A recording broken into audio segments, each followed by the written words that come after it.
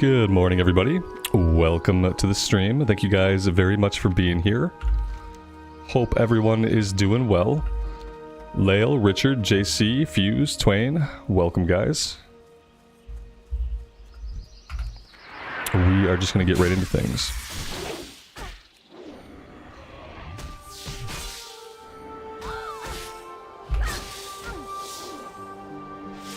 Jonas, Blood Moon, good morning. Welcome.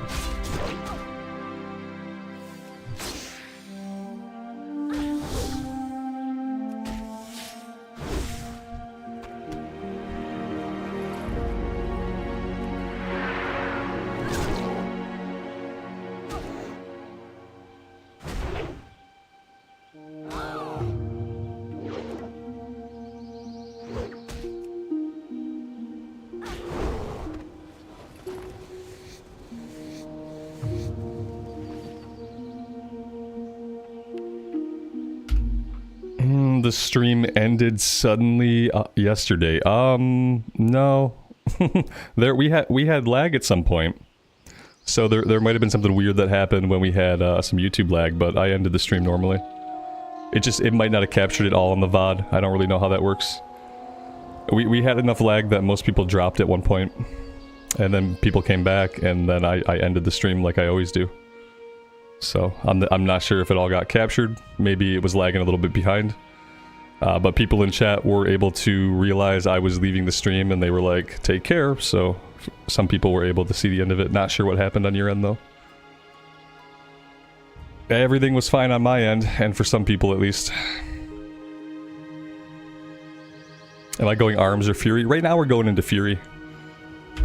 Right now we went full crits. We're gonna go unbridled wrath. So yeah, I think we'll go fury. Typically we do like a bleed build in the arms tree, but we'll do it a little bit differently this time.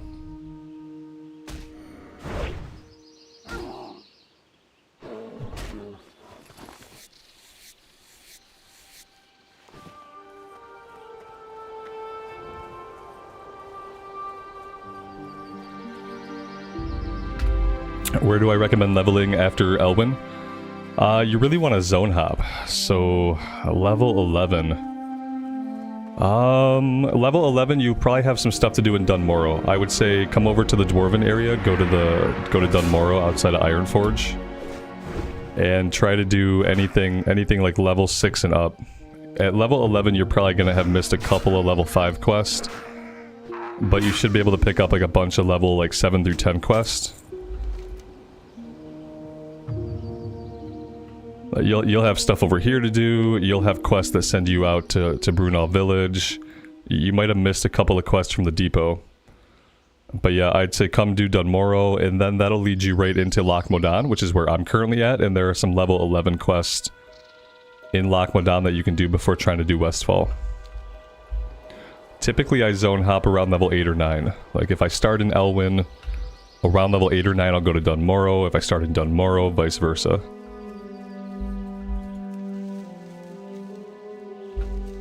Yeah, no problem.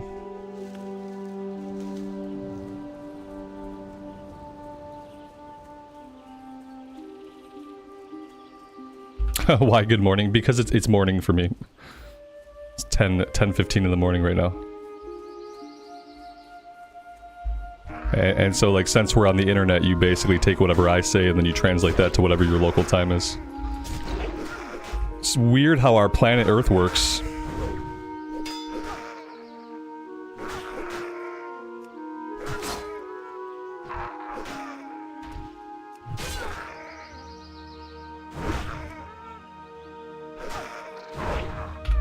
The Trog questing is okay as long as you do the shamans and the bone snappers on the islands. Like you want to do the first two, and then you want to have the third one to do on the islands once you're doing all that stuff. If you mess that up, then yeah, we've messed it up before and it's a lot of back and forth. Other than that, it's okay. Robert, good morning to you. Welcome to the stream, buddy.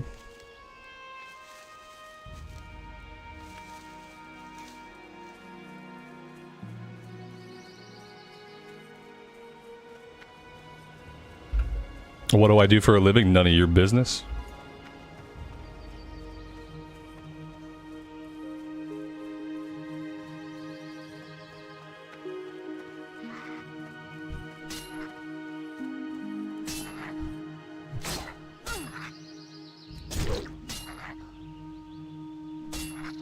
But feel free to ask me anything WoW related, since that's what we're doing.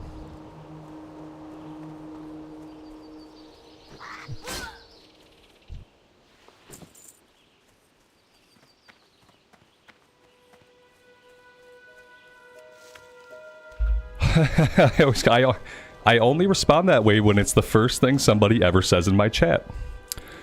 If the first thing you ever say in my chat is a personal question that's not related at all to World of Warcraft, and I've never seen you before, I'm not going to answer you. Stick around and you'll find out.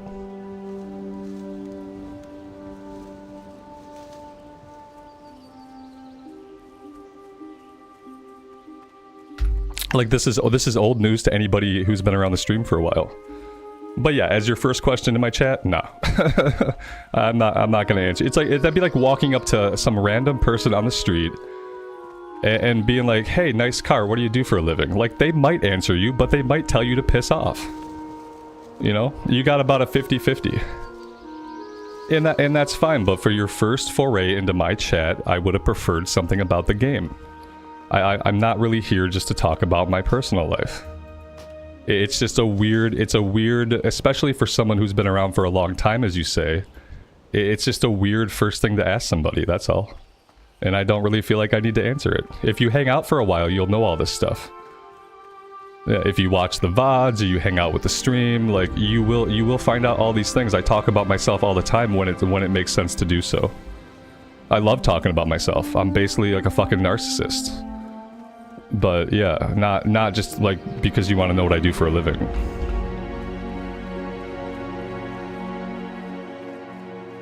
I'm pretty sure, like, I've even talked about this several times in my recorded stuff. So it's not a secret. Like, there are no secrets when you're putting 3, 4, 5 hours of your life onto the internet almost every day. Like, I don't have any secrets really. It's all out there, but I'm just not going to talk about it. That's all. Don't take it personally, though. You got my attention. Let's empty our inventory. Let's not sell any of the meat. I don't want to mess up and sell any of the meat that I need. I'm a butterfly salesman. There you go.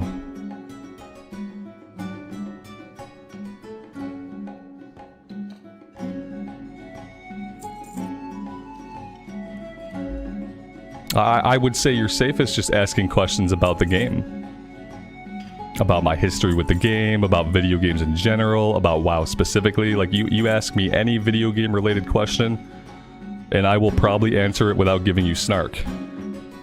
If the first time you interact with me in a live forum, you ask me like a very personal question that's irrelevant to what we're doing, then you're probably going to get at least a little bit of snark. And we can leave it at that.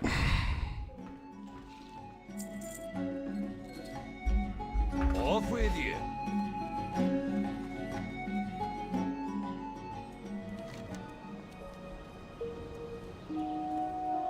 What's on your mind?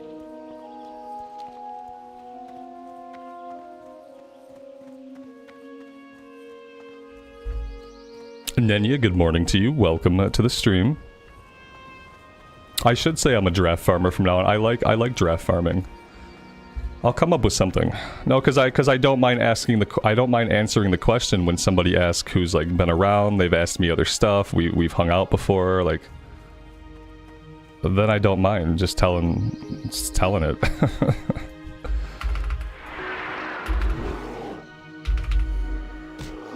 But I think none of your business is an appropriate answer most of the time.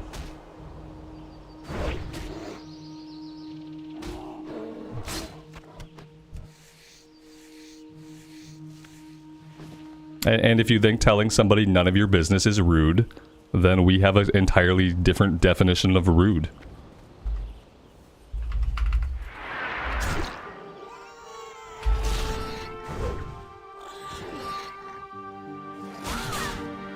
Do I play on a laptop? That's not a personal question at all. It's kind of a weird question.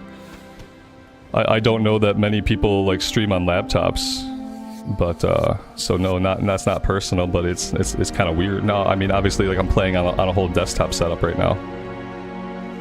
I've never played WoW on a laptop.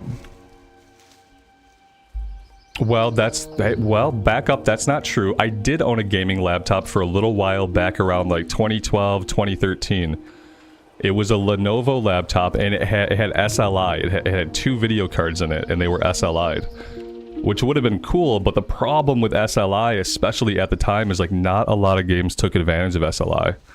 So I had a laptop with 2 video cards in it, but like a lot of games could only access one of them. So it was kind of a bust. Eventually I ended up just docking that laptop and treated it like a desktop anyway, and it kind of like just stopped being a laptop in my mind. But that was back in like 2012, 2013.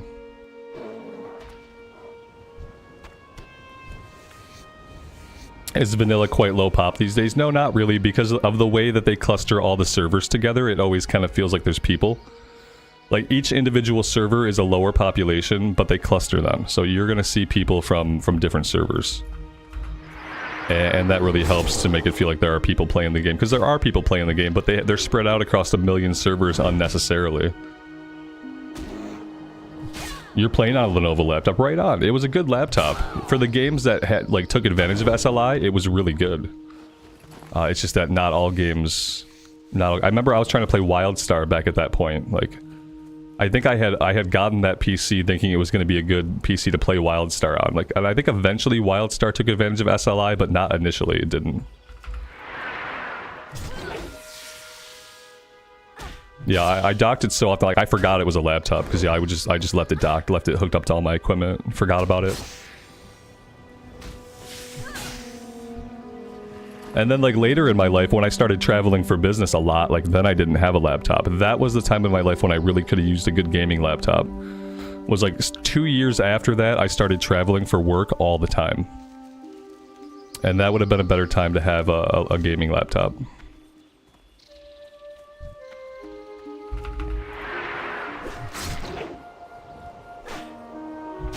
Not that you could get good hotel internet at that time anyway, like hotel internet still sucks. So yeah, even if I had had a gaming laptop, like I probably still would not have been able to keep raiding. It's like most places I've been, the hotel internet has been crappy.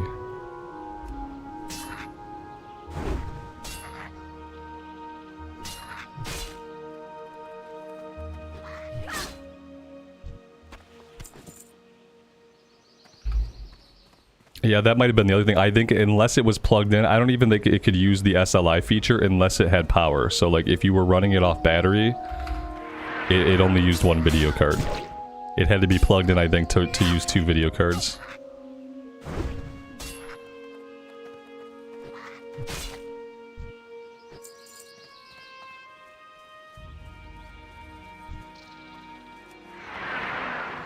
Marlena, good morning. Welcome to the stream.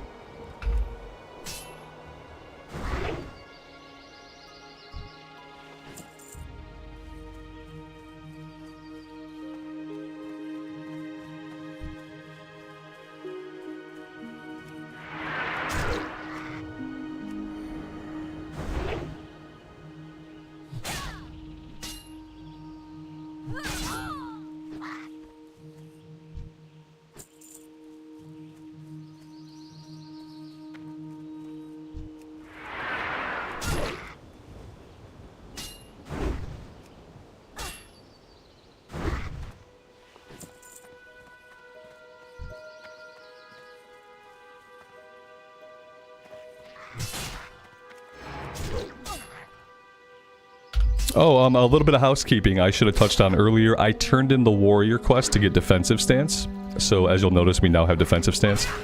I also trained level 14, so you'll also notice we have demoralizing shout. So level 14 is trained, warrior quest turned in, and I think that's all that I did.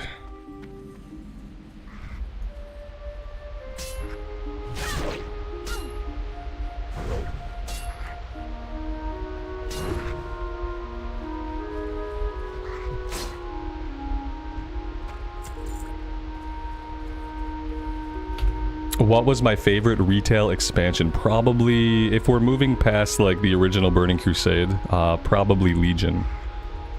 It's really fun. Legion is like a paradox case, because like Legion spelled really the end of me being able to raid. Legion was the best and worst thing that ever happened in retail. Because Legion had an amazing story, it had awesome zones, it had the class order halls were awesome, the artifact weapons were awesome, so like Legion was great. Legion killed my raiding career because Legion introduced the infinite AP grind. So like after Legion, you had to log in every single day, you had to clear every single world quest on the map, otherwise you felt like you were behind everybody on your raid team. And you didn't want to be the person with the lowest artifact weapon, so like, yeah, Legion spelled the end for my rating, but like thematically and story-wise, it was my favorite. It's just really a shame because I didn't have time to play a bunch of alts, so the only Order Hall story that I ever really got to see was the Paladin Order Hall story.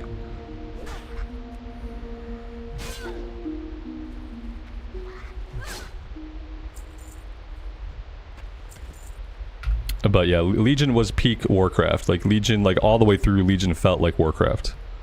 And then Battle for Azeroth happened. Which still had an infinite AP grind via the Heart of Azeroth, but wasn't nearly as good thematically or story-wise as Legion was.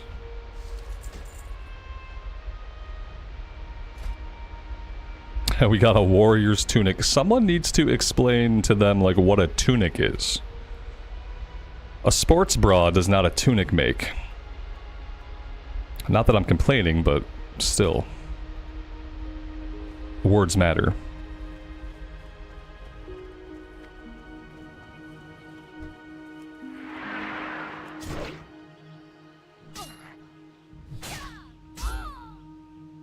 How much further do I think they'll take the classic versions of the game? I think Mist of Pandaria will be the last one. They've basically said that they'll keep doing the re-releases as long as people seem interested. And I think Mist of Pandaria does hold interest for a lot of people. But I don't think anybody really wants WoD. WoD Classic. Classic WoD. So I think we'll stop at Mist. We'll get, I think we'll get pandas into the game. The weird thing is, like, we'll get pandas into the game, but we won't get far enough for, like, the character revamp. Like, you know how in Warlords of Draenor they started revamping all the races, because, like, you know, every new race had so many more pixels than the old races. So, like, weirdly, we'll probably get panda, but we won't make it into WoD. Roz, good afternoon, buddy. Welcome to the stream. Thanks for being here.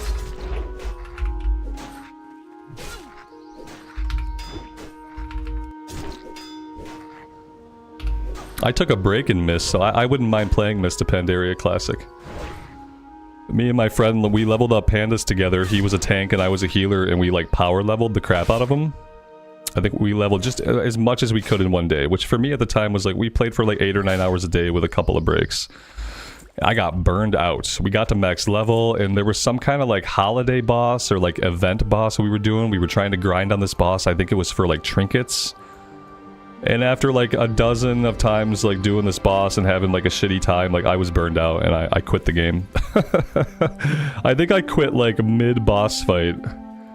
It was rough. And then I didn't come back for the rest of Pandaria. I didn't come back until Warlords of Draenor came out. So I didn't do any 5-mans in Pandaria. I didn't raid in Pandaria. I leveled through Pandaria and then I rage quit. Because I was burned out. And it was one of those things, it was before I really understood burnout. Like, I was in like my mid to early 20s. I didn't really understand burnout, like what the signs of burnout were, like what burnout could make you do. Like, I didn't know that I was burned out of the game. So I was just like, F it, I hate this effing game, I'm out of this run, I'm not healing this anymore, y'all get lost, I'll see you later. And like, I just had a meltdown. That was it. And then I came back for WoD.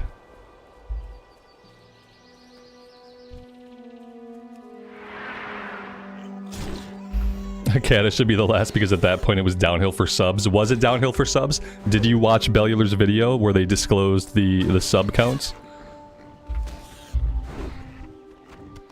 I don't think subs are a good metric for like if the game deserves a re-release or not, to be honest.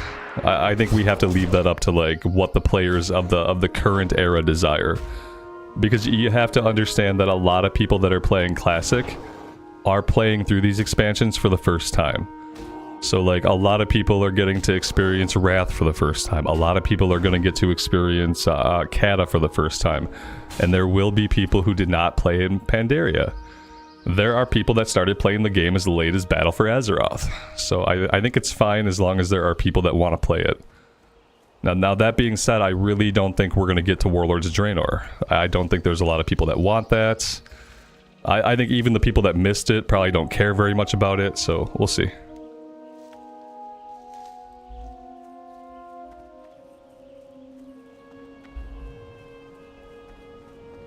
Cam, thanks for being here. I appreciate that. Thanks for hanging out with the stream.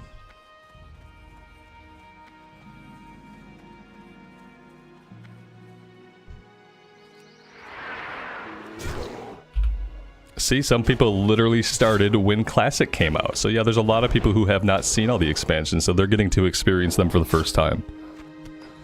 So I think as far as it can go, then the better. I just don't know. Like we probably don't need to go into Warlords of Draenor. We probably don't need to go into Legion. Like, I don't know. We'll see. We talked the other day. Like eventually maybe they'll start doing like progression servers, where like they'll run all the expansions over the course of a year or two. Who knows?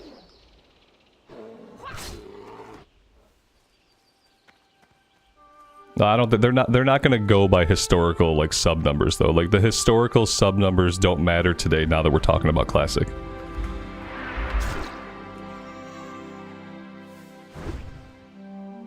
History is history. And while sometimes it repeats itself, we don't need to use that data when we determine what we're gonna do next.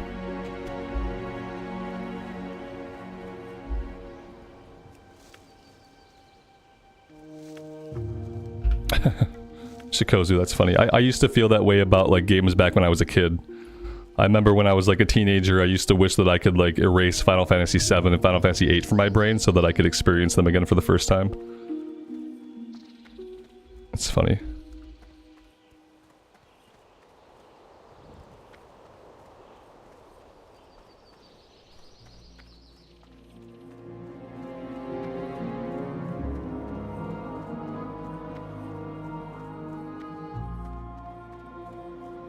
You got my attention. Be good. Off with you. Watch your back. What's on your mind?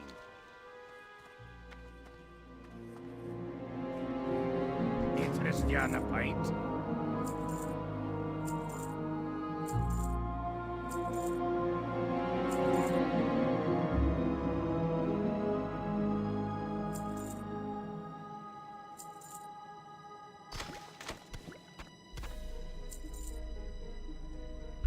I'm trying to make sure we don't sell any of our quest items. I need to keep spider ichor, so I don't need spider legs. We can sell the spider legs, the crunchy meat. I need intestines, I need bear meat. The boar meat I can cook. Cragboar ribs I don't need. Alright, that should be okay.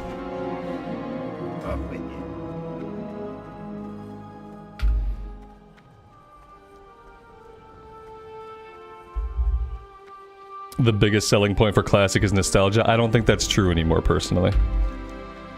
I think nostalgia was the biggest driving force behind like Classic Era being released initially. But I don't think it's necessarily the biggest driving force between the experiment continuing to go on. If nostalgia were the biggest driving force behind the entire idea of Classic, we wouldn't have things like Season of Discovery. Which, like, that shows that people, even people that don't have nostalgia for like original era Classic, they still like it.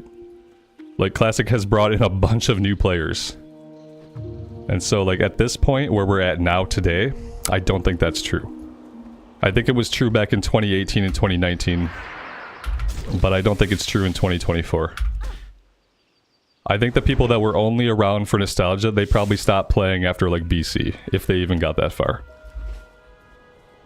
And the people that like kept playing were playing because they acknowledged or found out that this is a better version of the game. Or they have other motivations like seeing the content for the first time.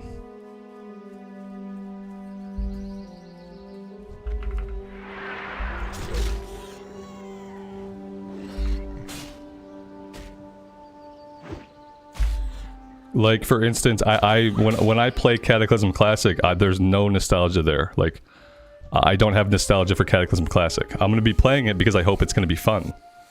And I hope to find ways to have fun with it. But there's, like, zero nostalgia. I played Cataclysm when I was, like, 25. Like, I don't have nostalgia for it. I have good memories from that time, but that's not the same as having a bunch of nostalgia. It's not a driving factor, like, for a lot of people at this point. So, like, the future of future classic expansions getting released will just boil down to if people want them. You know, they send out surveys. They often send out surveys. They sent out a survey for Cataclysm, like, you know, like a year ago. Like, how interested are you in Cata? What features from Cata are you most interested in? Like, they send out surveys. And they actually try to collect data before they decide to release things. So that's what they'll do. They'll send out surveys, they'll collect a bunch of player data, and then they'll try to make an informed choice as to whether or not they should release Mist Classic. They'll try to make an informed choice as to whether or not they should release WoD Classic. And they'll do it by the numbers. Am I playing on a dead server? You're playing on a dead server.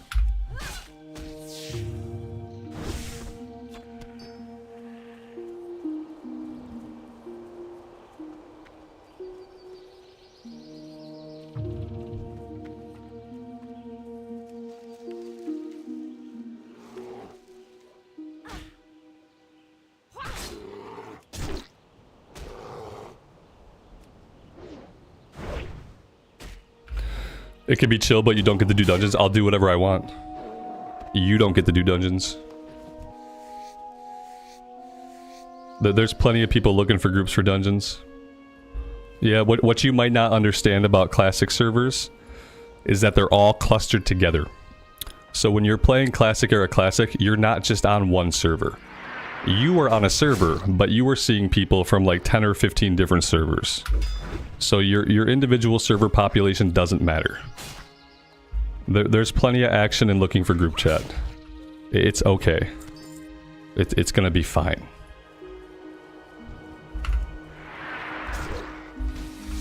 And frankly, like, either way, like, I don't care if the server's dead. I'm gonna have a good time playing the character anyway. And we'll do whatever dungeons we get to do. If I want to run a bunch of dungeons, I'll just go play SOD. I'll go play SOD where the only thing you can do to level up is run dungeons back to back to back to back for days at a time. Plenty of versions of the game where I can run a lot of dungeons if that's what I want to do.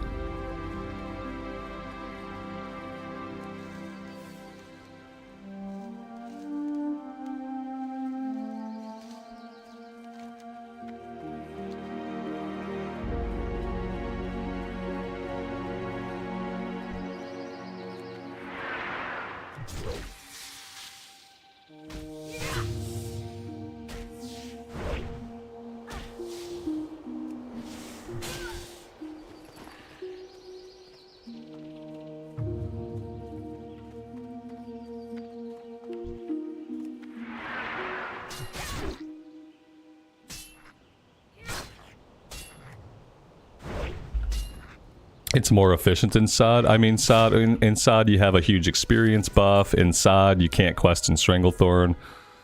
Like, yeah, like basically, like, leveling up in SOD has boiled down to just like grinding dungeons. And basically all we did from level 20 to level 40 was we mainly stood outside of Scarlet Monastery. And we just, like, we did back-to-back Scarlet Monastery runs. And there was really nothing else you can do. The couple of times that we tried to quest in Stranglethorn, it was so obnoxious. Like, you really couldn't do it and have a good time of it. And, you know, the same will be true from 40 to 50, it'll be the same thing. You know, 40 to 50 people will be doing, they'll do the Nomergon raid for experience, they'll do Uldaman for experience, they'll do Zul'Farrak. So between the raid, between Uldaman and ZF, like 40 to 50, people are going to do the same thing they did from 25 to 40, they're just going to dungeon grind. That's all people are going to do. And then depending on what they do with the PvP event, maybe they'll put the PvP event in a place where people don't actually have to go to quest. That would be really cool. Yeah, they turn intelligently, in their infinite wisdom and understanding of how the game works, they turn Stranglethorn Vale into a shit show. Where even if you're on a PvE server, it's still, everything's dead. There's people killing everything all over the place. You just can't really, like, quest. you know, because somehow they kind of like overlooked the fact or didn't care about the fact that, you know, from 30 to 40, both factions that have to quest there. Like, if you want to quest, you have to quest in Stranglethorn. It's not a skippable zone. You can't just say, ah, you know what, I'm not going to quest there. Like, you kind of have to just quest there. And so maybe they'll be smarter with their choices in Phase 3. I don't know. At this point, I don't really care what they do.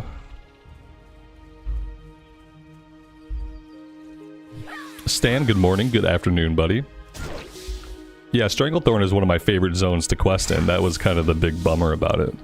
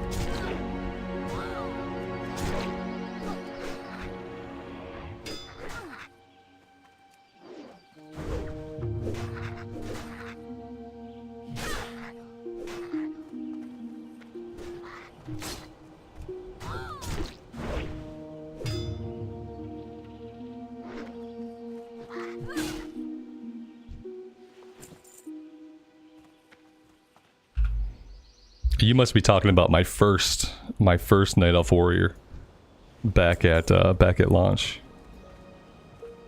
Back when I was still an Alliance noob, when I didn't know all the Alliance quests. Good times, good times.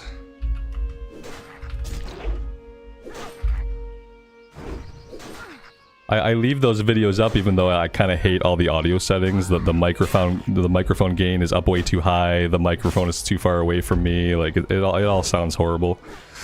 I can't bring myself to go back and really listen to them very much, but I leave them up for posterity. Even though like a part of me wants to take them down.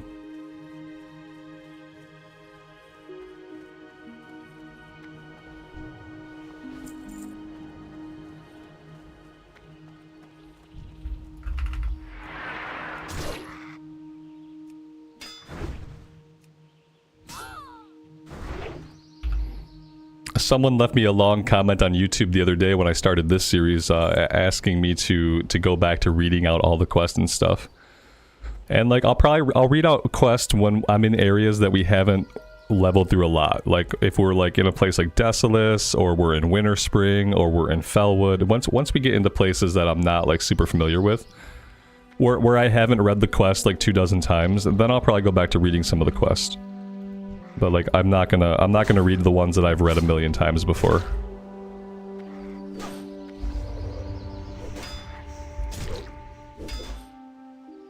But it's not because I don't have an interest in them, it's just because I've literally read them all at least 12 times probably.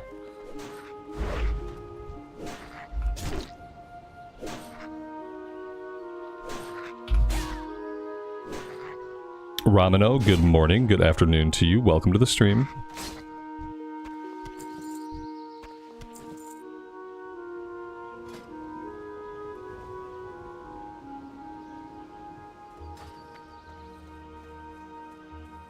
Alright, so we need 1 more boar intestine, we need 2 more spider ichor.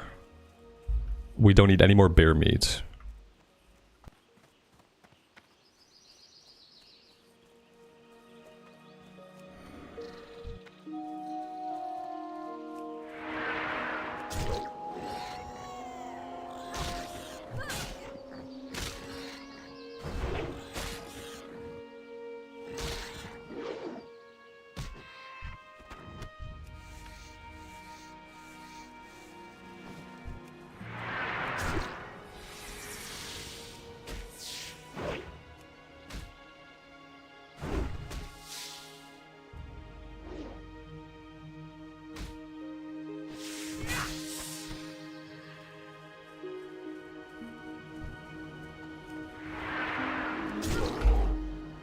Buffalo Bill, good morning to you. Welcome to the stream.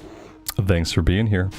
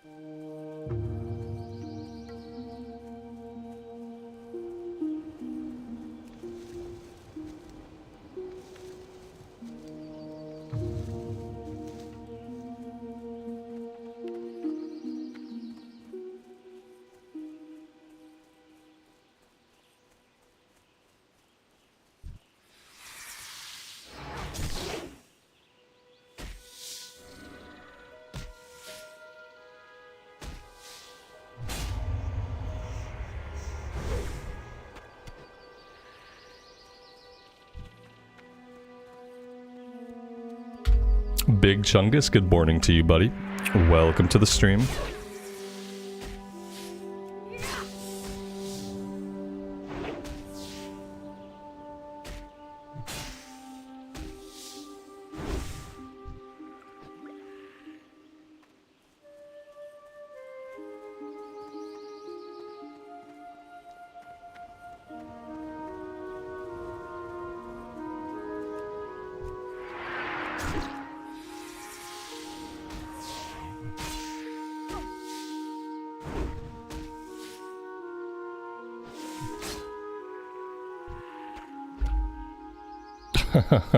Hearing me say Big Chungus on stream made your day. You're easy. That's an easy one.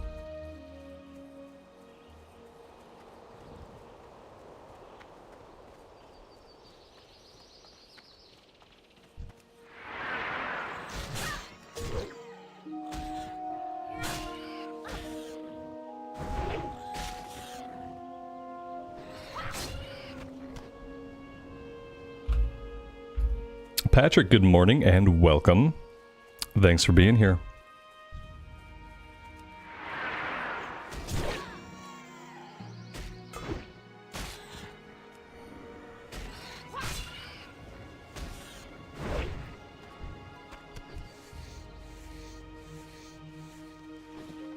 We are done with everything. Let's go turn these in.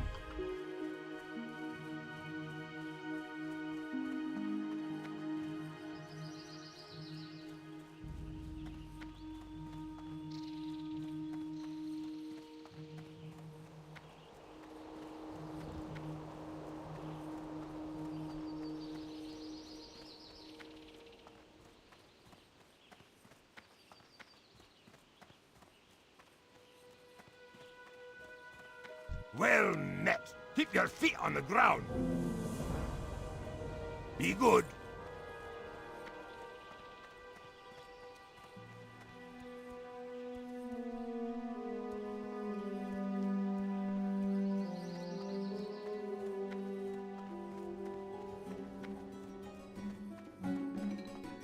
Well met.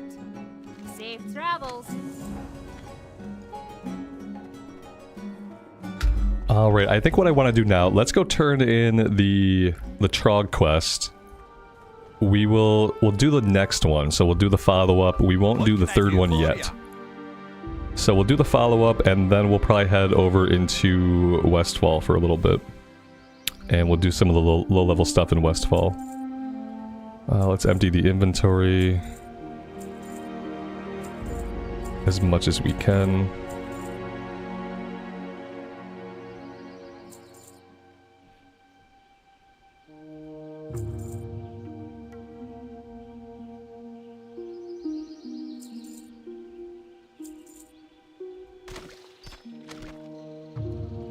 Watch your back.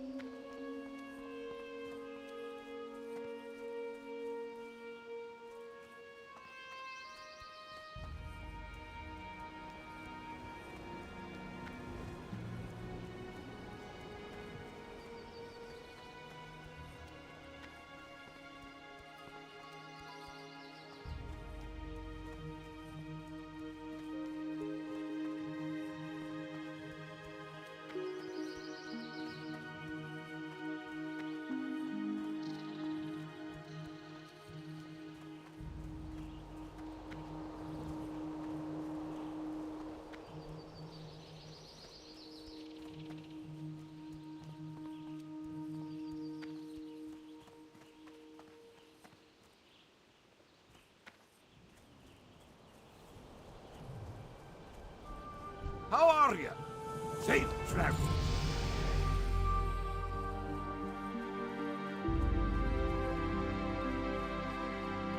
Alright, level 15. Let's start going into Unbridled Wrath. Gives us an 8% chance to generate an additional rage point when we deal melee damage with a weapon, which we often do. What would be my suggestion for someone who's playing Warrior for the first time in Vanilla? Yeah, Arms is good. Yeah, my suggestion would be try Arms first, yeah. Arms, you want to do Arms and have a big two-hander. Great to meet you. That would be my only real recommendation. Like, Fury is fine too. Eventually with Fury, you're going to want to dual wield. Keep your feet on the ground. The only problem with dual wielding, obviously, is that instead of needing to find one good weapon, you need to find two good weapons. Which, to me, like, it just makes Arms a little bit more approachable when you only need one weapon.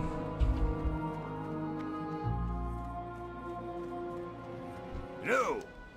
Safe travels.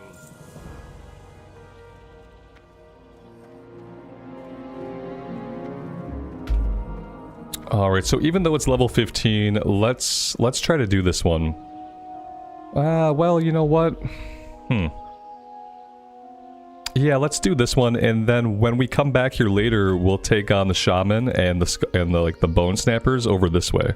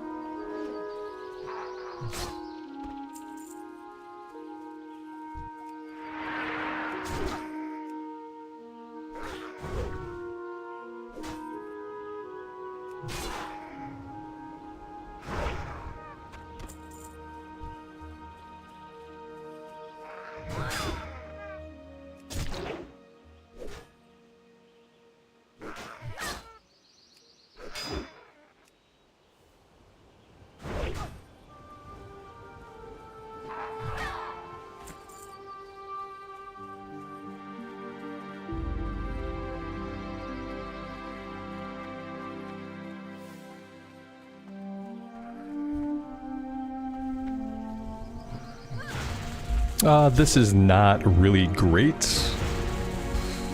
I have some healing potions and we're gonna need one. Ooh, I don't even know if the healing potions are gonna help us.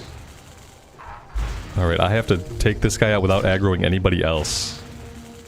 And even then, unless we get some crits, yeah, like missing is not gonna help us. We need like a big crit. There we go, I'll take a 94 white crit. It got him to run away at least. We should probably pop some elixirs and pop some buff food if we want to do this one. Ryan, it's supposed to be almost 60 here tomorrow. That's nice. I wish the sun would come out and kind of dry things out a little bit. I'd love to be able to go for a hike.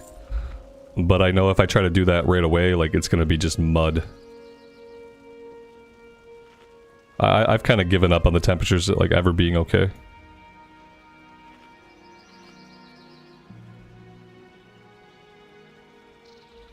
I'm basically used to living in the rut of, like, constant seasonal depression. By the time the temperatures are better, like it'll be 95 degrees, it'll be muggy, and I'll be miserable for that reason. You know, it feels like we're not gonna get like a lot of in between. Just like with autumn, like we didn't really get an autumn. we got it was really hot for a long time, and then suddenly it got cold, and that was it. It was really hot, and then Halloween came, and we had a blizzard on Halloween, and after that it was cold. Like, the in-between seasons are starting to go away. And unfortunately, I only like the in-between seasons. I don't really enjoy summer, and I really don't like winter. And so as autumn and spring kind of shrink, like, I get more miserable. Which is why I'm hoping that within a couple years we'll be back in Missouri. It's like, it's hotter in Missouri in the summer, but your spring and your autumn, they last longer. Because you don't have a big winter. So that's kind of the trade-off. Like, I'll have to take a really hot summer to be able to, like, get a longer spring and a longer autumn. If I pull this guy, I'm kind of worried about the seer. Let's clear these guys over this way.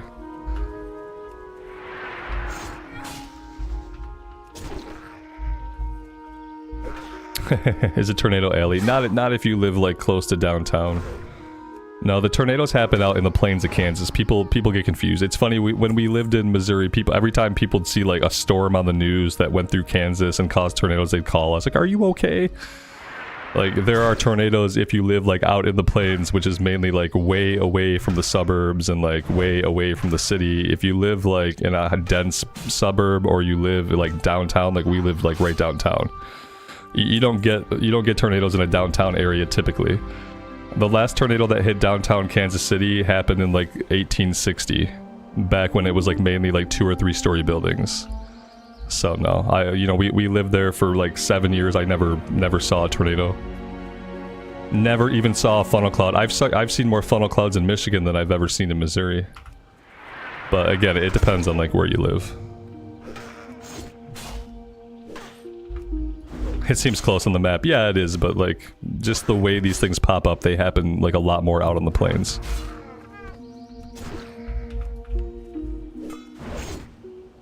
Like, living in the suburbs of Missouri and living in the suburbs like here in Michigan, I have about the same chance of seeing a tornado.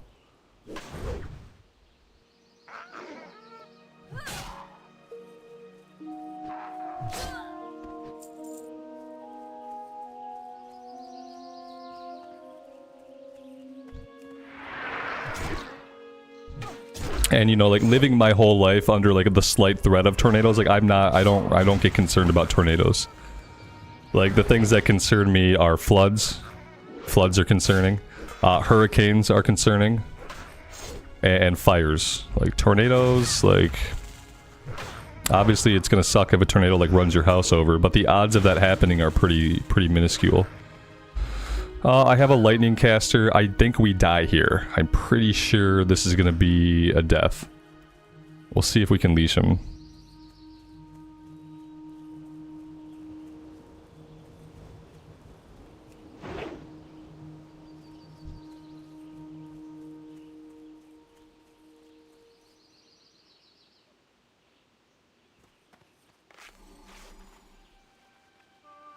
Oh, that was a mute.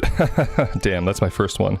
If you've been watching Storm Chasers, then like your brain gets predisposed to like believe that tornadoes are a lot more likely than they are. I used to be that way when I was a kid. Like, when I was a kid, I watched the storm chasing shows, and I'd read books about tornadoes and stuff. So like, in my mind as a young person, like, tornadoes were very likely. Tornadoes were definitely gonna happen to me at some point, because like, that's just how I thought it was.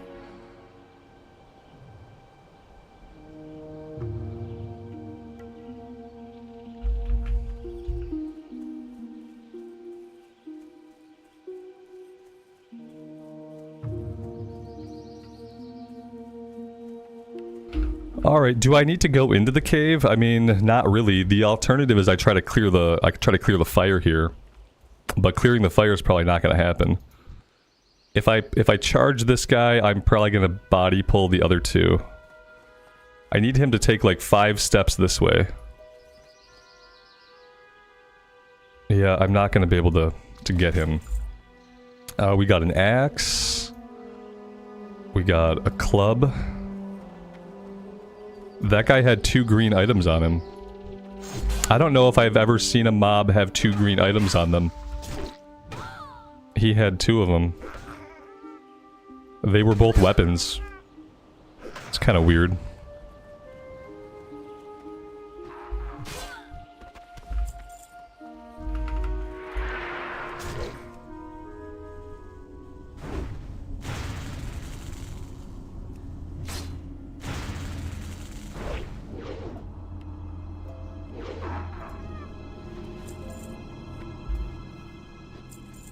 Yeah, I don't think I could tolerate hurricanes even if they weren't a direct hit. Like, I get that if you live inland on Florida, and like, let's be honest, like, Florida's pretty narrow. Like, living inland on Florida, in Florida, doesn't really get you very far inland.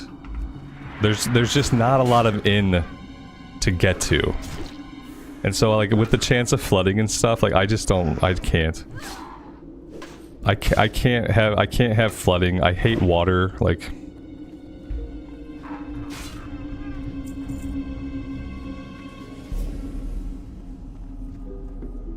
Yeah, I already, like, the basement flooded last year here, and like, I don't ever wanna deal with floodwaters. Like, floodwaters are absolutely devastating. Even if, like, you know, there's no wind damage, there's no storm damage, like, if you have to deal with floodwaters, like, that's it. Like, you could lose everything you have just to the floodwater. Alright, and we are running again. I shouldn't be doing this right now. I'm not a high enough level to really be here. We're gonna finish it now. Now that we're 6 and 5, we're just gonna live with it and finish it, even if I die a bunch of times. But realistically, I shouldn't be doing this yet.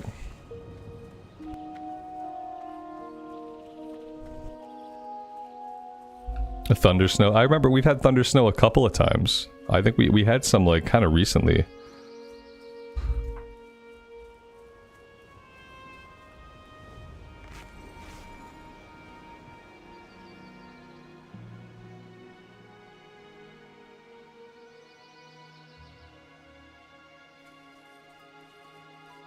I also don't know, like, for my mental state, if I could live in a place where the leaves don't change colors with the seasons. Like, I don't know if I could live in a place without seasons.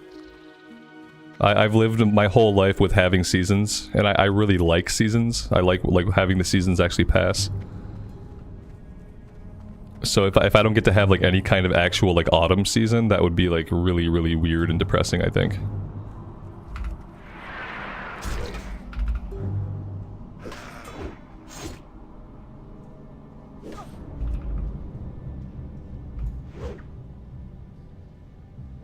You can will me your house. I'll sublet it. I'll live there part of the year. And I think Florida would be a nice place to live, like, part of the year, like in the heart of winter, in the rest of the country. That would be a good time to live in Florida. But I don't know if I'd want to spend, like, the autumns, like, spending autumns in a place that's going to be really hot, spending spring in a place that's going to be really hot. It's too much heat. And I think there are people that like the heat. You know, there are people that, like, they like the heat. I don't even like wearing shorts. I hate shorts. To me, like, shorts are something that children wear. Like, children and boys, like, they wear shorts. Like, in my mind, like, I'm not gonna wear a pair of shorts. I'm gonna wear, like, I'll wear shorts when I go swimming. Like, I'll wear swim trunks. But I'm not gonna walk around in a pair of shorts. I don't like it. I just don't like it. And so, yeah, so that kind of, like, I don't like wearing sandals. And so without being the kind of person that likes to wear shorts or sandals, like, living somewhere really hot is just going to be kind of miserable to me. What happens is that I'll just stay inside all the time. I'll just stay inside and I'll hide in the air conditioning, and then, like, 7 or 8 months will go by. And then there will be 3 or 4 months when I can go outside, you know? And I don't know if I can live like that, realistically. Santa wears shorts down here. See, I don't think anybody should wear shorts. That's the problem. And not only would I have to, like, wear shorts, I'd have to walk around and, like, be subjected to other people wearing shorts. And I don't think I want that.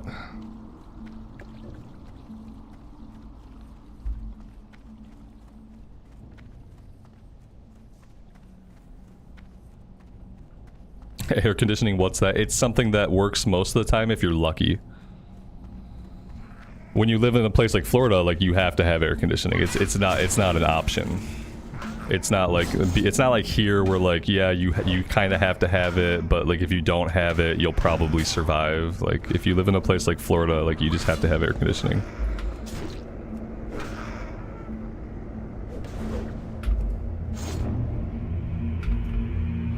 Because at least in Michigan, sometimes, like, when it's hot out during the day, like, it'll sometimes, like, cool off at night.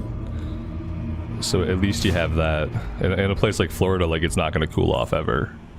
It's never going to cool off. Even if you're wearing shorts.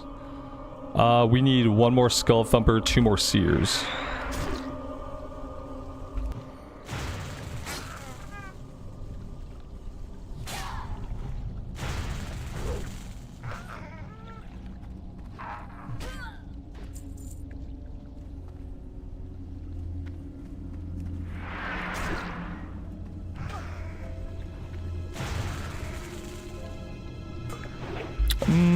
This is not great. Oh shit, we pulled way too many. Yeah, that was just like way too much. Ugh, what a spirit run too. Oh my god, what a classic spirit run.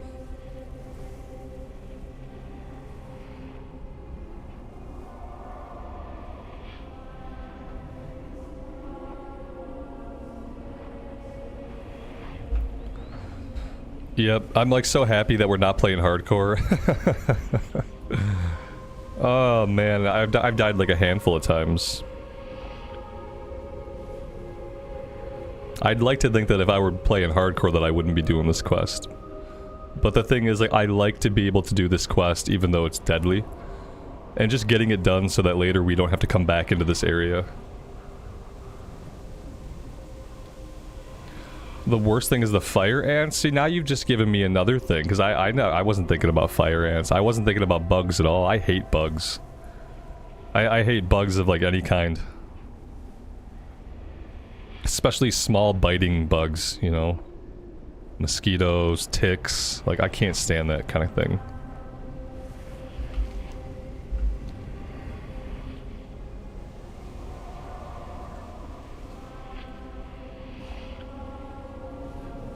And bugs ruining the outdoors for everybody. How dare they? Justin, good morning, buddy. Welcome to the stream. Electron, good morning to you as well. Thank you guys for being here.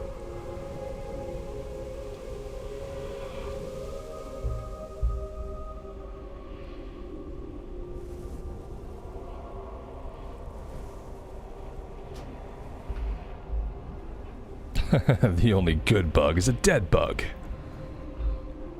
Starship Troopers.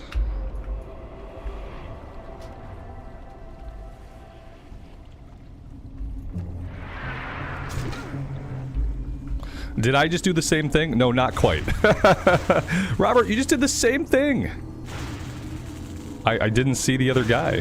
I wasn't paying enough attention. I didn't see him. At least we didn't pull all 3 of them this time. Starship, it was a great movie. Yeah, it still stands up, I think. Oh god, the cave is full of respawned enemies. Oh no, what a nightmare. Maybe we're not doing this quest right now. Yeah. I think that, I think we're done. I don't think we're doing this one right now. Let's just go do something a lot more reasonable, and we'll just get ourselves back over to Westfall. And maybe I'll refill my coffee in flight. I don't know yet. Yeah, I never watched any of the sequels to Starship Troopers, but the first movie was good. Here there. Now, that being said, I haven't watched it in like the last 10 years, so I'm assuming it stands up really well.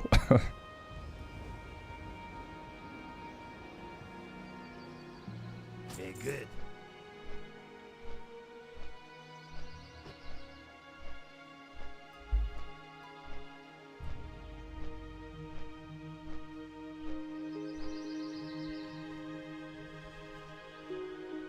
Yo, mosquitoes go extinct. Yeah, for real, for real.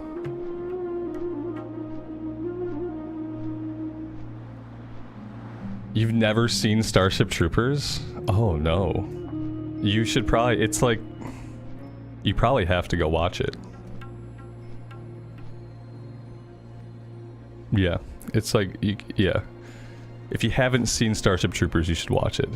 If you've ever watched any sci-fi like movies in your whole life, then you probably owe it to yourself.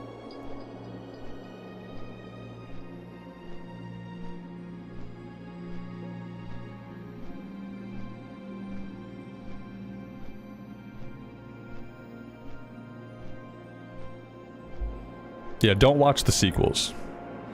Yeah. Yeah, it promised us a bright future of killing space bugs and co-ed showers. Neither of those things have panned out yet. But maybe someday.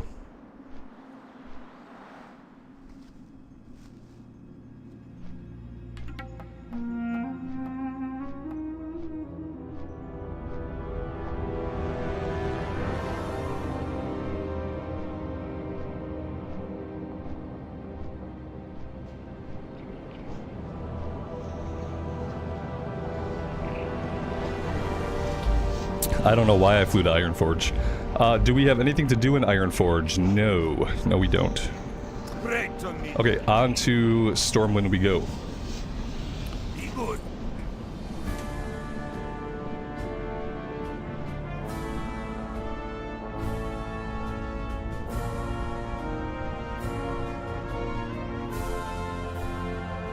Yeah, even our backyard is bad, and like we try to keep it trimmed down a little bit, but it's not swampy, it's just the bugs are like, there's too many bugs. And there's nothing you can do to like keep the bugs away besides like covering yourself in chemicals that are probably slowly killing all of your organs. Like, yeah, I could cover myself in off spray, and then maybe I would get bit less. But, you know. Right, Rick, right? They promised us! They said! It never happened. Who are you inviting me to a group? Explain yourself. Do I feel like the Era servers are still somewhat alive? Yeah, mainly because they cluster them all together. So even if you're on a low population realm, it really doesn't matter because like you're clustered together with like 10 or 15 other realms, and it lets you see that other people are playing the game. Mm-hmm.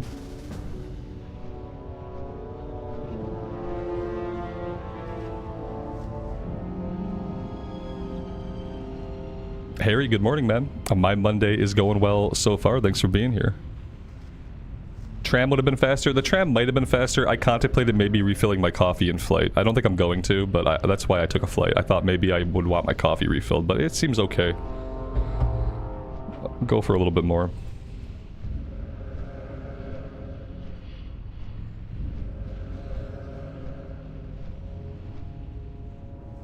I wear boots whenever I go outside, Ryan. Yeah, if I'm going outside, I have boots on. That's just like a life choice. I like to protect the bottoms of my feet and my ankles. Yeah, if I'm going to spend any amount of time outside, I'm wearing boots.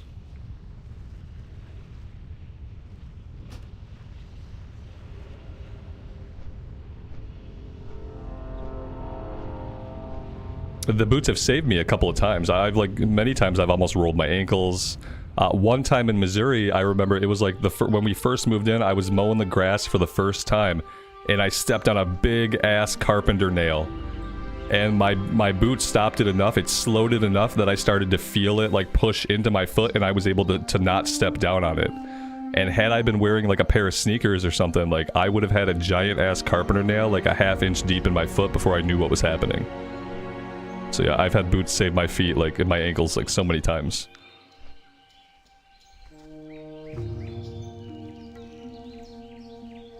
Yeah, if you're spending time outside, like, you should wear boots. I guess unless you're, like, on the beach. But even if you're on the beach, you should have your boots nearby. And you never know when a zombie apocalypse is gonna happen. And if a zombie apocalypse happens, you're gonna want to have the best boots available to you. It's another consideration.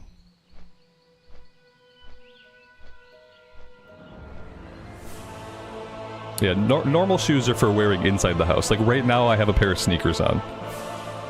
Like, I have house shoes. Like, my house shoes are sneakers. And if I'm at the gym or I'm doing a workout, then I'll wear some sneakers. But if I'm out in the wilderness, like outside my front door, like I'm gonna wear boots. I don't know what I'm going to encounter out there.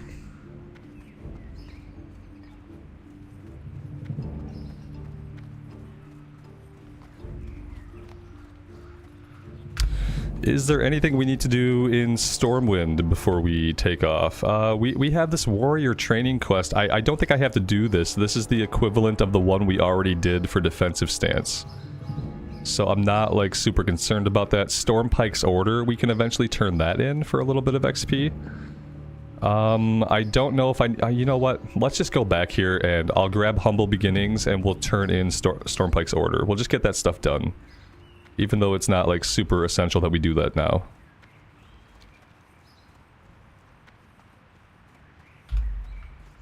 Mendy, good morning, good afternoon, welcome to the stream.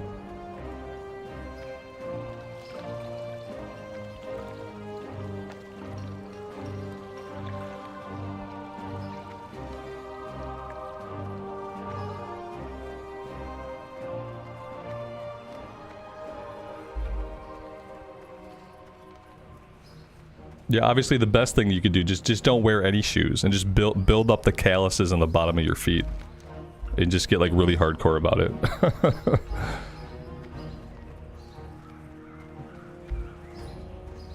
I remember I went for part of a hike one time, like purposely not wearing shoes. To see like, can I do this like relatively tame hike with no shoes on? Like, yeah, like you can. I wouldn't advise it. Have a good one. The thing about like hiking the thing that makes it better, like when you're not wearing any shoes at all and you're trying to do like a barefoot hike, you walk very differently. And you are very conscious of like every step that you take is calculated.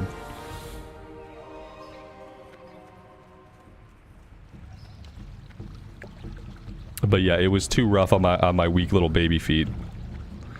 I would need probably years and years of like building up my feet to be able to do like a full hike without boots or shoes.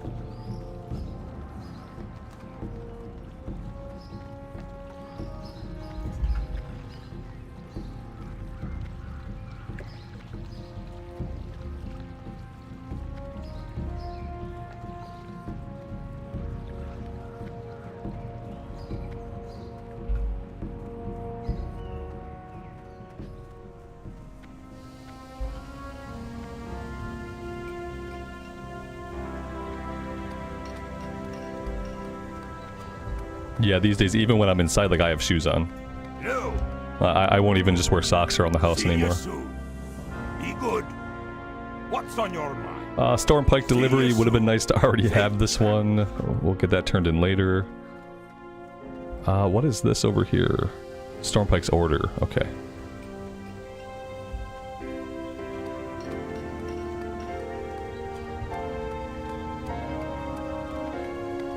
Interest you on a pint? Up with you.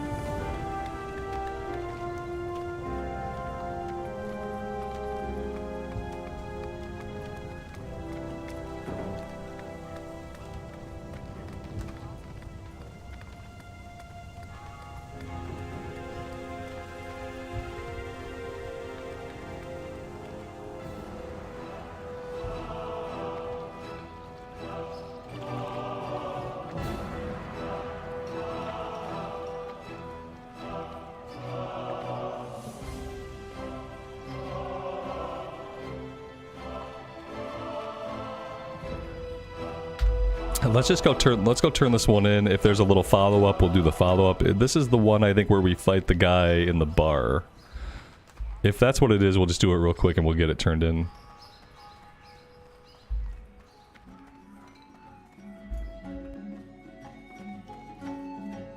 King's honor, friend. Light bless you.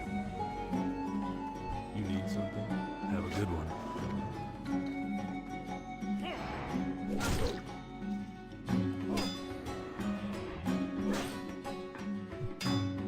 I love that he's dual wielding. He's got a tumbler in one hand and a bottle in the other hand. It's definitely the way to do it. Hey there. For the Alliance. Let's see. Bring the mug to this guy. Okay. What What can I do for you? Be careful, or the Alliance. Speak to Marshal Haggard. Go with honor, friend.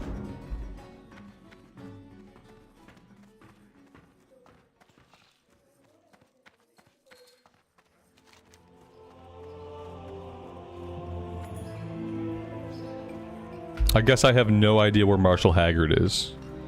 Who in the heck is Marshal Haggard? He lives in a manor in Elwyn Forest. Okay, at the Eastvale Lumber Camp. Ugh. I don't know that we'll get out to that one before that one goes gray. I probably won't be out that way again until I run over into Redridge, so... We'll see. I don't think I need it. I already have defensive stance, so... I'll just turn it in whenever I happen to be out that way. It's probably not worth a lot of XP anyway, so even if it goes gray, it's not a big deal. I'm not going to worry about it. Report to Giran. Okay.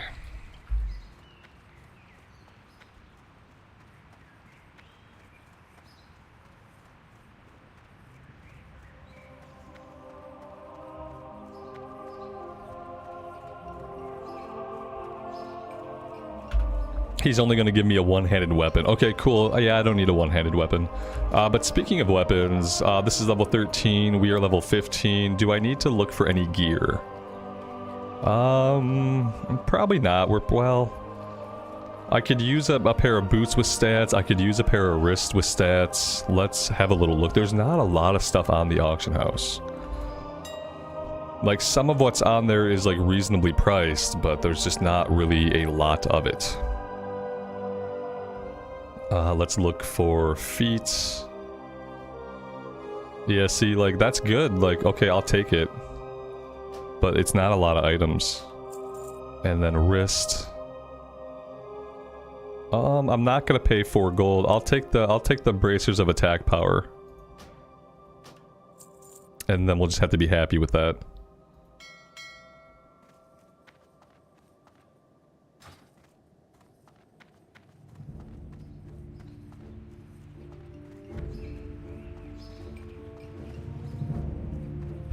See, at least we see people when we're in the city. There's plenty of people playing. The people are just more spread out, I think, at this point. It's okay. I feel like eventually, like, more and more people are gonna find their way back to vanilla servers. Like, after SOD has run its course and, like, people are burned out of that, and when Cataclysm comes out and, like, the fun of that has kind of worn off on people, like, I think a lot of people are gonna find their way back to vanilla. It is the best version of the game, so it would make sense.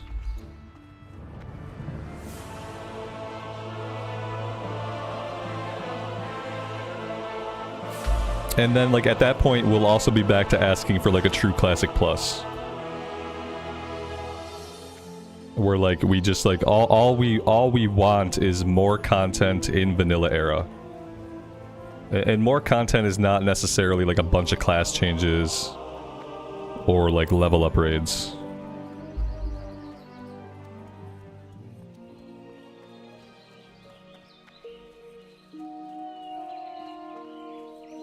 Keep checking your drop down, Justin. I wouldn't even check my email. Just every day. Mainly, like, it seems like Tuesdays and Thursdays. It does seem like Tuesdays and Thursdays are like the big invite days. So, like, just check your drop down after maintenance on Tuesday and then check it again on Thursday. I didn't get an email, so, like, I wouldn't be counting on that. And, like, honestly, right now, like, you're good to not play the beta right now. It's like, it's really broken. It's pretty broken right now. There's a lot of broken stuff. Like, the beta will probably be in better shape in, like, a couple weeks. And then it might, like, they don't even have the experience gains dialed in yet, so, like, when you're leveling up in the Cataclysm beta, we're leveling about as fast as we're leveling in Classic Era. Because they don't even have the experience gains dialed in. It's so weird. I think it took us longer to level up in the Cata beta than it has taken us to level up so far in Classic Era.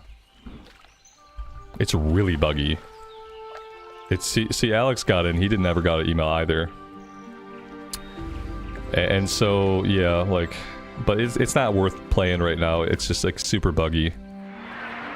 It's part of the reason why I decided to stop playing it. And, like, obviously the other reason is that eventually, even if I make a bunch of progress, we're gonna lose the progress, but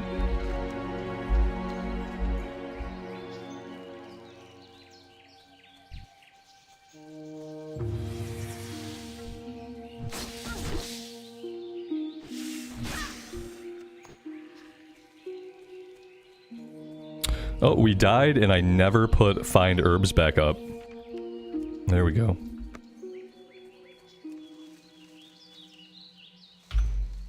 It's so buggy that like things like the night elf's eyeballs don't glow. They have no glow. The character creation screen for humans is bugged, like on the actual character creation screen. There were places that were supposed to have water that didn't have water, like entire oceans. All of like the events that are supposed to play out are kind of buggy, and like how the dialogue fires for like the roleplay events. It's in rough shape. The maps were so bugged that I got so mentally drained having to accommodate for having like a map that did not show my actual location. Like it became really, really tedious. I'm gonna redo the Worgen once the game is out. Like, for wanting to do an immersive series that focuses on, like, seeing the actual story play out and seeing the roleplay events play out and seeing, like, all that stuff, like, it was just not going to be a good experience with how buggy it was. For some reason, like, when I initially started this series, I thought the beta was going to be in much better shape than it was. I thought, you know, they've done this before, it's probably fine. Like, I didn't realize the extent to which they had cobbled it all together until I had been playing it for a bit. And then I realized that they had just like grabbed what they could from like Dragonflight Time Walking, and they're just like piecing all these things together to try to, they're recreating a Cataclysm basically from like the ground up with whatever assets and data they can get their hands on. It seems like a really messy affair. Am I still doing Plunderstorm or did I burn out? I didn't burn out. No one wants to watch it. I'm bad at it, so I understand why nobody wants to watch me do it. No, it's just like, it was cool to have those couple of mornings where I got on and did that. And there still might be mornings where I get on and do that a little bit. See you around. I'm not burned out on it at all. I had a lot of fun with it. For me, like, there's not a lot of, like, reward structure that I care about. That's the only thing. I wish there was more rewards that were associated with your avatar, like, for that actual mode of gameplay. Outside of a couple of outfits, you really can't do a lot with your character. If they had more, like, in-game progression for that game mode, then I'd probably be, like, more interested. If they made it on mobile, I mean, if they made it on mobile, that'd probably get more people to play it. I don't play stuff on mobile, so for me, it would still be a miss. I think that they should, like, think about getting it on the Game Pass, though. It's perfect for a controller. It'd probably be more enjoyable to play on a controller than on a mouse and keyboard, honestly.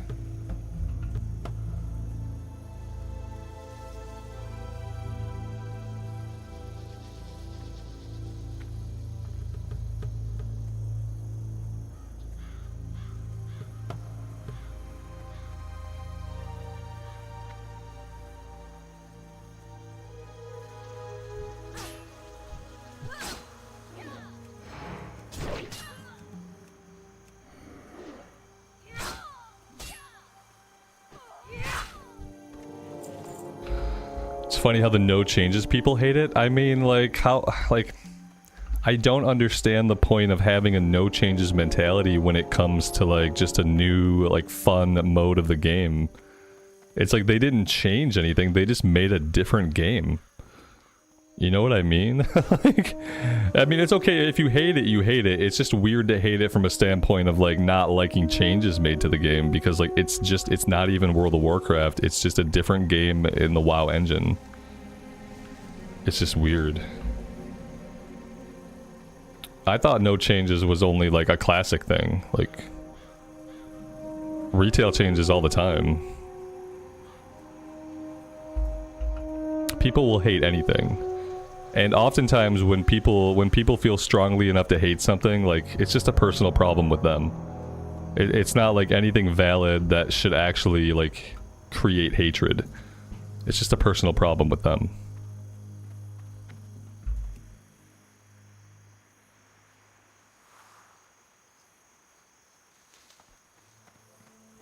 Greetings. For the Alliance. Can I help you? Have a good one. Be careful. If it was on Game Pass, I'd probably play it in the evenings. Like, I have my Xbox Series X. I don't play it enough most of the time. Have a good one. And so if it was on Game Pass, it'd probably be something that I would do in the evenings, like just in my downtime. Probably not for like super long each day, but maybe for a little bit of time. I think we got to Renown 10. We got to Renown 10 out of 40. The thing is for me, like I'm not going to use any of the rewards and stuff. Like, I don't play a lot of retail right now. Even when I do play retail, I kind of slack off on my transmog. But if you're like a big retail player and you love transmog, it's great. It's awesome. Do I think the warrior is difficult to level up? No, not at all. A lot of people will say like warrior is a challenging class to level up. I don't know. I think a lot of those people just don't know how to play warrior. For me, warrior is one of the easiest classes to level up. You have so much momentum on the warrior. There's no stopping to eat, to drink. You don't often have to heal yourself unless you get into a lot of trouble. Like, you can go from pull to pull to pull without stopping. Like, warrior has the best sense of momentum of any class in Classic Era. Most other classes, you're going to have a lot more downtime. So. But that's me, like. Maybe people who, like, think it's challenging, maybe they just don't know how to play the class. I'm not sure.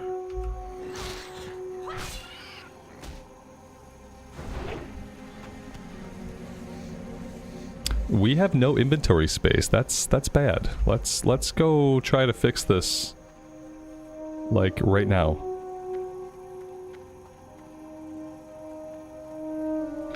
Yeah, warrior was also the first class that I ever got to 60, and like that was back when I was a complete noob. It was back when I clicked my abilities.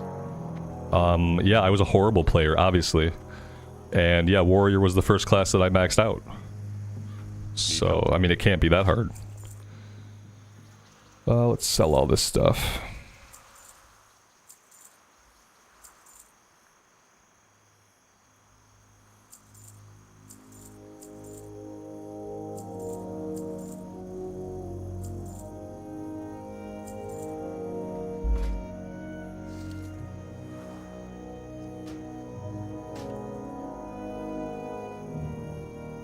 It'd be a really good idea if instead of vendoring the boots I just bought, if I actually equip the boots I just bought. There we go. And we'll sell the old ones.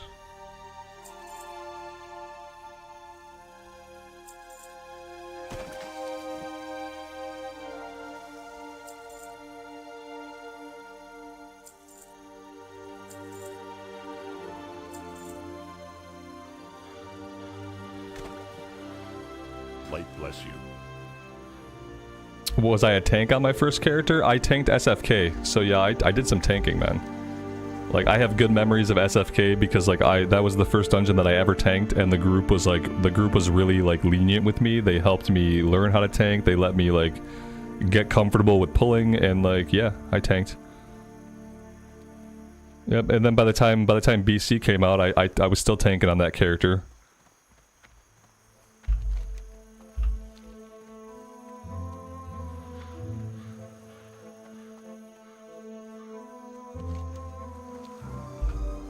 My friend was one of those people that, like, didn't believe that warriors should be DPS. Probably because he was jealous of, like, how good they actually were. So he would often, like, feed me, like, misinformation. And, like, some of the misinformation he fed me was that, like, warriors had to be tanks. He said, like, if you're gonna play a warrior, you're gonna have to learn how to tank. It's the only thing that they're good at. And so, yeah, he knew more about the game than me, so I just believed him. Like, I never really, like, aspired to be a DPS warrior back in the day because he just, like, he inaugurated me to the idea that they were bad DPS, which we know is not true. But that was, like, his personal opinion that he pushed onto me. And so, like, I always knew that I was gonna have to tank.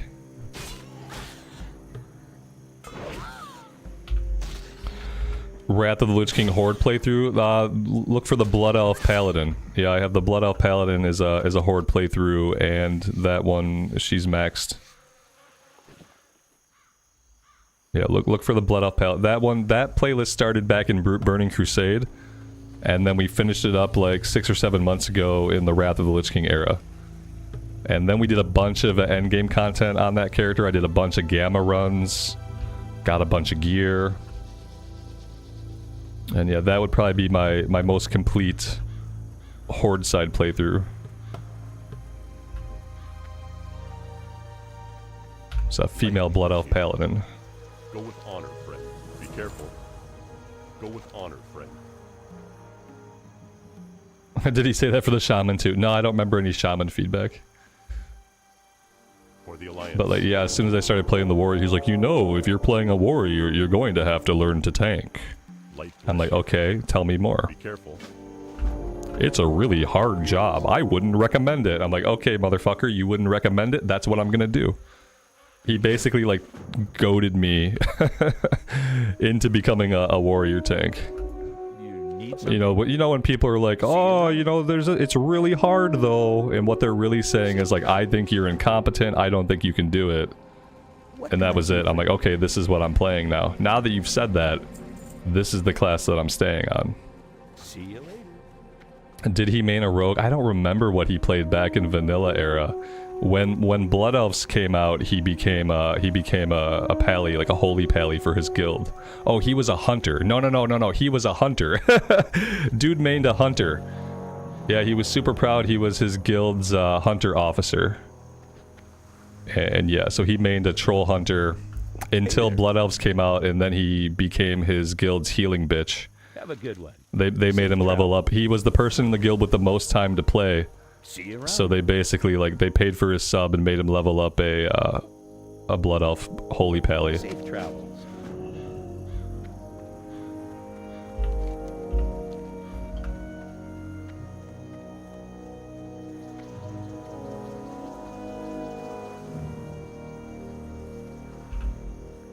Justin, it's hit or miss, man.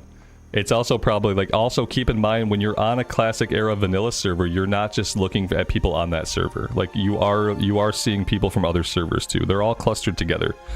But as far as like who's on where, like, it's especially during the middle of the day on a Monday, you're probably gonna have a easier time finding groups like in the afternoon or evening time. Which is true of any version of the game, but it's probably also like mostly true of Classic Era. Okay, so let's see. Let's just head back to the south. We'll go after the vultures. We'll go after murlocs, okra. I want to get all this stuff done. Gortus livers we can do, and then Defias trappers and smugglers.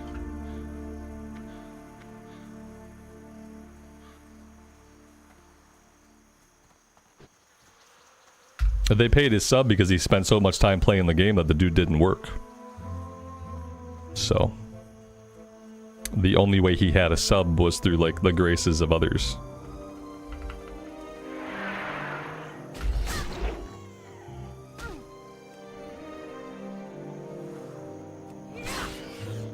He was the only person that I had ever really met where, like, you know, like, that thing where they say, like, video games will ruin your life, where they say, like, this game will ruin your life, it'll ruin your life. He was the person I knew that got closest to that happening.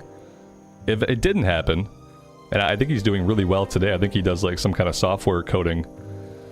But yeah, he got really precariously close a number of times to just like the game would take over his entire life. He would not really work, or he would work like so minimally that he like couldn't even afford his sub. And it was just like, it was pretty bad.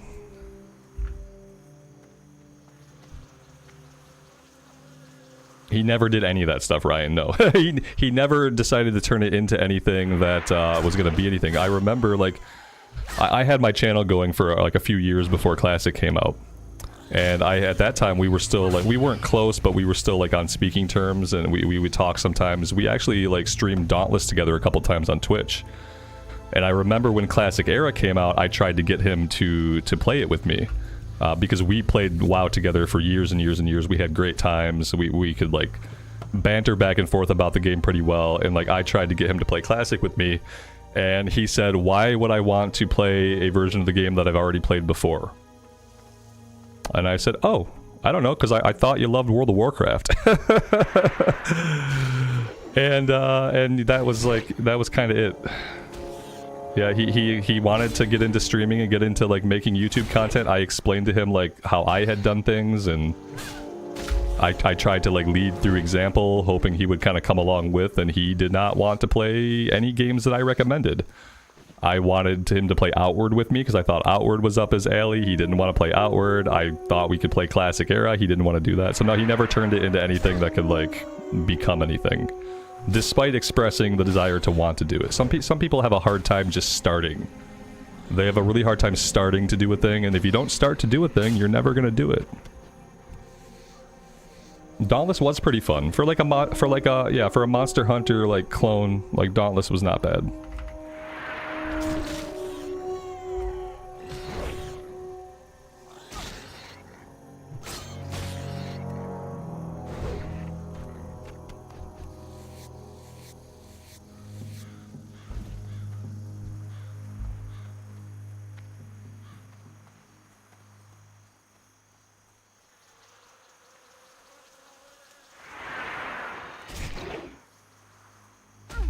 With a case of Mountain Dew, you can play for hours.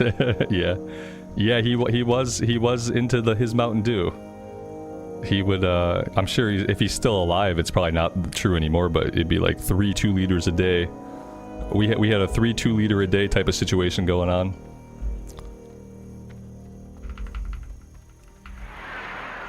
Which can let you play the game for countless hours.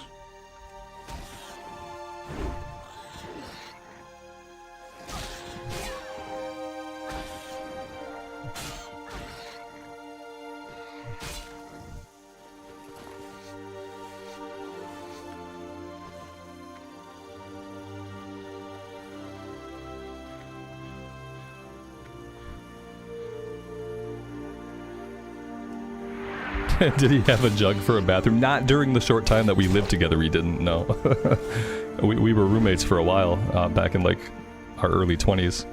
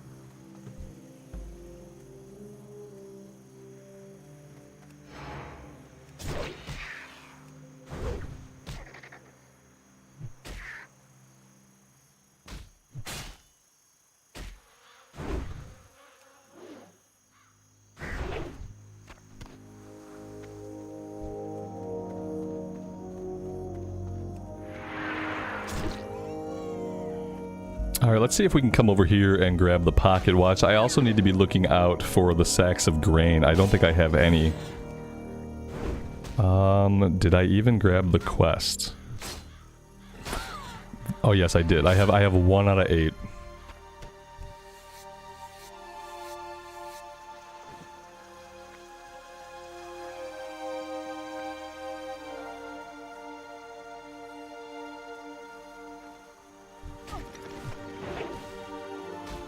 That's right, we can't use rend on these guys. They don't bleed, so no pushing rend. Okay, not what I wanted. Definitely not what I wanted. Let's try to kill this guy. And then maybe we can run away.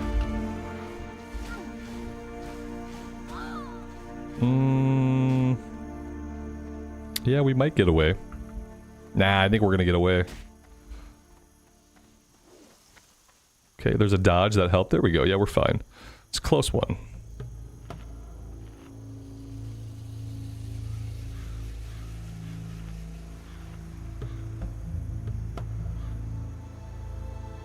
I'm trying not to fight the Harvest Watchers yet, but they have a huge aggro radius. So we might inadvertently have to fight a couple of them.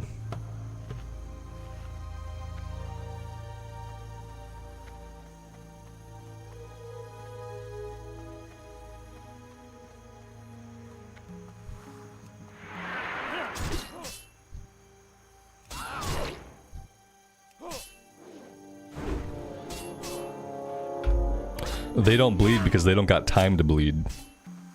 That's what it is. We got a third guy? Where did you come from? I didn't see you at all.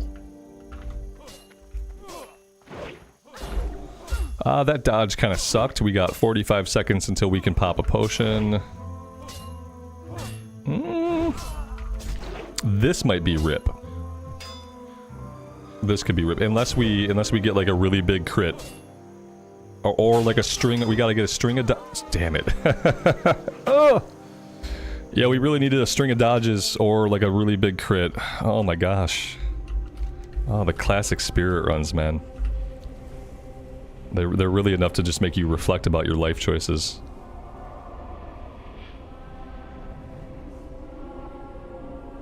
You can grab the pocket watch through the outside wall. I didn't realize that. Really?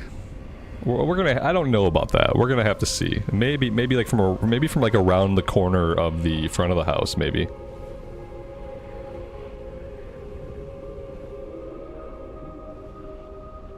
By the window, huh? Okay, we'll take a look.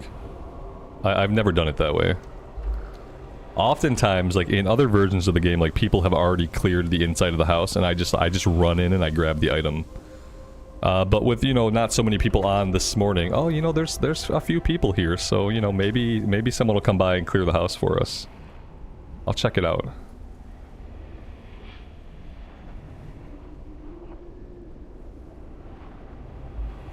I need a mod to increase my zoom out. Oh, no, I don't. No.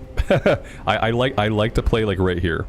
This is my ideal like playing distance. I understand that like if I were to zoom out more, I would see more of like what's around me. We'd be a little bit safer. But even in hardcore, I didn't zoom out all the way. I just don't like it. I could play all the way out here. We're basically playing Warcraft 3 at this point. You know what I mean? I'm controlling a single unit in Warcraft 3, which yeah lets me see stuff, but like it kind of wrecks my immersion. I don't think we're getting it through this wall. I think like if we come inside here, maybe we can like. Nah, there's no way. If it were an open window, then we'd be able to get it, you know. But that window is sealed up tight. Yeah, if they took the same philosophy with windows that they have with doors, and there just were no windows, then we'd be in a good spot. But apparently they put windows on the houses but no doors. So what are you gonna do?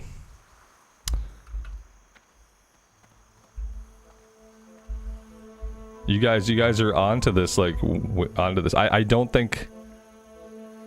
Left side of the window. Okay. By the time I've done this, I could just go in and grab it. Yeah, I don't know. I can't even like phase my camera into the. If I roll my camera this way, oh nope. Oh nope, that didn't do it.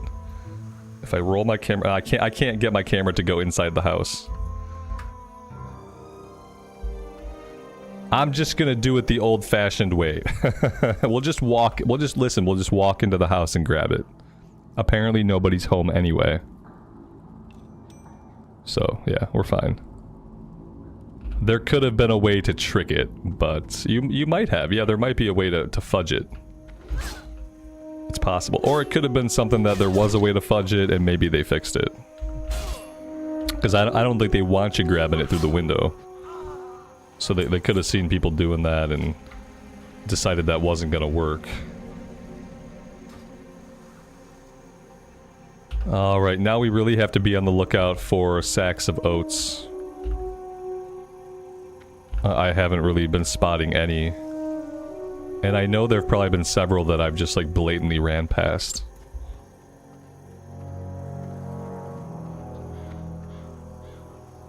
I'm not debating whether or not it works or not. It very well could work and I just couldn't get it to work. We have to allow for that. Just the idea that despite the fact that it could work, like I wasn't gonna get it to work. And then also like it was easier just to run inside. Yeah, but if the mobs aren't in there, you might as well just go inside. Yeah, that's kind of how I felt. Like, if it was hardcore and I was a lower level and there were a bunch of mobs inside and I was a lower level, then maybe I would have fiddled with it a little bit more. But at this point, there's, you know, not really a good reason to. We don't have to play it quite that safe.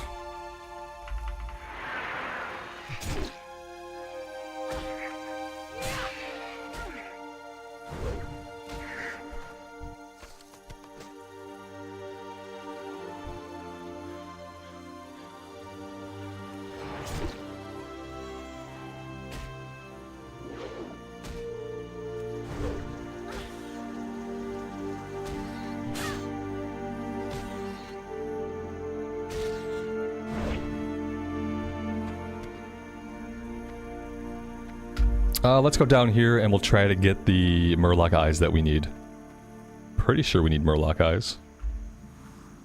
Am I just not tracking that quest?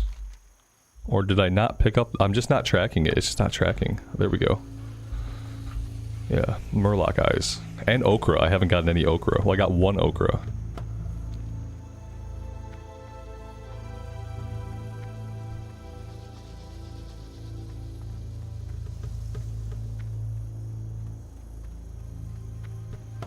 Yeah, we're okay to be here level-wise. These guys are mostly like level 11 to 13, so even if we aggro a bunch of them, which we're about to do, we should be good. Okay, there were two of them. Two of them were level 13. I kind of only wanted... Oh, okay. Well, maybe 4 of them is a lot. I misspoke. I misspoke. That was too many. I probably should have just stayed and fought him, though, honestly. I bet I can kill some of them. Come on, let's take this one out at least. The poison sucked, man. The poison was bad. Yeah. If it was only 3 of them, we could have got them. I'm obviously, like, I'm not trying to play optimally at all. I'm not, like... In any way am I trying to live. Like, not at all. I'm just pulling stuff. Obviously distracted. It's kind of the joy of not playing hardcore, like being able to play vanilla era and not really have to care very much. That being said, the spirit runs kind of suck, so I would like to die less because the spirit runs are kind of awful.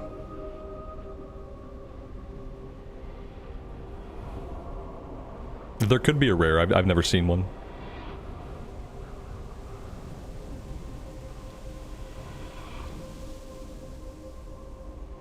I'm ready to let go of my hardcore mindset. Yeah, I think, like, I feel like I've done enough hardcore. Maybe for the rest of my life, I don't know. I think the only thing that could be interesting to me in hardcore anymore, I think, would be like a fresh start server. If they did a fresh start server with like a non-borked economy, and then maybe I would care. But yeah, I think I'm good. The walk of shame. Ha ha ha. No, I have no more plans to do hardcore runs on the channel. After nobody was really interested in the solo self-found priest, and like I wasn't really having a super fun time on the solo self-found priest, I decided that was good. In the Cata beta, you move like 100% speed when you spirit run. I wonder if that's a bug, or if that's like how it's intended to be. Kind of sounds like a bug. No. If I were to do any hardcore, I'd have to go back and focus on our highest level character, which right now is the 42 Hunter. That's the one thing I will say. I'll work in that one caveat. That, like, if I were to play any hardcore on the channel going forward, it would probably be our highest level character. And then we'll just get all the high level characters killed, like, sequentially, and then we'll be done. It's a guild perk for the faster run speed. Oh, okay, so it's not a bug. The paladin that's been retired is on this server. He's here on Mankrik. Yeah, some of our gold came from him. Like, he never died technically, but I just don't see like a way I could fire up the add-on and like get him going. But the thing is, like, I think he's technically already failed the challenge, even though he hasn't died. Just by virtue of being transferred here. No, if I were to touch any of the characters right now, I'd go back to the Dwarf Hunter, who's level 42, I believe. Oh, fuck. Okay. I'm gonna try to leash one of these guys. Come on, I need that swing to go off. There we go. Okay, okay, you're gonna run. You need to leash. I'm not gonna hit you anymore. You need to go away. Come on. Come on, run away. Shit. It's a bad time out here. Apparently I just have to leash. Everywhere I look, there's just enemies. This is what happens when there's not a lot of other players. We're gonna live though. I'm not gonna die again. There we go. We're fine. Everything's fine. We're all fine. Oh, what else do I want to do? I have to do this one. It's a low level quest, so I have to get my Murloc eyes. We don't really have a way around it or like anything else we can really go do right now.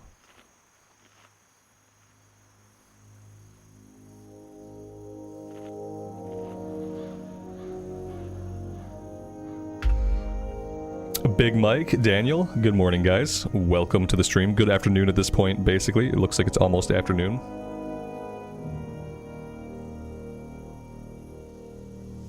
Yeah, we could go work on the trappers and smugglers. Yeah, we could. That's a good idea. If I keep having to run away from these guys, maybe we'll pivot and go do that. But I think I should be able to get these eyes. If I can get down there and loot the ones I've killed, we might have a couple like already on the ground. It's just a matter of like actually working my way in relatively safely, which I haven't been trying to do so far.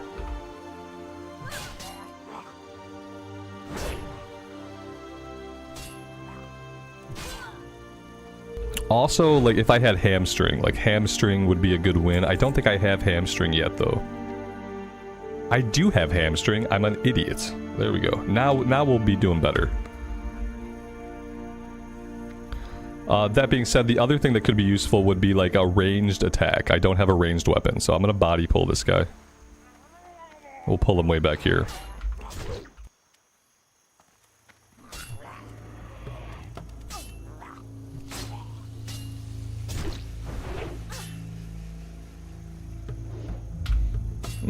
The lighthouse quest.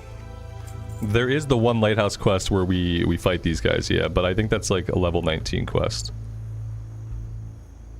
Yeah, see, it's technically a level 19 quest. I could have picked it up and then I could have at least killed these guys. What I will do is I'll pick it up at some point, and when we do it, we'll start up here and we'll work our way down. What makes that quest really tedious is when you pick it up and then you fight the Murlocs and you have to run all the way up the coast and then you run all the way back to turn it in. So, yeah. Well, oh, nice.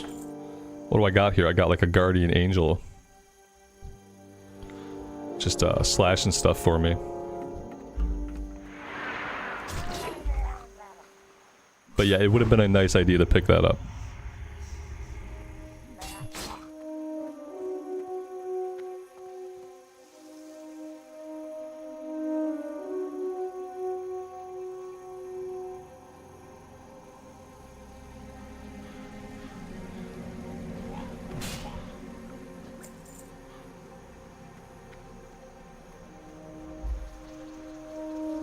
Yeah, it's possible. That could be. I don't really want any help. I mean, when somebody helps me, like I don't mind, but I don't really want any help. I kind of like to live or die on my own. Unless someone is also working on the quest. Like if someone is also doing the quest, then it's fine. About breaking these, I don't think I want to go in on any of those guys. I probably need to focus more on the guys that are on their own.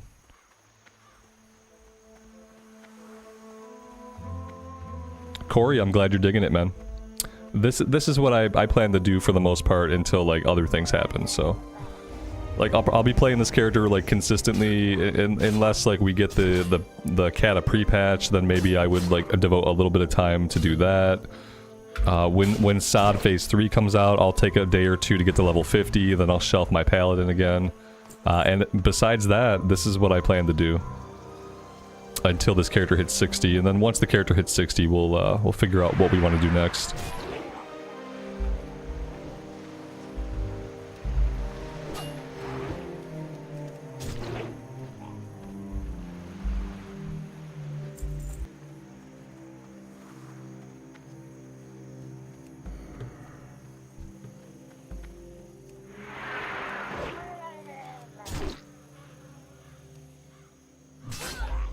Don't forget to complain about Saab the whole time I play it. That's why I'm only going to play it for a couple days. Yeah. Like, from 40 to 50, they're probably going to have a big experience bonus. You know, it's probably going to be like 500% experience gains. We'll definitely be dungeon grinding the entire way, so it'll probably take like 2 days to get from 40 to 50, and then we'll just put the character back on the shelf, and we don't have to worry about it. Yeah. Speaking of complaining about SOD, I finished working on my thoughts video for SOD so far, and I'll either be putting that up this afternoon or possibly tomorrow morning. But yeah, I finally wrote out all my thoughts, and then I just kind of like... I didn't really read from the script, but I did just kind of like casually talk about all my thoughts about SOD, so that I've encapsulated everything into one video. And that way when people ask me like, is SOD good? Do you like SOD? I can just point them to the video after tomorrow. And I don't have to like continually say the same things on stream. So you guys that are here every day, you don't have to hear the same rants. But anybody who wants to know how I feel about the season will have a video they can watch and listen to, and kind of expresses all my feelings about it so far. It's 20 minutes long, which when I wrote it, like when I was conceiving of it, it was supposed to be like a 10-minute, like quick little thoughts video. And then I wrote for 2 hours, which is more writing than I've done in about 8 years. Ever since I lost my job as a training developer, that's probably the most writing that I've done in about 7 or 8 years. It's been a long time. Maybe not that long.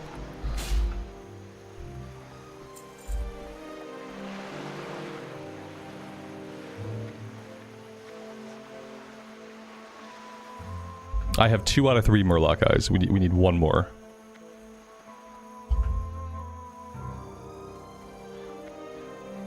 So yeah, I think from now on, whenever I get like those frequently asked questions about like different versions of the game, I think I'll just make a thoughts video, and then I can point people to that.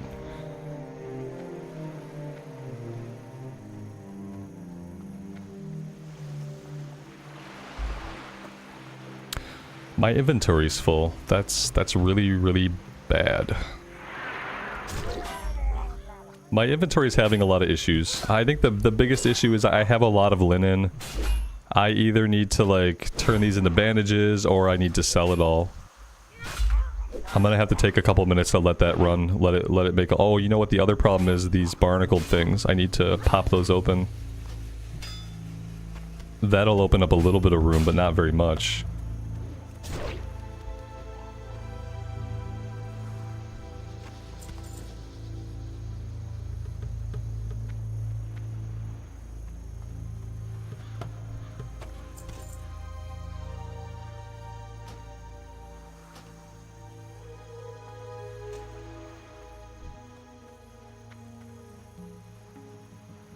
Oh, that's it. We're done. We got 3 out of 3. Let's get out of here. We need to go vendor.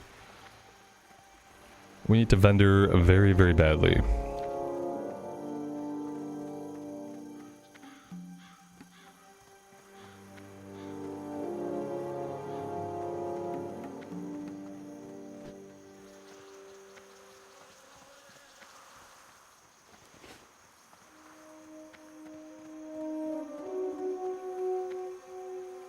I still haven't found any handfuls of oats. I have 1 out of 8. I'm doing very, very badly at that quest. Here's one right here. Yeah, I would have loved to be able to like turn this one in while we're over here by this quest giver, but we're not going to be able to. And there aren't like a bunch of other players around, so this is mainly like a me not paying attention issue. I see one over here. I see one over here. Yeah, they're all over the place. I just haven't been looking.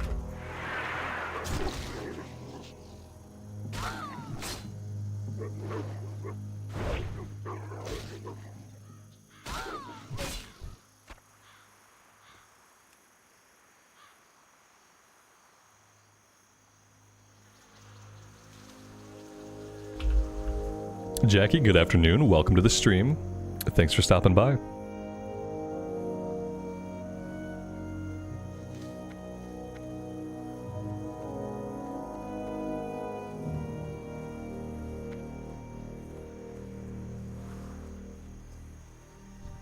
Need something? See you around.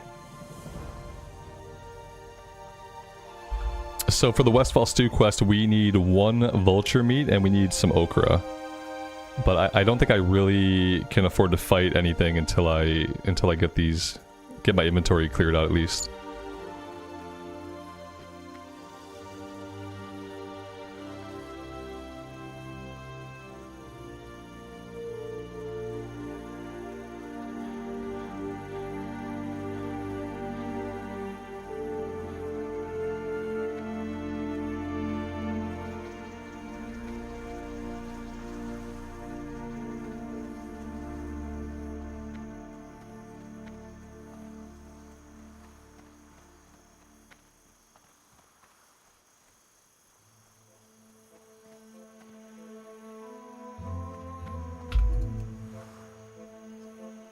DD, Wartales was fun. I had fun with Wartales. I might revisit it. I'm not sure when. The funny thing is, I was given a key to the Wartales expansion like a couple months ago. Was somebody from their like PR team reached out and just gave me a key to the expansion. So I thought about re-rolling that series, but I don't know if I have time right now. But Wartales is a fun game. King's honor, friend. Wartales got close to scratching my XCOM itch. It didn't quite get all the way there, but it got close. And since we're never going to have an XCOM 3, that's kind of important. Okay, let's vendor all this junk.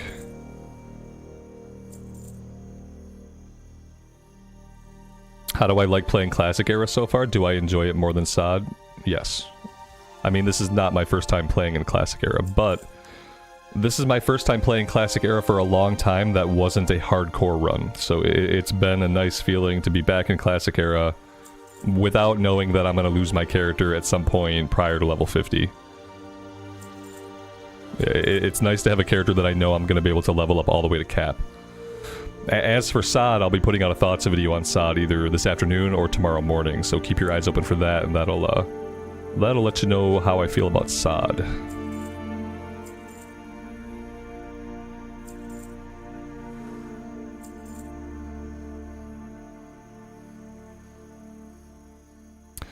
Alright, that's gonna have to do it.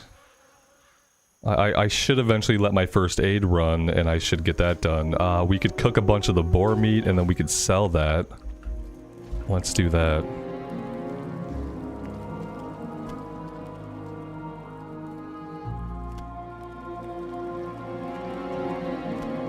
But the thing about SOD is, like, the servers are still high pop, so, like, lots of people are still enjoying SOD. Like, just because I'm not doesn't mean anything. Apparently, tons of people are still having a lot of fun with the season. So, you know, good for them. That's awesome.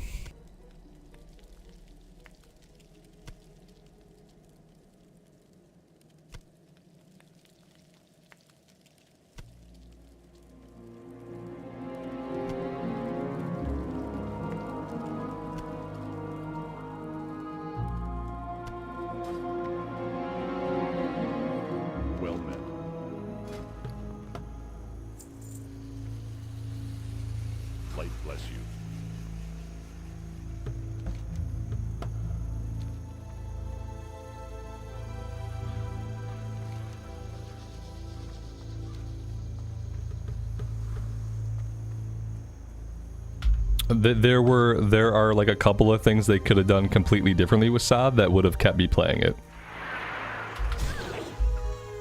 I won't get into them right now, but yeah, they just missed the mark with me. There were like a couple of things that if they had been done differently, then it would have been a great season.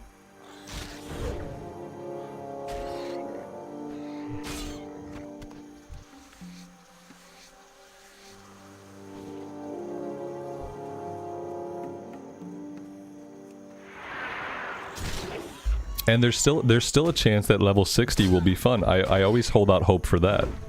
Ever since I stopped enjoying SOD, I've always kind of held out hope that, you know, at level 60, when we have a real level cap, and when we're actually at level cap, maybe then it will be fun. Still possible.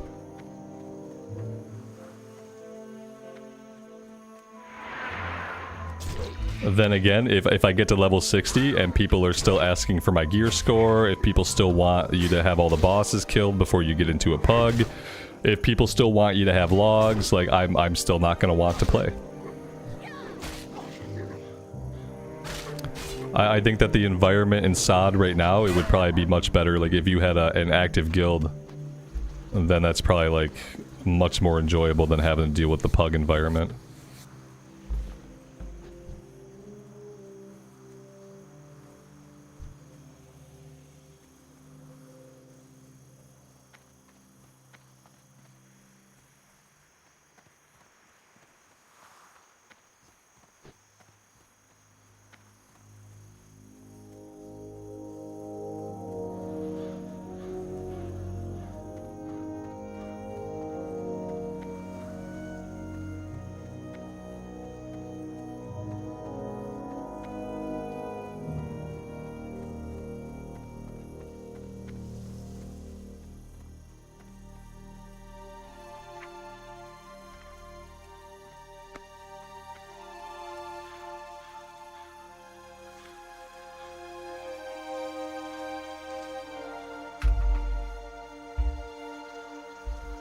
You feel like when you hit 60 in Classic Era, the game is pretty much over? Yeah. Like, that's kind of the whole point.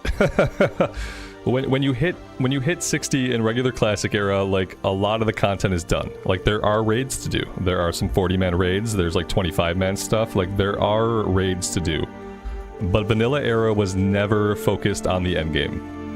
It just put some of, like, the biggest content at the endgame, so if you got to endgame and you wanted to do some more content for some better gear, like, you had the option to do it.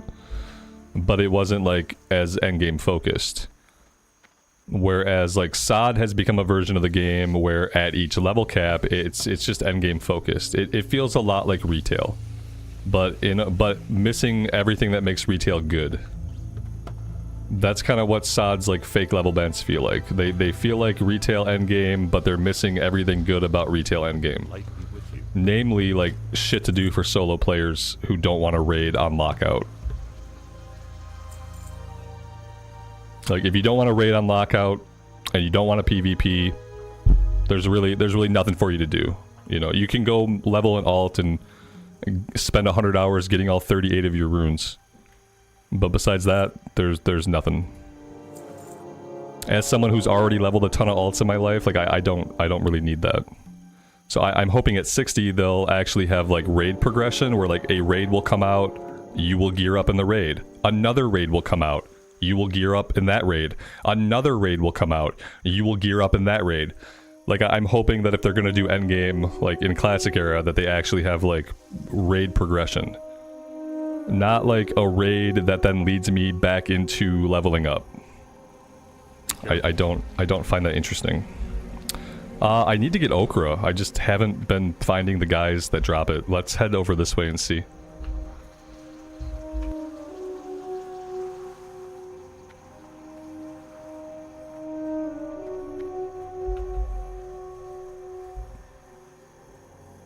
If I had been a person that did not play a lot of hardcore, like if I had not spent the last 10 months playing hardcore and like trying to get characters leveled up in hardcore, then like maybe SOD would have been more palatable to me. Like if I just wanted to level up low level alts, like it'd be super palatable. But as a person who like played a shit ton of hardcore and like lost a bunch of characters at low level for the course of 10 months, like I don't have a stomach for like leveling up any more alts.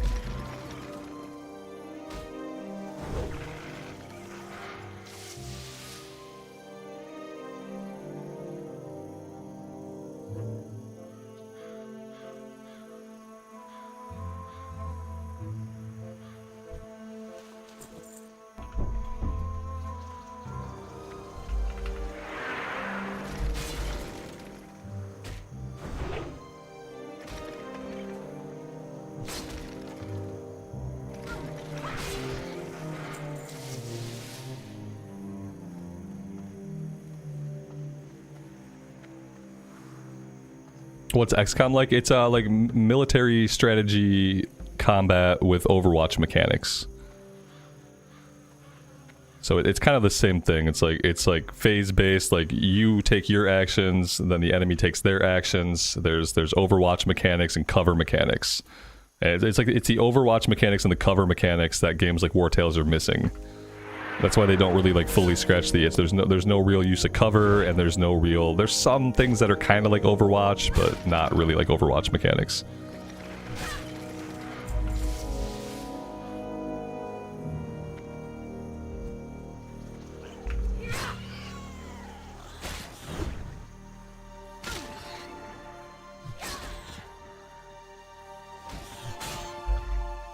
Don't join the guild.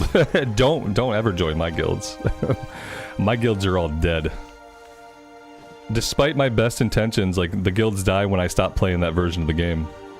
And like as a person who's always gonna jump around to different versions of the game, like I shouldn't have guilds. And I've said this before. I said this before I ever had a guild, that I said I shouldn't have any guilds. Because like I'm not a good guild leader. A good guild leader does everything they can to keep the guild alive. And that's probably never gonna be me. I will never start another guild.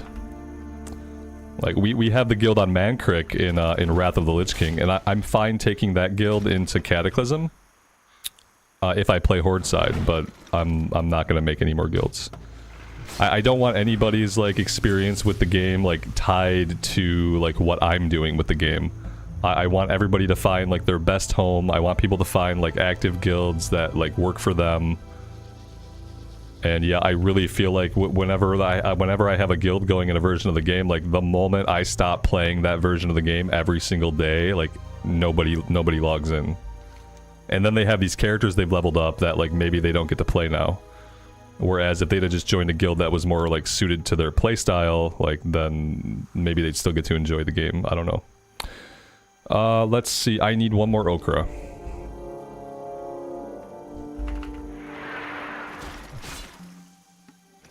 You think you got kicked? You might have got kicked. Sometimes I go through and like I look at the guild, and if people haven't logged in for like months at a time, I kick them. Another way that I'm just a bad guild leader. Ultimately, I don't like being responsible for other people's fun.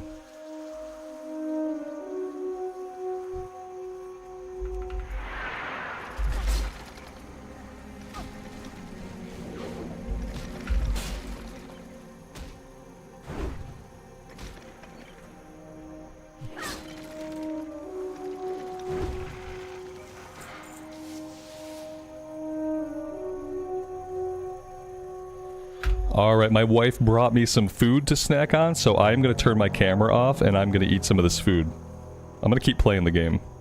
But yeah, I'm going to turn my camera off and mute myself. I will see you guys on the flip side of that.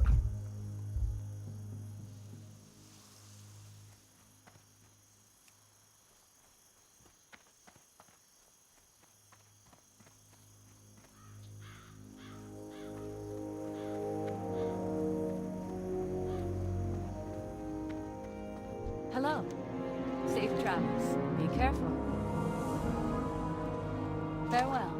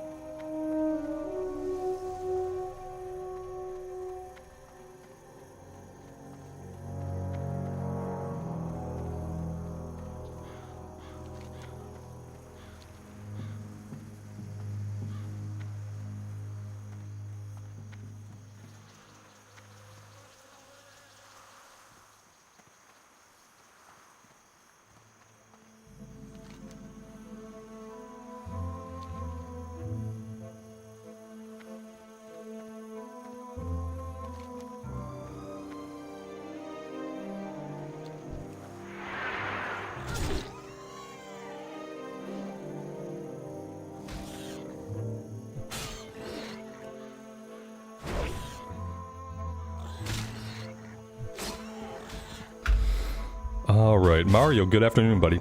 Welcome to the stream.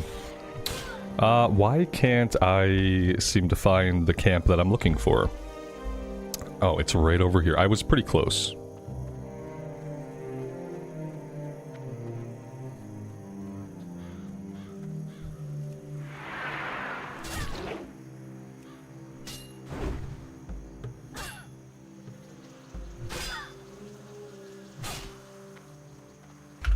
I'm gonna need a coffee refill, like, pretty soon.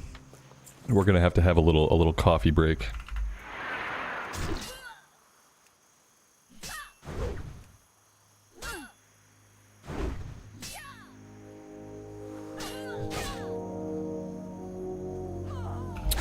That's awesome, man. Yeah, it's a golden age right now of WoW. It's a golden age of WoW in general, but like especially a golden age for Classic. It's a great time to be playing the game. Regardless of what version you enjoy, it's a great time to be playing the game. Yeah, it's nice to have choices now.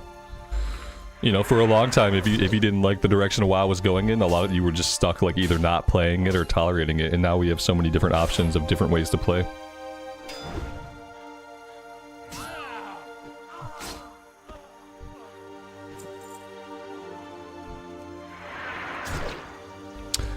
That might be a little bit much. Let's kind of leash at least one of these guys. I'm sure I can leash one of them.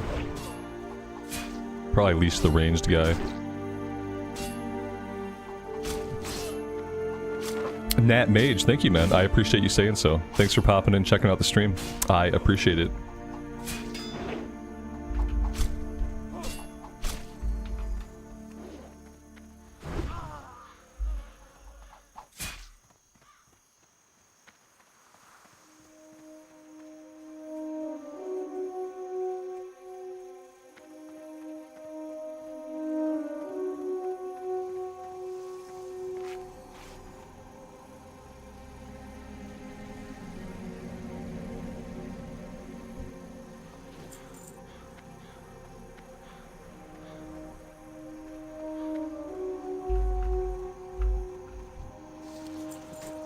Ooh, what is this?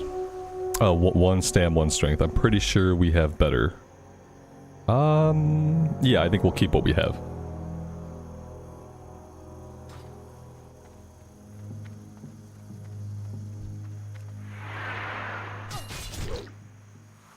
That's an interesting camera angle. We got stuck in this ore, it looks like. Now I have a really unique angle. I can't wheel my camera out. I could probably move my character, but my camera is stuck where it's at. We charged right into the copper vein.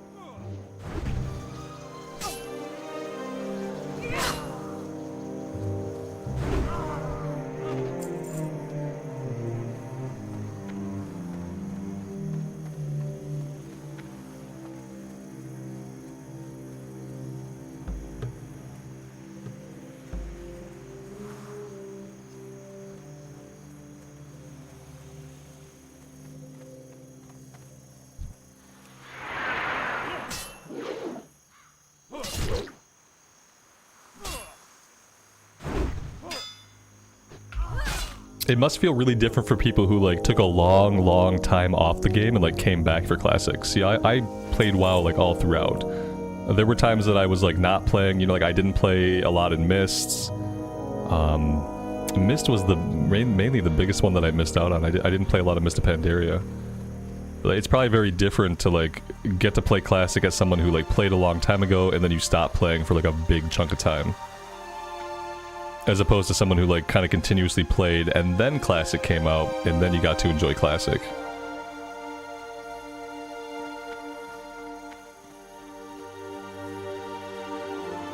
It's a really good thing that like Classic was out when it was. I feel like if people had to live through the Shadowlands without there being a Classic version of the game, I think that the game might have been in really bad shape.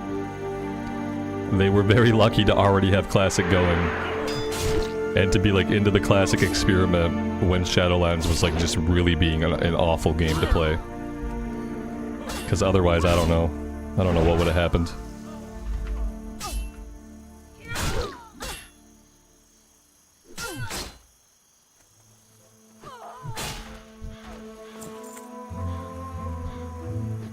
That's really like one of the biggest problems that retail has, that it's had for a long time, is like inaugurating new players.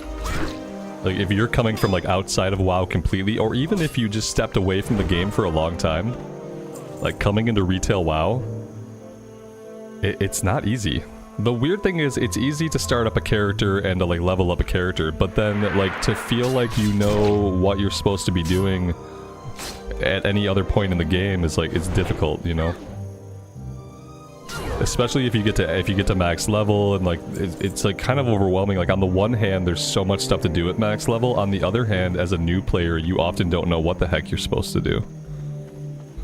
It's been a problem that they've suffered from for a long time.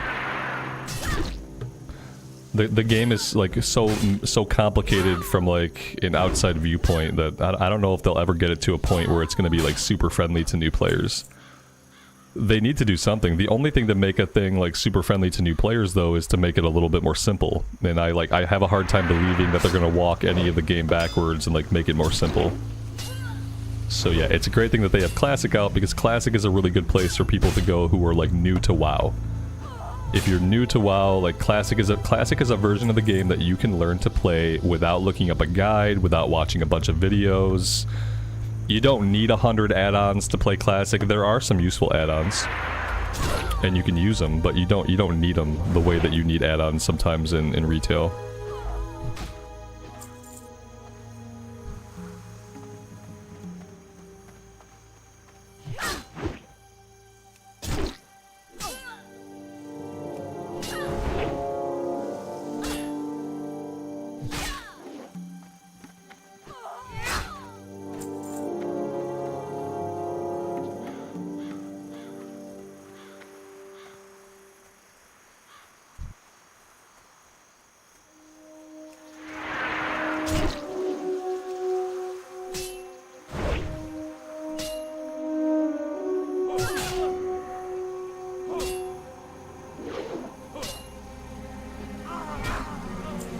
And like, it often feels like with retail that the only good time to try to get into retail, if you haven't been playing it, it often feels like the only good time to try is at the beginning of an expansion launch. It's always much more daunting to think about like coming back to the game or coming into the game when you're like in the middle of an expansion or you're at the end of an expansion. Like, you don't know what any of the currencies are, you don't know what any of the endgame activities are. You don't know what people do every day when they log in, like... It's not an easy game to jump into, especially in the middle or end of an expansion arc.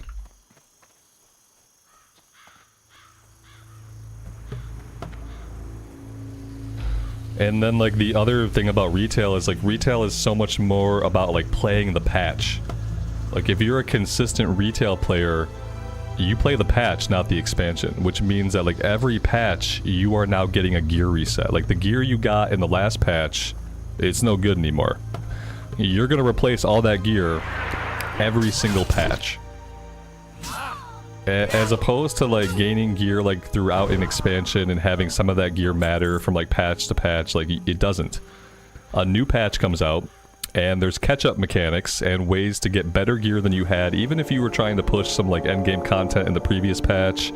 Like, the catch-up gear is going to be as good or better than what you got. And so, yeah, it's very much like just patch-to-patch gameplay. Which, for people that log in and play every day, I guess that could be good, but... from the outside, it's like overwhelming almost.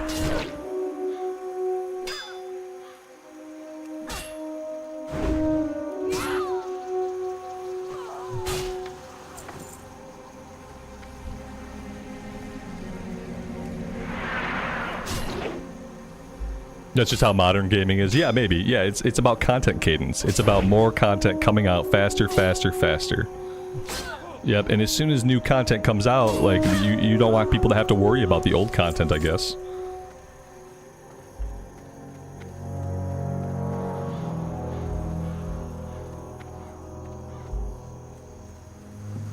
I don't think that's the way that gaming has to be, though. There's probably a way to, like, design, like, gaming that is fun, that is enjoyable, that is engaging, that doesn't have to feel like a complete, like, treadmill where you can literally just feel yourself running in place. Where you have the thought, like, why should I get the gear now? If I just wait a little bit, the gear will just be given to me for nothing.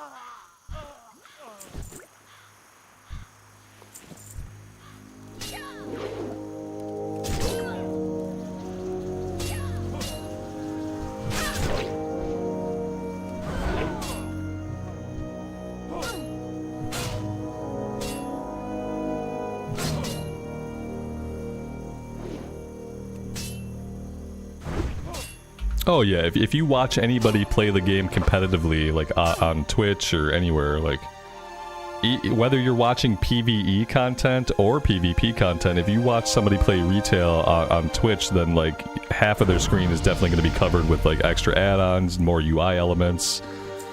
Like from an outside perspective, like you can't tell what's going on. Which like it never looks like it's fun to play like that. But apparently some people enjoy it. From like a viewer experience, like it can't be very good. It's just so hard to know like what's happening on the screen.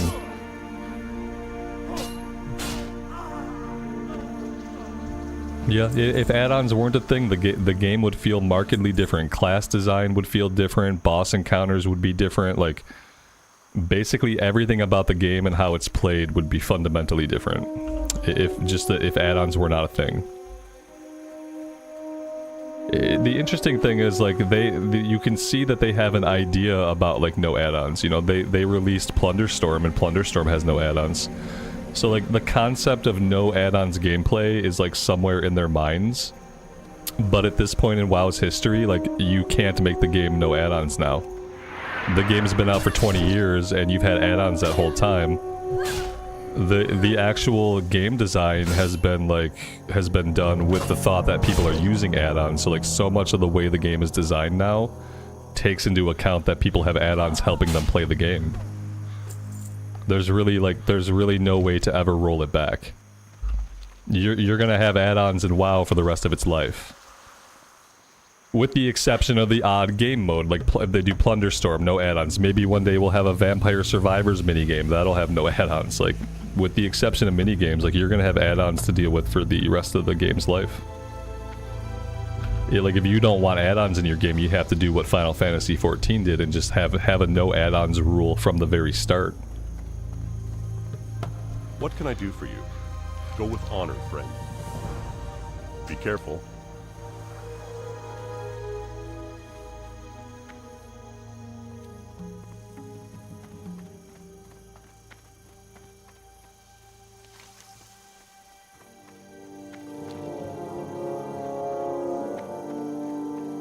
Alright, so we have to go back up to the farm. We have to turn in the Gortusk liver pie. We have a breadcrumb to Stormwind that's already gone gray. That's not really too big of a deal. Defias Brotherhood takes us to Red Ridge. Maybe I need to run out to Red Ridge and get the flight point. Need help? Light bless you. Or the Alliance. I don't think we're ready to take on the pillagers yet. I mean, we could, you know, it's not a big deal. We're not playing hardcore, so we could take these guys on. But maybe we want to go... The alternative is that we go back to Loch Modan, and we do some stuff over on the eastern side of the zone, like over by the hunting lodge. That's or we go to Darkshore. That's the other alternative, is that we start making our way into Darkshore. We're gonna need to go to Darkshore, like, pretty soon. So maybe that's not a bad idea.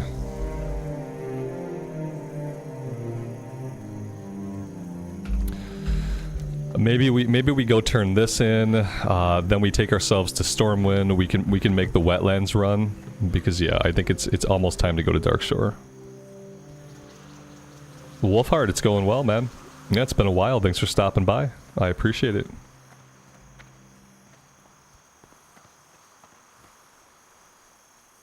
Yeah, they'll never get rid of add-ons, and I don't really think they want to.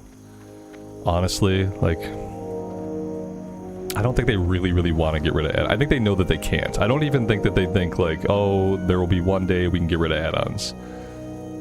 I think that when they make little mini games, those will be add-on free, but like the core game will always have add-ons. Be careful. See you around.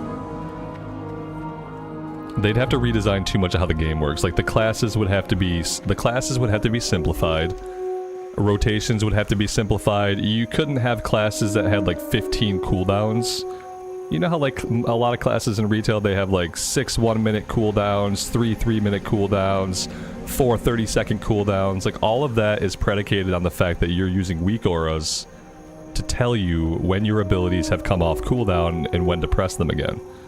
So without allowing for the fact that people are using things like weak auras, you have to redesign your classes and their rotations, and things have to be a little bit more simple. And like they're never gonna walk it backwards like that. If anything, they'll keep adding complexity to the game. Also, like boss encounters, they'd have to go into boss encounters, and like they'd have to make the telegraphs in boss encounters a little bit more obvious. They'd have to clean up a lot of the spell effects so that, like, I mean, in retail, you can't see when the enemy does something on the ground because everybody else is firing their spell effects off, and you can't see the ground at all. It's impossible to see the ground. So without an add-on screaming at you to move out of the way, like, you're not gonna know. So they would have to redesign spell effects, they'd have to redesign, like, boss telegraphs. There would be too much rework involved in making the game add-on free. And ultimately, at the end of all that, it would feel like a different game. And so, like, they're never gonna do it. For better or worse, they are never gonna do it. Justin, have a good rest of your day, man. Take care, we'll see you next time.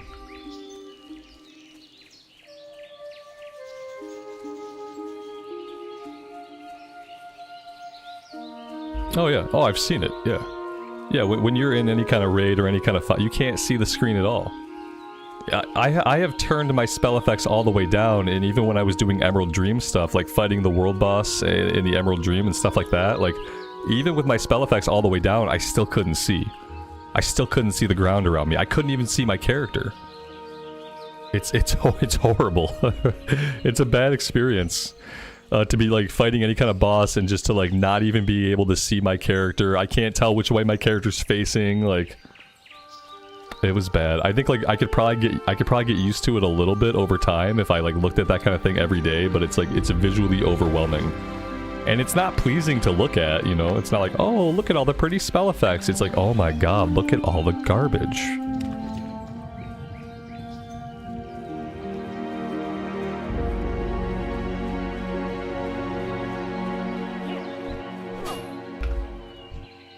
How dare you aggro me?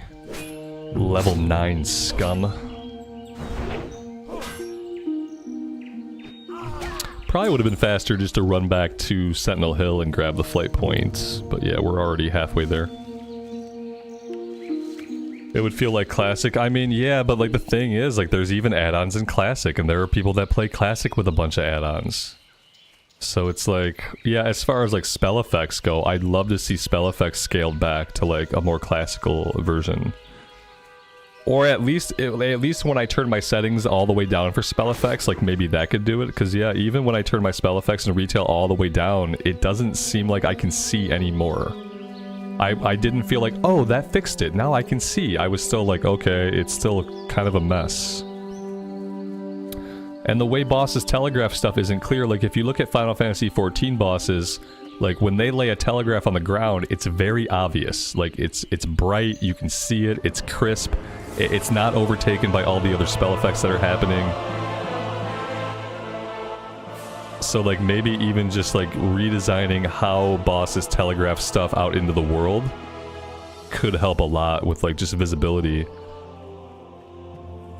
Like ideally you should be able to like go into a boss encounter and you should be able to sight read their mechanics, and maybe you get hit by a couple of them like to learn them, but you should be able to look at what a boss is doing and you should be able to sight read the fight. Sight read, it just implies like you're seeing it for the first time, but you can tell by what's happening what you should do. Like that would be the ideal way to design boss encounters. Oh, he's laying this down here, I need to get out of it. Oh, he's laying this down here, I need to stack into it. Like you should be able to sight read them to some degree. Anything we need to do in Stormwind while we're here? Yes, we have this return to Stormwind quest. We can go turn this in. And then we'll jump on a flight.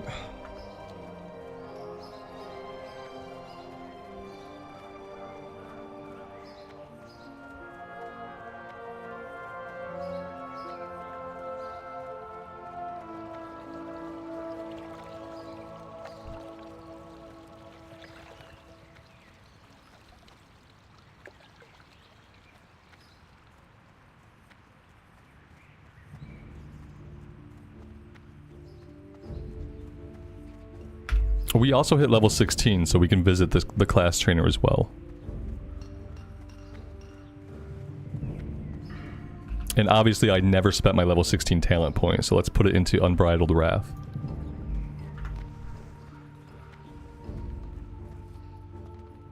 Looking for something specific? See you later. Have a good one.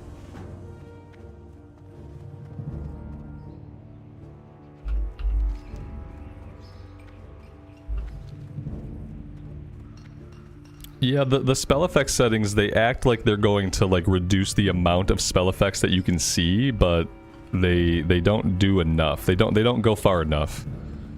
Like honestly, you really need an option to turn off other player spell effects. Like if you're really interested in seeing like what's going on in the boss fight or what's going on in the boss area, you really have to have an option that just turns off player spell effects that are not you. That would be the best way to handle it. Like I don't need to see anybody else's spell effects if I don't want to. I really just want to see the environment. I want to see the fight.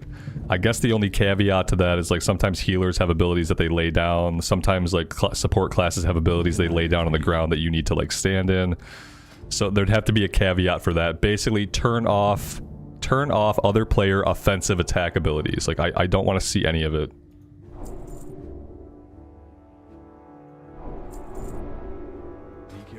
And that would probably solve my problems. Then I would be able to see the boss room, and the boss encounter. And then just leave the ones that are like, if it's a heal, go ahead and leave it. If it's a positive thing, go ahead and leave it.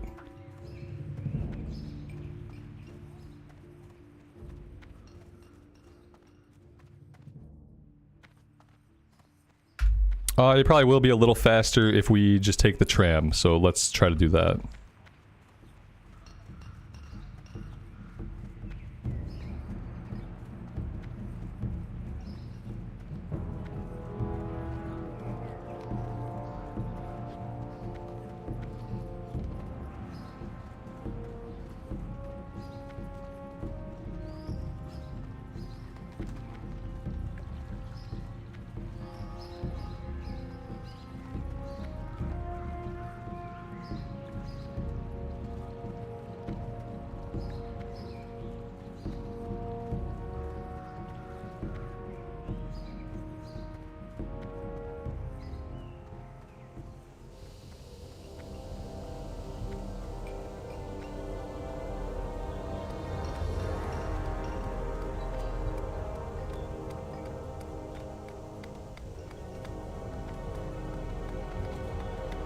You heard Cata's out? You heard wrong.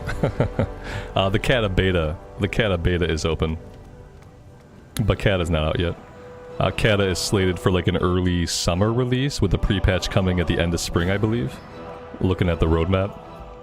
I've played a little bit of the beta. It's in really rough shape right now though. I wouldn't...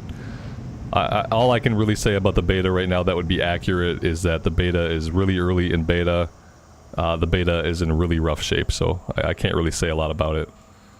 We played a little bit. I played a little bit of a warrior. We tried out some other classes, but ultimately I decided that right now I'm going to let it rest until it's in slightly better shape. It's so rough that even the experience gains are not dialed in yet. They don't even have like the experience gains dialed in properly. Everything's buggy. The Night Elf's eyes don't glow. The human character creation screen is messed up. The world maps are messed up. So like when you look at a world map, it shows you somewhere, but that's not where you actually are on the map. The world maps are like mainly completely busted. It's rough. Do I do this for a living? No. Not in the way that you mean.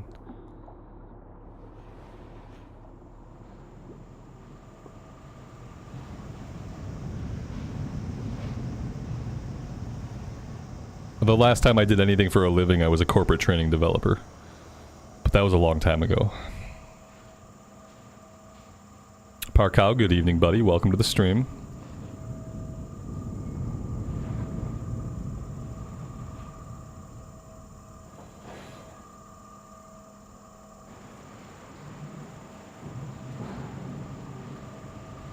So what do I do to get money? None of your fucking business.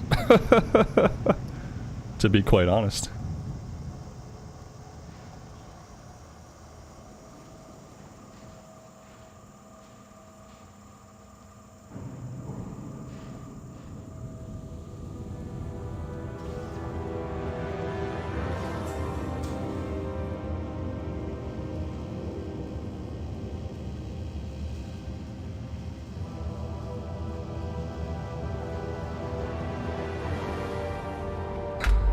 What do you do for money? Oh, wait, I don't care.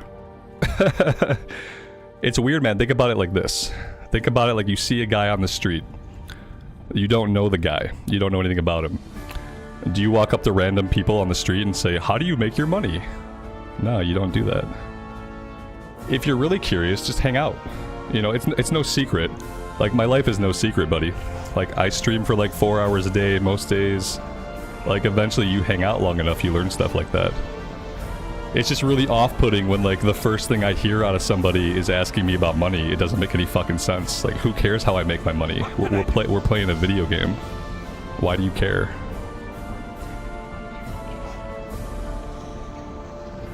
Ultimately, like, you don't have to be worried. You probably make more money at the job you hate than I do doing this. So don't, if it's a comparison thing, don't worry about it. You're fine. We make gold. Yeah, we don't make money in Azeroth. We make gold. It's just kind of a rude thing to ask somebody when, like, that's the first thing you're gonna say in my chat. It doesn't make any fucking sense.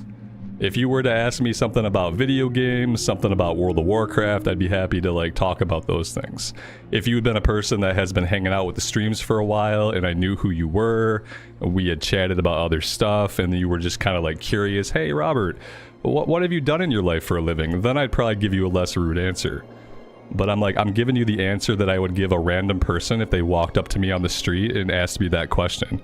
If someone walked up to me on the street and be like, hey dude, what do you do for a living? I'd say, get fucking bent.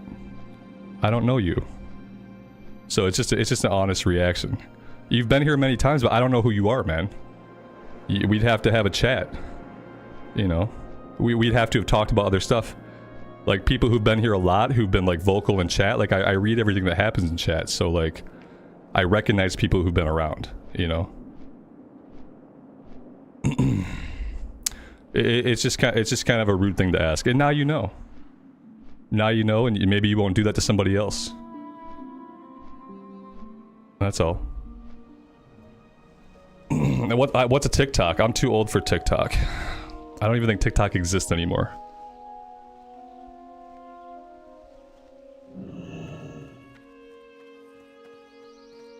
Right, right.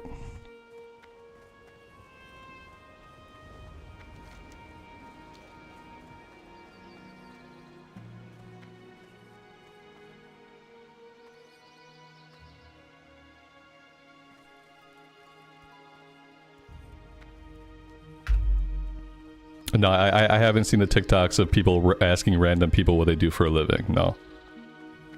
And like I said, if somebody walked up to me on the street and asked me that question, I would have said the exact same thing that I said to you. I might have been even more rude about it in real life. I might have seemed rude to you, but trust me, like in real life, I'm much worse.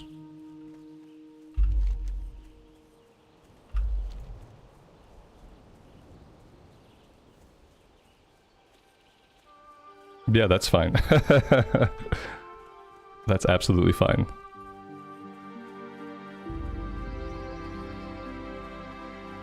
You've been that person too without realizing how it comes across. Yeah, and it's fine.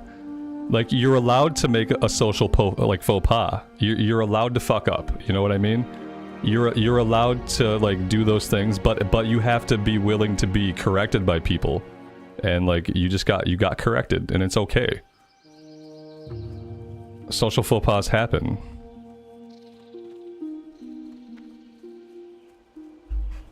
It's like asking somebody how much money is in their bank account.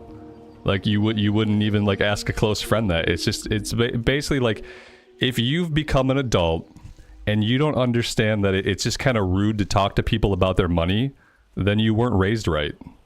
Like if you just don't like inherently understand, like trying to talk to somebody you don't know about their money is just fucking rude.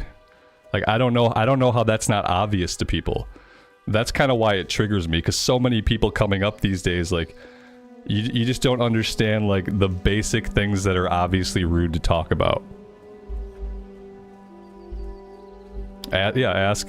You can ask about the game. You can ask, and you can ask, how do I make my gold? Robert, how do you make your gold in World of Warcraft? And I tell you, I don't. I'm broke. I'm broke in World of Warcraft. I don't make any gold.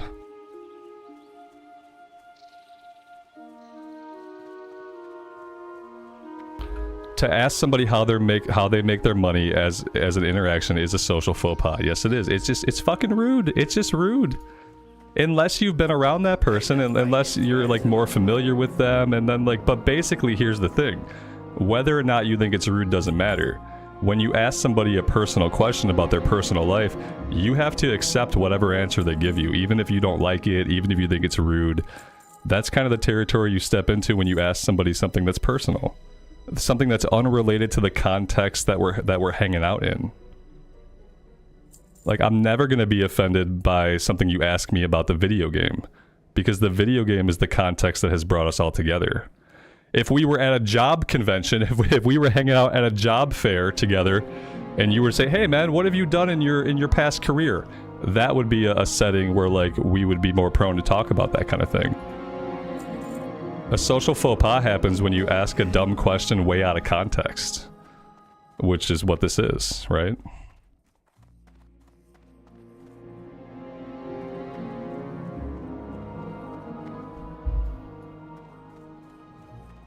And also, like, keep in mind that when you're asking somebody else about how they make their money, there's only a couple of like ways that you're approaching it. Some people are just curious. You know, some people are simply curious. But mainly what people are looking for is they're looking for a point of comparison for their own lives. And I am not here to be a point of comparison for your own life. I don't care how you make your money. I don't care what you do for a living. I don't care. And I don't want you to really care about those things about me. I'd rather you care more about, like, the experience that we're actually having together. Because that's what I'm here for. I'm not here for, like, a TED Talks about how to make money on YouTube. That's all. And like I said, it's not a secret. If you hang out with the streams, or you watch the VODs, or even in the recorded stuff, I talk about my past. I talk about my work history, I talk about the things I've done, I talk about the things I do and don't do now. I talk about all these things when they're in context, And when it's coming from like a person that I know a little better and we're actually having a conversation. So it's like I'm not keeping anything a secret. When you stream for 4 or 5 hours a day most days, like, you know, there aren't a lot of secrets.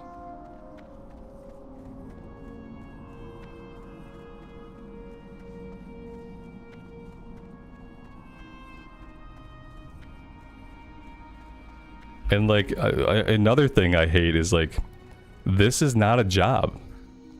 And if you're a content creator on YouTube and you're thinking about it like a job and you're approaching it like a job, you're gonna fail at it. Because it's not a job. There's no clock to punch into, no one else is paying you, there's no insurance. It's not a job. Even if you're making a ton of money doing it, it's never gonna be a job, because a job is a place you go to where you punch a clock, your time, you are a slave to somebody else, you are not allowed to leave or walk away when you want to. You are stuck in a place doing a thing for 8 or 9 hours a day, and then you're lucky enough to get to go home. That's what a job is. This is never a job, regardless of how successful somebody is at it.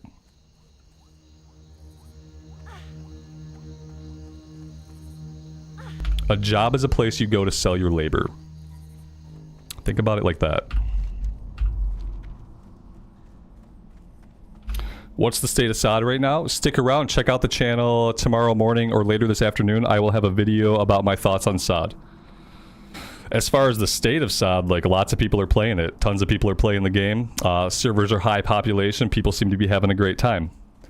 My experience has been a little different, but I have a thoughts video coming out about SOD. I'm either going to put it up tonight after the stream or possibly tomorrow morning. And then I'll never have to talk about SOD again until the end of Phase 3.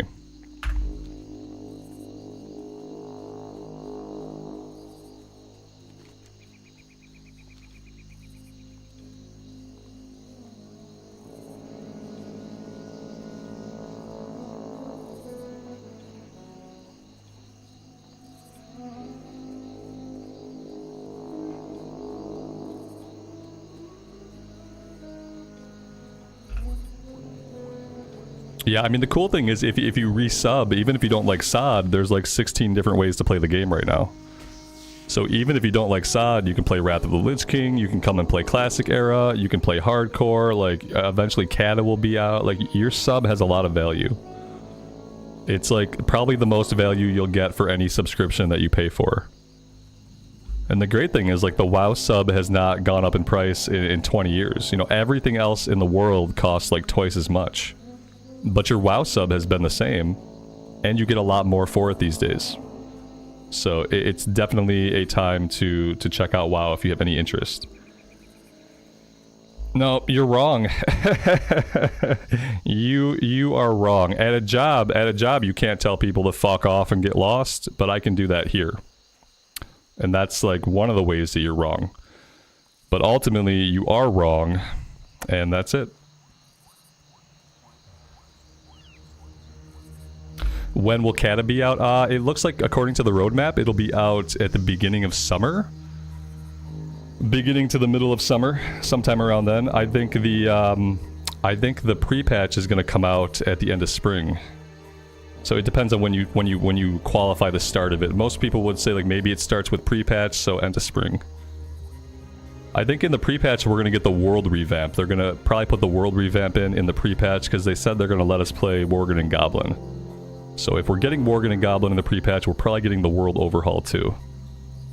And then the 80 to 85 content will come out with official launch in the summer.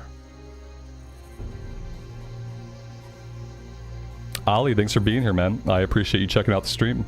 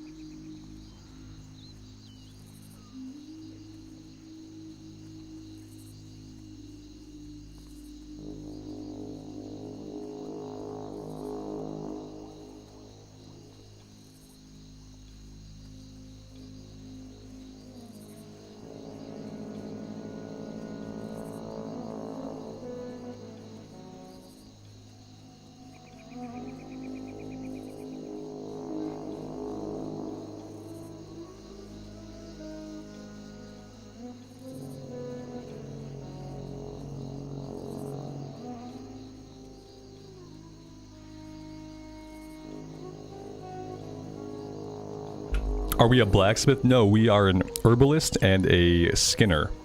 We are not doing any production professions on this character. We are herbing, we are skinning, and then we are selling everything. I was doing alchemy at first. I decided I'd rather just sell everything.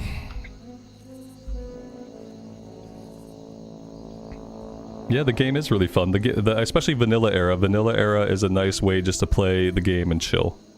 You know, you're not worried about racing to endgame. You're not worried about really what you're going to do at endgame. You just pick a class that you like. You pick a race that you like. You get to have a nice long journey. It's really chill. Yeah, absolutely.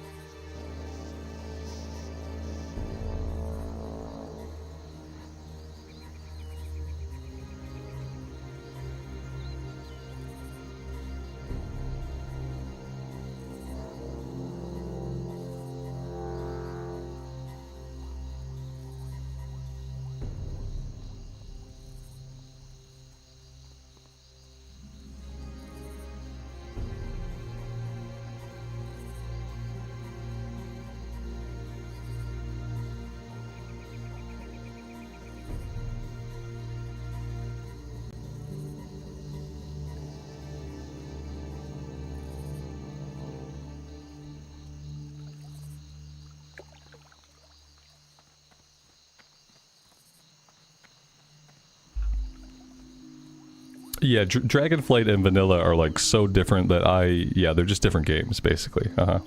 That's how I think. I think about all of WoW's versions as like different games. Like even the distinction between like Vanilla Era and Cataclysm, like those are two different games. And yeah, definitely like once you get the Dragonflight, also again like a third different game. They're all very, very different. And that's one of the best things about the time that we live in, is like you get to have World of Warcraft and you get to have like 3 different versions of it that are all very, very different, that all feel different, they flow differently, your leveling experience is different, the game looks different a little bit in each iteration. So yeah, it's a golden age of WoW. And basically there's a flavor of WoW for everybody right now. Like, if you pay for your sub right now and you can't find a version of the game that you like, then you're probably just not a WoW player.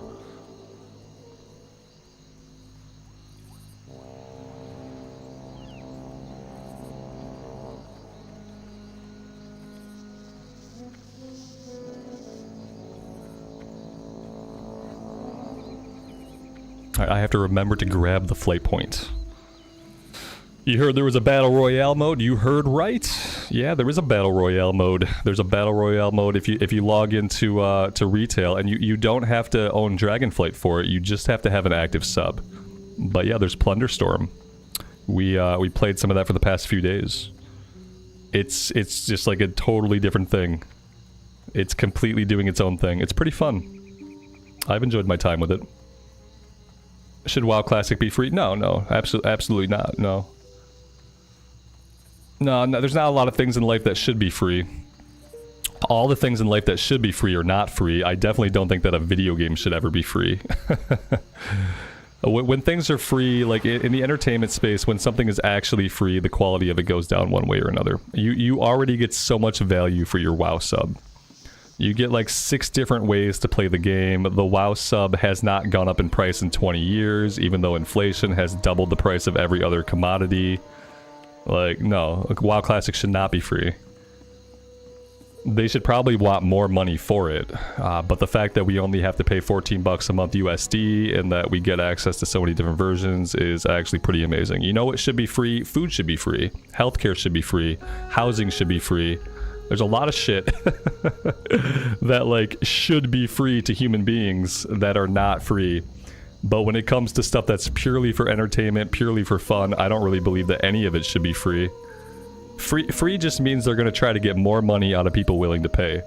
When a game is free to play, it just means you're going to have an obtrusive cash shop that's going to sell people boosts and skips, and they're going to try to milk whales. Yes, you can milk a whale. It's a weird imagery, but you can do it. No, I don't think that any game should be free. Just makes them worse.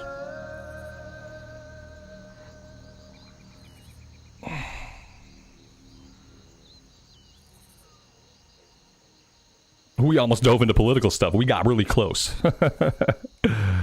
Are you a socialist? No, I just think that people should just be able to live, but I guess. You grew up playing MapleStory? Ooh, ouch, I'm sorry. It's a cautionary tale for, like, cash shops.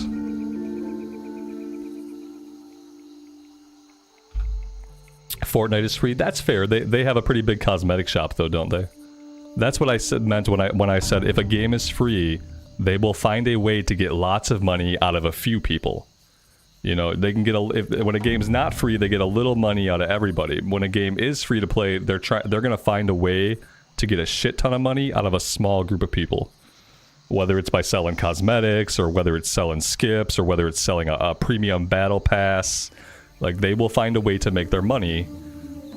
Except it'll be probably exploitative of the people who are susceptible to that kind of thing. What about the Final Fantasy free trial? Free trials don't count. Of course free trials are free. It's in the word free trial. A game should have free trials are good. Demos are good. I like when games have demos so that you can try it out before you decide to buy it. Yeah, free trials and demos are great. More games should have demos and free trials. Obviously, though, like a demo or a free trial gives the consumer the option of trying the game and then deciding they don't like it. Whereas if they don't know if they like it and they have to buy it outright, then, you know, sometimes it can be hard to refund. Sometimes once you buy it, you just end up keeping it even though you don't like it. See my entire Steam library. So, yeah. Yeah, more free trials. More demos.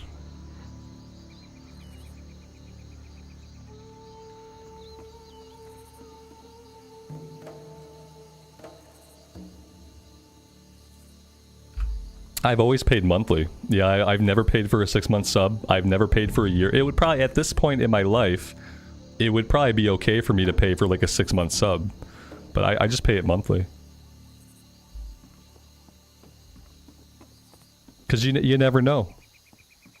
You know, right now I'm here, I'm playing WoW, but you don't know what happens from month to month, so I guess I've just always been fine with the thought of just letting it go monthly and then...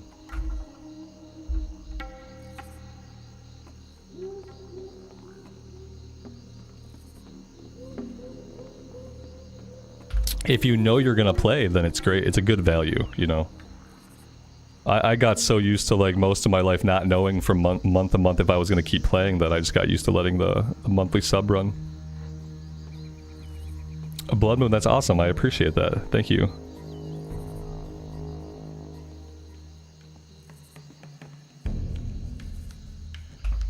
Would it benefit WoW if the Game Pass included the WoW sub? The Game Pass should include access to Classic. I think it would benefit WoW if, like, eventually someday down the road, like, Classic was available on the Game Pass. I think that would be really cool for people. That would probably boost, like, that would boost player numbers a lot. They'd have to hook up. I don't want controller support, so don't get me started on that, okay? Don't get me started on they'd have to make controller support. No, they don't. I played Final Fantasy XI on my PS2 back in the day, and if I can hook up a mouse and keyboard to my PS2, people can figure out in 2024 or 2025 how to hook up a mouse and keyboard to their Xbox Series X. They can figure it out. I know they can. I believe in these people. So yeah, I think it should be on the Game Pass. Will it ever be? Probably not. We'll see how Diablo is going to be coming to the Game Pass pretty soon. So we'll see how Diablo 4 does on the Game Pass.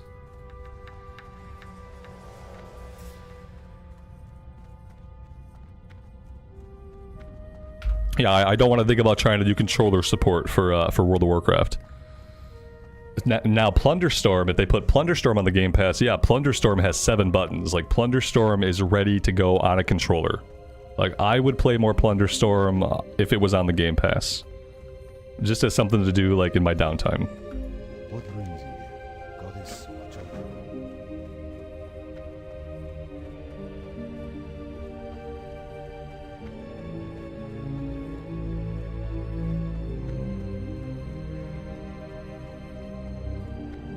Pleased to meet you. Off and away.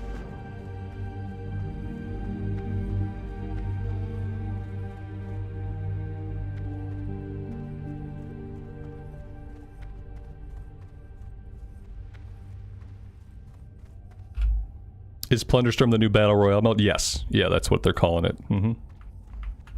Elune be with you. Go in peace.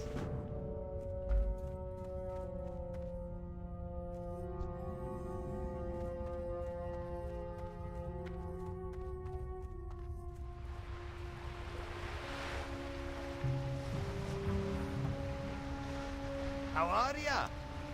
See you soon. Off with you.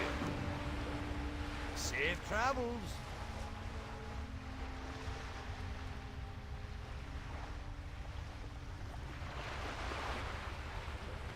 Hi. Watch your back. I'm not sure if we're going to do the fishing quest or not. I'm not really in the mood to fish.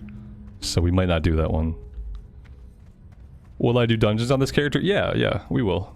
We'll at least try to. I'd like to tank them, so it should be a little bit easier to find a group if I can tank. I'm listening, Delinadris.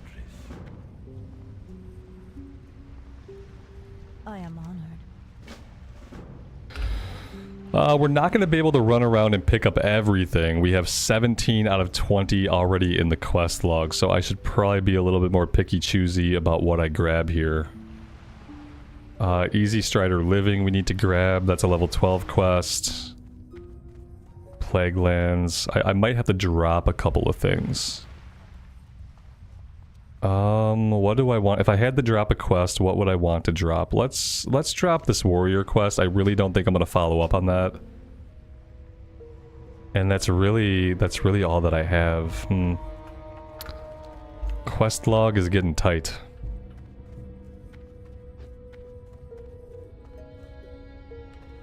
What brings you here? A Shah fell out.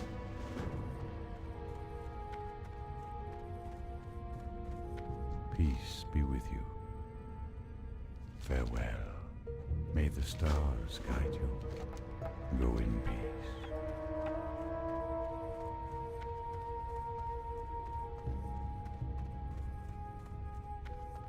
Okay, let's have a look. I'm not gonna do the fine crab chunks right now, so I'm gonna drop this one for now. The cave, I don't think we need to go into the cave yet, so we'll drop that one. And then we should be good. We want to grab Plague Lands. We won't grab Tower of Athalex. We need Plague Lands and we need How Big a Threat. So we should have enough room for that.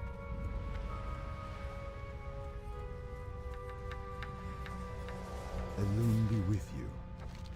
Till next we meet.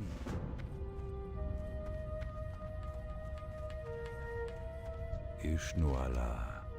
Good luck, friend.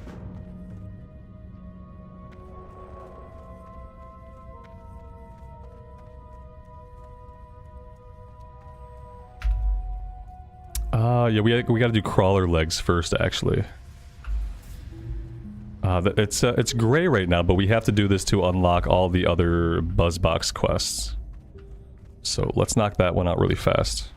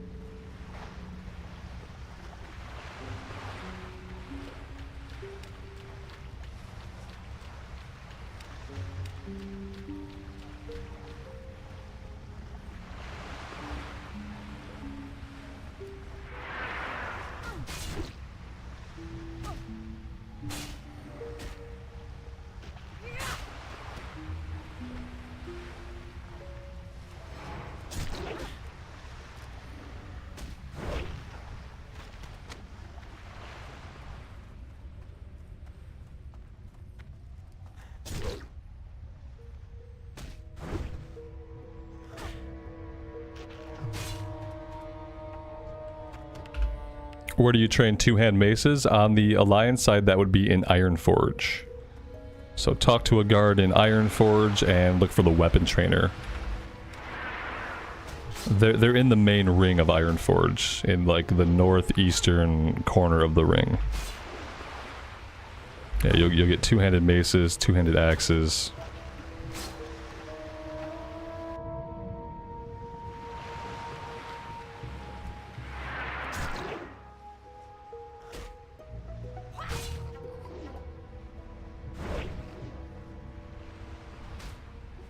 I feel bad for this player. They seem to be running at the... They're like stuck. They're trying to run, but they got like completely stuck. Oof. Oh, that's a rough one. This guy could be in trouble too. I'm gonna sneak in here and click on this thing. If I can. Ooh, no, we didn't make it. Now we're stuck. We don't want to get stuck. Let's pull out this way.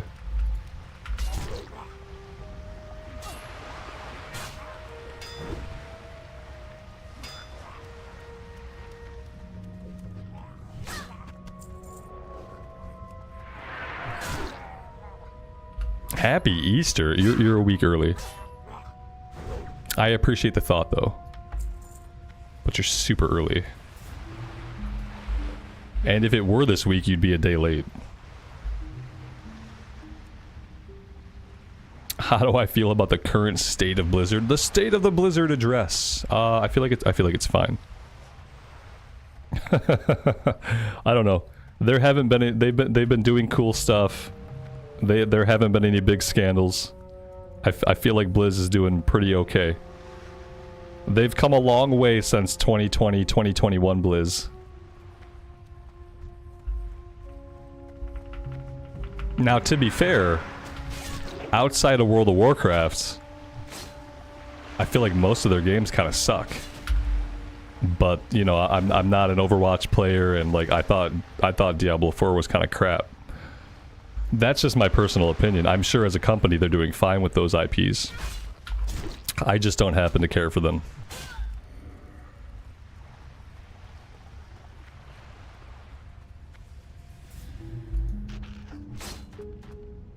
Tex, good afternoon, man. Thanks for stopping by. I appreciate it.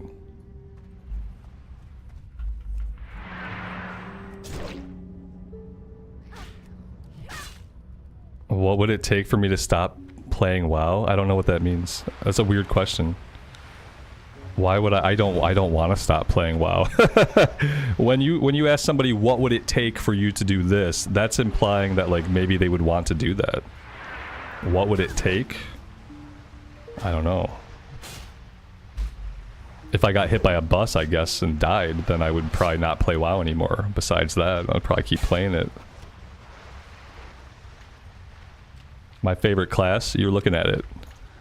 Yeah, it's between the warrior and the paladin. So I kind of go back and forth between the warrior and the paladin.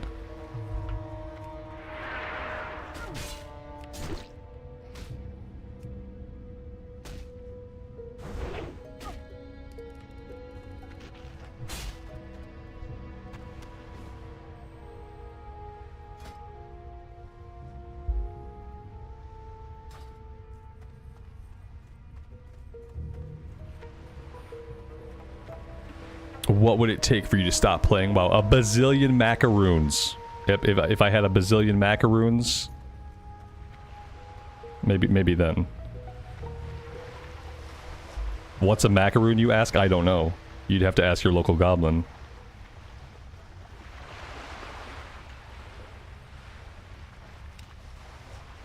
You talking about the Diablo 3 auction house? I mean, isn't that like super old news?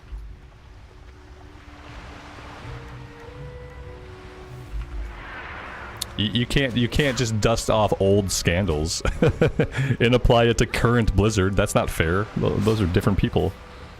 Probably all like different developers.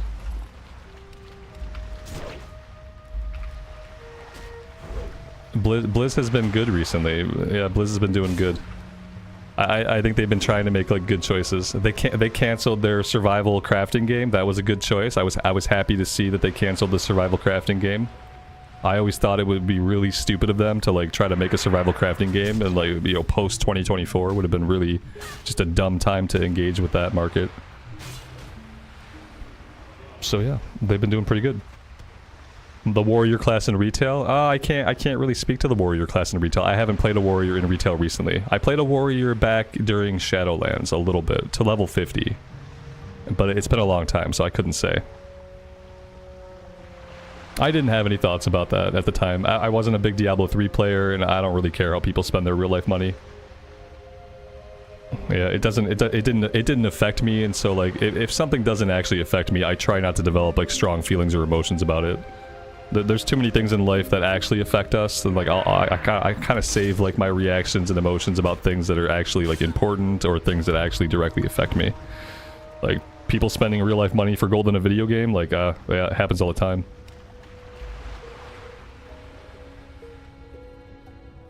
Even in WoW, we got the WoW tokens. Like people already, you know, people are spending real life money to get gold. I don't know. It's not like groundbreaking. Obviously, I don't like the idea of it, but you know, doesn't really affect me.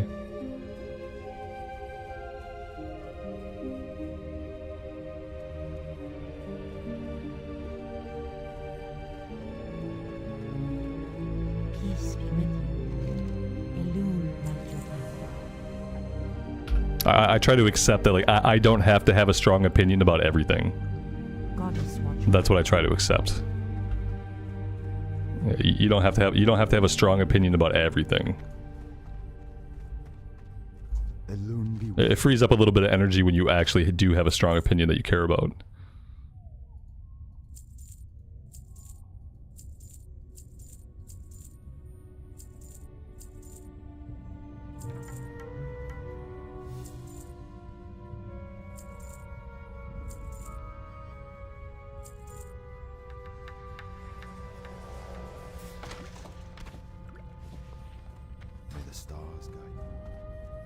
Could you get real money from gold? I have no idea. That'd be a way to turn the tables. I'm not gonna buy gold with real money. I'm gonna buy real. I like the idea of buying real money with gold. If I could buy real money with WoW gold, I might figure out how to make gold in this fucking game. I'm always broke. So yeah, if I could figure out how to turn my in-game gold into real life money, like that would be a win for me. I wouldn't be complaining about that very much. I'd just be figuring out how I could do it. No, I don't know. That doesn't bother me. Do I have strong opinions about not having a strong opinion? I do. I think it's really... Own the bots. Own all the bots. Yeah. Whoever owns all the bots makes all the money.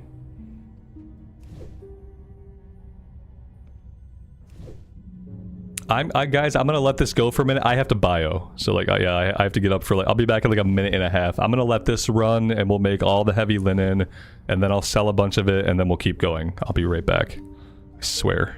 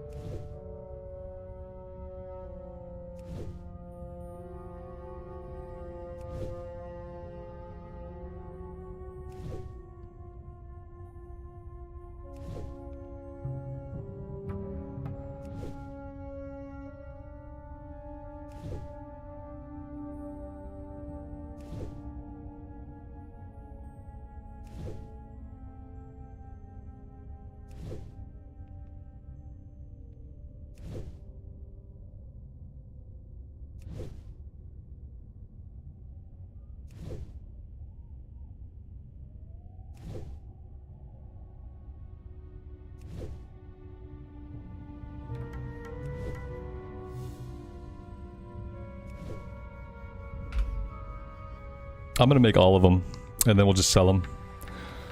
I need my inventory space back. I might be vendoring the light leather as well. I know I was gonna try to sell some of it on the auction house, but the auction house prices are actually really low. And I just kind of don't want it hanging out in my inventory anymore. I'm going to prioritize inventory space over like basically everything else.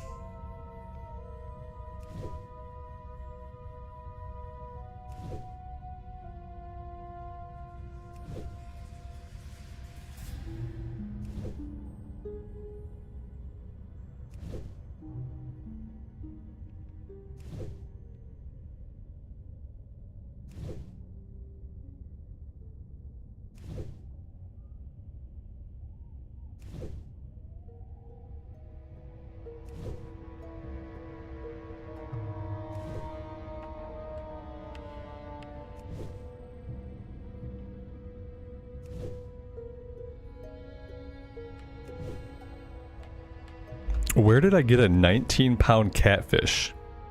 Where did that come from? It's an offhand item. Maybe I looted it from like a murloc. It's really all I can think of.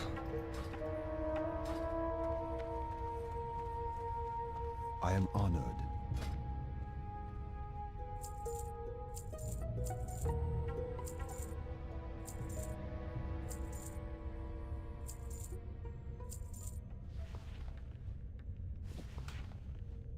I'll keep one stack of the bandages, because we will use them. We just don't need that many of them.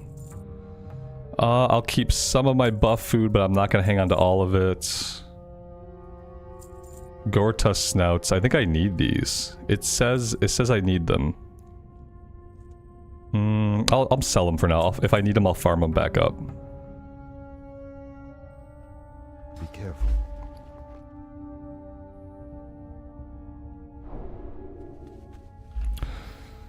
Yeah, I could buy myself bigger bags. I do have the gold for it, you know. I am kind of gimping myself by having smaller bags. I might take a look on the auction house eventually and see what they have.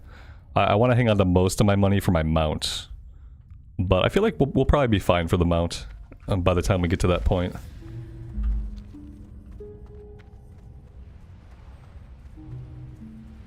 Alright, with all that done, I think we are good to head out. Thresher Eyes. Let's do this one. Let's do Thresher Eyes, and then I also think there is maybe a turtle out here that I need. Yeah, sea turtle remains. Okay, yeah, let's... Without having my quest tracking turned on, I don't know exactly where it's at, is the only problem. But they're out here somewhere. It's near an island, I think. Yeah, I think it's right over by this island.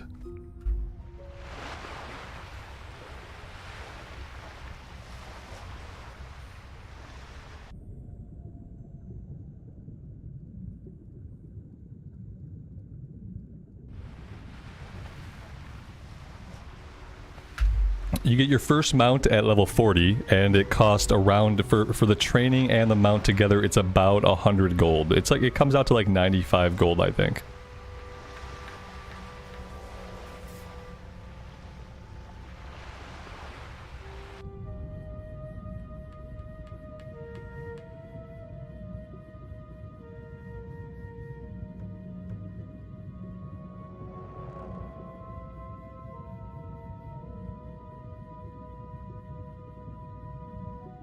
Yeah, it could be closer to 90. I'm always pessimistic with the gold cost. That way I don't show up and I'm like short. Yeah, for classic, it's a lot. For Classic Era, that's a lot of gold. Like the only reason I have this much gold is because I have a couple of hardcore characters that I ended up transferring here. One of them died on the official hardcore server. One of them I retired from Bloodsail Buccaneers when they offered free transfers. So that's the only reason I have gold, is because of past hardcore characters. And the only reason I'm using that gold is because I feel like I earned it. I feel like with the fact that they were hardcore characters and that I lost one of them at level 39 by falling off a boat, I feel like I kind of earned the gold.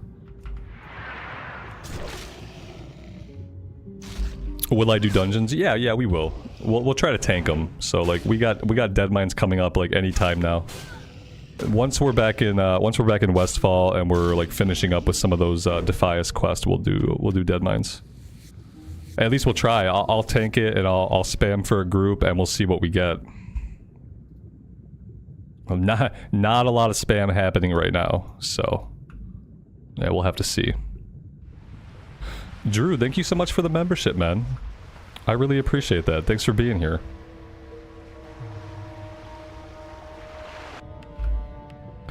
Daniel, Phase 3 opens on April the 4th, and Sunken Temple will be the raid. Did this just get posted to Wowhead or something? Because I haven't seen that yet. I went on Wowhead this morning. April the 4th. Yeah, I thought like April 8th, so I was pretty close. It's way too soon. I think, Joe, I think a lot of people would feel differently though, man. I think it depends. Obviously, it depends on how much you can play and stuff like that. Like, all I was doing was capping my character and waiting for the phase. So, like, for me, I bet my character has been capped at 40 for a long time. Like, I didn't have a big interest in doing the Nomergon raid. I didn't have a big interest in doing the PvP event. So I was just waiting for the next bando. I think, like, depending on how you play, it's different. Yeah, I think the majority of people, like, have got at least one character to 40 who they want to, like, continue on. You know, obviously, if you got less time, or if you're really, like, trying to do the raid and stuff, then maybe you feel differently. But I do think most people are, by the 4th of April, most people are going to be ready. Especially, you got 100% leveling experience now. Like, keep in mind, when they planned out the phases originally, you weren't supposed to have an experience bonus from 25 to 40. You were supposed to have a 25% experience bonus from 1 to 25, and you weren't supposed to have anything from 25 to 40. That was how the phase was supposed to play out. And then really early in the phase, they changed it, so you got a 100% XP buff all the way to level 39. So, like, they did a lot of what they could to make sure everyone could level up fast, you know? And like, what you're experiencing, though, is, like, the reason why I don't raid at these level caps. Because what happens is, like, you put a lot of time into raiding, and then by the time you got a bunch of gear, the level band opens up. And you're going to replace a lot of that gear as you get ready for Sunken Temple. That's the biggest reason why I didn't care about raiding anymore in BFD. I didn't care about raiding in Nomergon at all. Like, I'm not going to care about raiding until we're done leveling. Once we're done leveling, then I'm going to start caring about my gear. But while we're still leveling up, I just don't care about it. And I could see how, yeah, it could be a bummer to go through some effort to get a bunch of gear, and then you're going to replace it. Not right away. Some of it you'll use for a little while. But by the time you're getting your pre-raid bis for Sunken Temple, you're going to replace most of it. And so, yeah. That's why I'm not going to raid, I don't think, until we hit level cap. I don't know. Like, I'm going to level my character up. I'm going to take the pally to 50, and that's probably going to be it. I'll take it to 50. We'll probably dungeon grind over the course of a couple days. I'll get myself nice and burned out on sod, and then we'll be right back here. I wonder if they're going to do an experience bonus right away. That's the other problem, is like, yeah, like maybe just wait. Maybe wait for 2 weeks into the phase, because by 2 weeks into the phase, if we don't start with an XP buff, you will probably get an XP buff 2 weeks into the phase. Which always feels bad. It felt really bad to get the paladin to 40, and then after that, Blizz puts in a 100% experience buff. They're like, oh, you know how you just ground out all those levels without an XP buff? Here's a 100% XP buff. Good job, buddy. Like, that felt really bad. You know, it's just like, it devalues the time you put in, basically. So I'm very wary of that.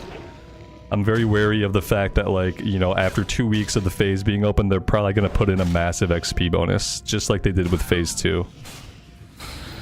But we'll see. We'll level it the slow way and get it to 50 and park it.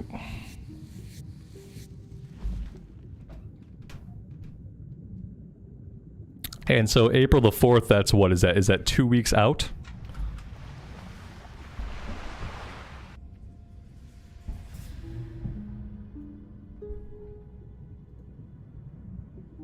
It's not even 2 weeks. That's like a week and a half. It's a Thursday. Oh wow. That's soon, yeah. That's fine. Yeah, I thought it would be the 8th. I thought it would be like the following Tuesday. But I forgot that they do the releases on Thursdays, not Tuesdays.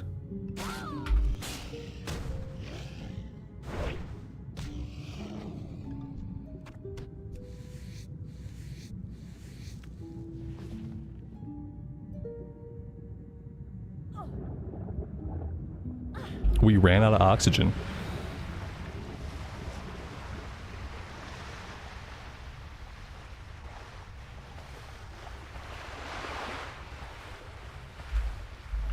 Leah, I got a max level mage in retail already. Yeah, I got a max level mage. We tried a demon hunter for a little bit, and I just didn't like demon hunter. I just didn't like the class. We played those on stream. I got the human mage capped out, and I leveled the demon hunter like into the 40s, but didn't like it. As for immersive recorded stuff, I plan on finishing my paladin up for retail. I'm gonna finish the paladin playthrough for retail, and then I might be done leveling retail characters until War Within comes out. And then we'll see how I feel when War Within comes out.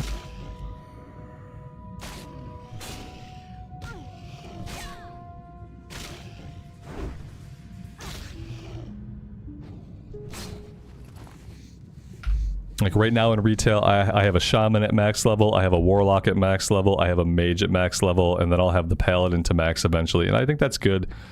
That's a good amount of classes for me to take into War Within. I should be able to find something that I like, no matter what's going on. Do I still need an eye? I need one more eye. And then the box to turn it in is going to be all the way up here, so I should actually swim this way a little bit. That's where we're going to have to go anyway.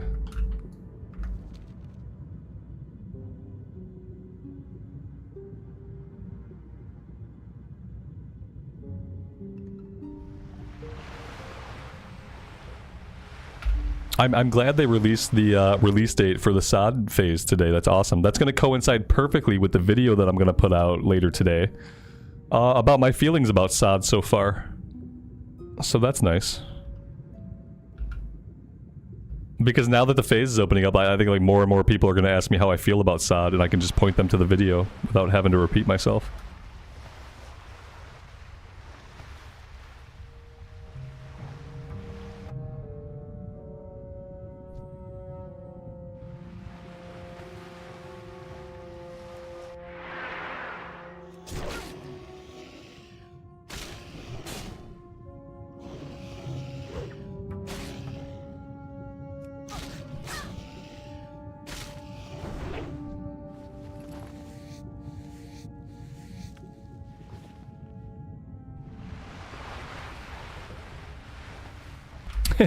It's a 3-second video of me saying no. It's a 20-minute video where I try to cover like every aspect of like things that I've talked about on stream multiple times. I wrote for like 2 hours to try to like plan it out and make sure I was going to talk about everything that I wanted to talk about. That way I can get it all out in one video and I don't have to talk about it on stream anymore. Yeah, I like, it was the most I've written like in years and years and years. And I didn't dare stop writing it until I had all my thoughts out. Because I've become very inexperienced with writing. Battle Chain Tunic. I bet this is not a tunic. This is closer to being a tunic than any other tunic has been. It's close to being a tunic. It's not a sports bra this time, so there's that.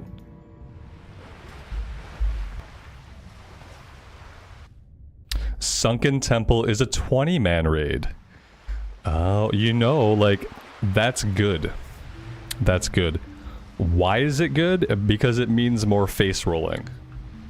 Why is more face rolling good, you might ask? Because I'm hoping that, like, more of, like, a face roll raid will put less importance on the class meta. I'm really hoping that with the bigger raid sizes, that being a part of the meta matters less. That people will be willing to invite like classes that are not the top of the meta.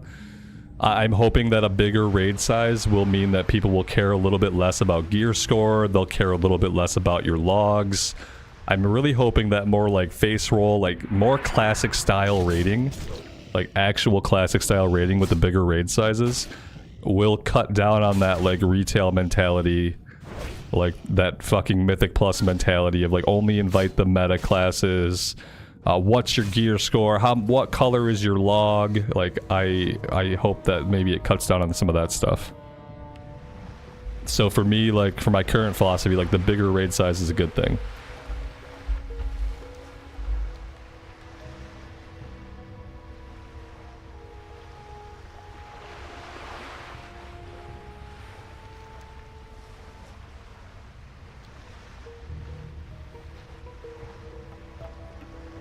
But we'll see. You know, it could just end up being like... It could end up being worse, you know? Who knows? Like, my hope is that the environment for raiding gets better, especially for pugs. But, you know, it could always get worse, I guess.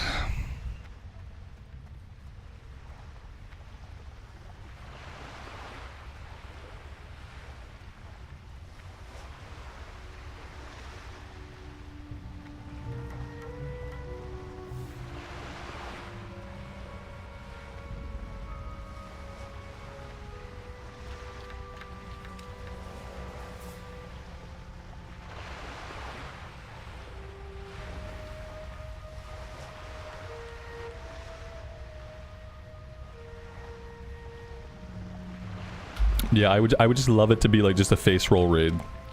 You know, you grab 20 max level people. That's all you should need. You got everyone's max level. Okay, great.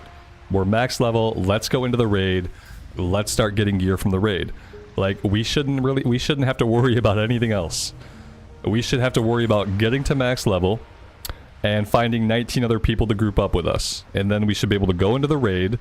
And we should be able to kill some bosses. Even if you can't clear the whole raid the first time you do it. Whatever. No big deal. You should be able to clear a handful of bosses, get some gear, come back next reset, and do it again. You shouldn't have to worry about the meta. You shouldn't have to worry about your logs. You shouldn't have to worry about your pre-raid bis. Like, save your pre-raid bis for, like, hard shit at level 60. Like, that's where that belongs. If you want to have, like, super hard content that requires you to have pre-raid bis, like, save it for 60. But for the level up raids, like, make more of it face roll content. That's just, make it fun. Make the bosses fun, but don't make it super hard. And don't make people care about the meta. And don't make people care so much about their gear score or about logs and stuff like that. So we'll see. Fingers crossed. Like, if I can hit level 50 and get into a couple of pugs of the raid, that'd be great, you know? We looked for Gnomergon stuff, but, you know, there was nobody that wanted a DPS paladin in a Gnomergon pug.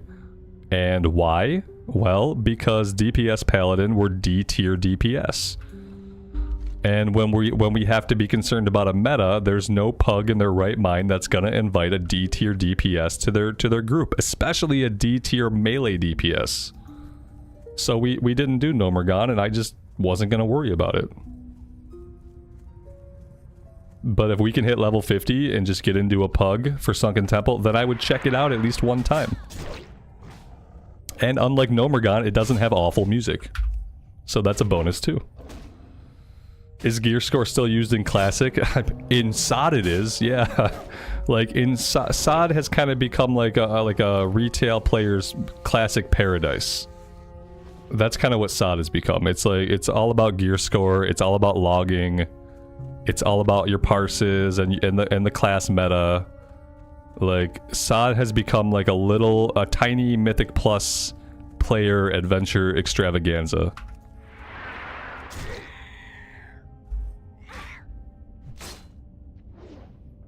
Other people want challenge, they should go play a different version of the game. Fuck them. Yeah, if they want challenge, go do something else. I want Classic to feel like Classic, so I think my opinion matters more. I want my season of Classic to feel like Classic. So if they want a harder game, a harder challenge, they have those options elsewhere. Fuck them, they can go play something else. That's my honest response to that, Auntie. Like, Classic should feel like Classic. If it's a season of Classic, it should feel like Classic. Having to log shit doesn't feel like Classic. Having to worry about my gear score doesn't feel like Classic. So with this one, I'm just right. That's all. If the raid's too easy for you, go do something else. Bosses are too easy, go do something else. I don't care. We should never cater to the elite player that needs shit to be as hard as possible. There are modes of the game for those people. There have been modes of the game for those people for a long time. They do not need to have that in the Season of Discovery. The content in the Season of Discovery does not have to be that hardcore. It just doesn't have to be. Nor should it be.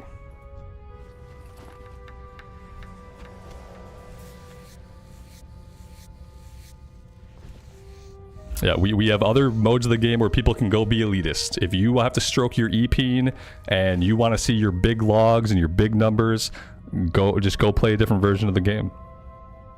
There's plenty of them.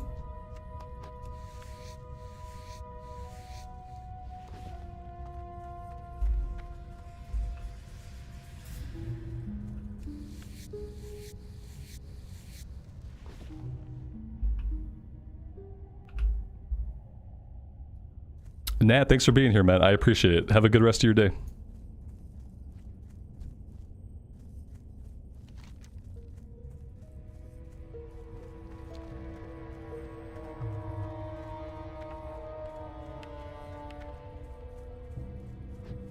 What's the best profession for me? The best profession for me is the one where I gather stuff and I don't have to produce anything. So like you'll notice that we're doing herbalism and skinning. Because they're easy for me to level up. I can sell everything. I don't have to worry about production professions. Yeah, skinning. Yeah, skinning is the best. It doesn't require me to do anything else except click the thing and then vendor the thing. Is what I prefer. Alchemy is good too. I've successfully leveled up alchemy. I've leveled up tailoring.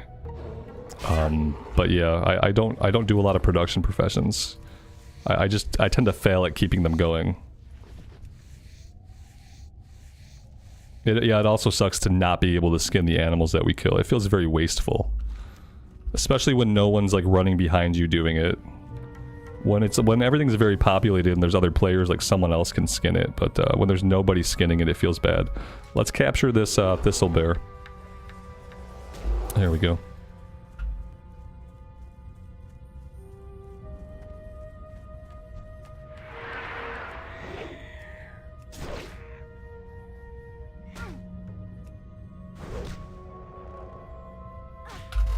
I will say that was like probably the only nice thing about the level brackets in SOD was professions. I feel like capping the professions, that was positive because it felt like you could achieve your max level profession without a lot of stress. So that was nice.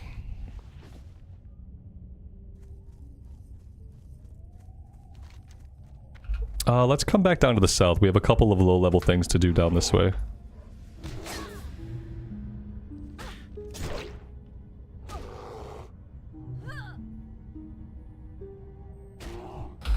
Yeah, Alex, man, mining and blacksmithing, man, like, such a pain to level up. That is a huge achievement.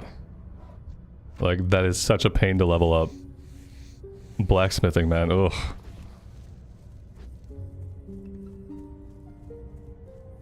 When was it that engineers could make the flying gyrocopter? When did that get put into the game? Maybe if I can get my gyrocopter, maybe I would do engineering. Grey Legs, thanks for being here, man. I appreciate you hanging out. Yeah, I feel like both blacksmithing and engineering are just a huge pain to level them up.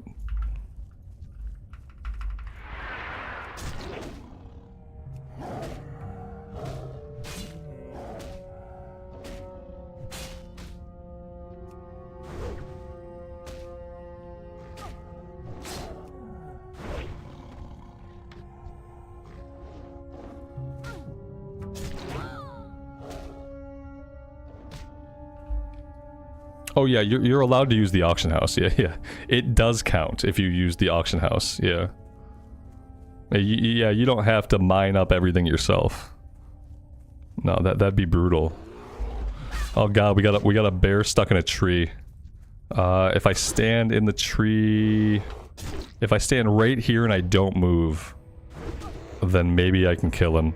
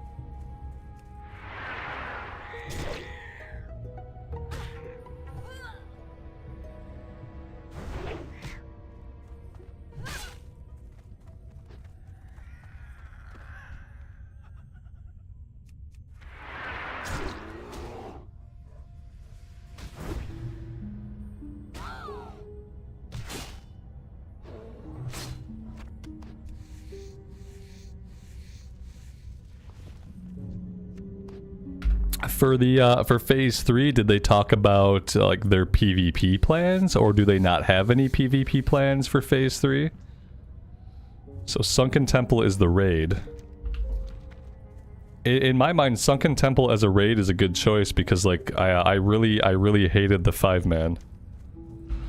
It was like one of the few 5-mans that I don't like. There's so much like running around and backtracking. I wonder if they'll streamline any of that stuff for the raid or if it'll all be exactly the same. How are the Classic Era servers nowadays? Are they still active? Even the ones that are low population, it matters a lot less because all of the Classic Era servers are clustered together. So you'll see people on different servers, so it really doesn't... If you are on a low pop server, it doesn't affect you as much. But yeah, people are still playing. Not as many as are playing like other versions of the game, obviously, but... We got 12 people in Darkshore in the middle of the afternoon on a Monday. That's pretty good.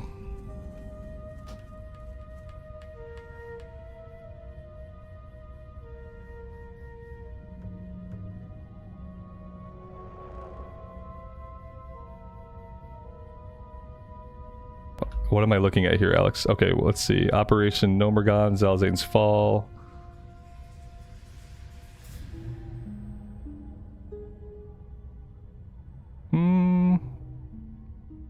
I don't see it.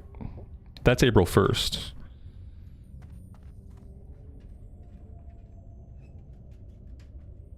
Oh, here we go. I missed the blurb for the phase 3 was so small that I missed it completely. So they don't say a lot.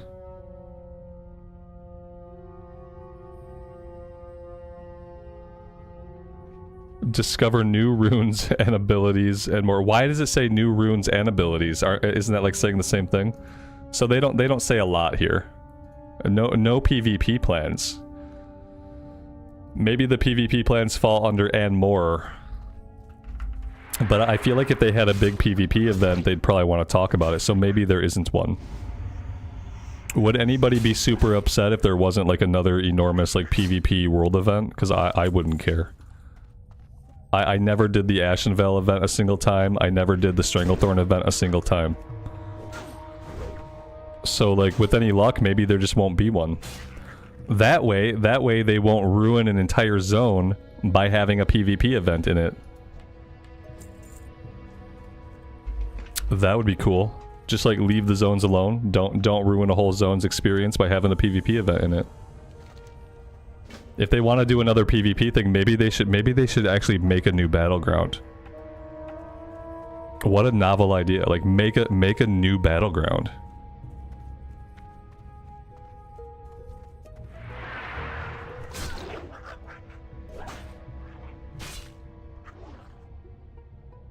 Yeah, it's a very, very small blue, but like I said, I scrolled right past it at first and totally missed it.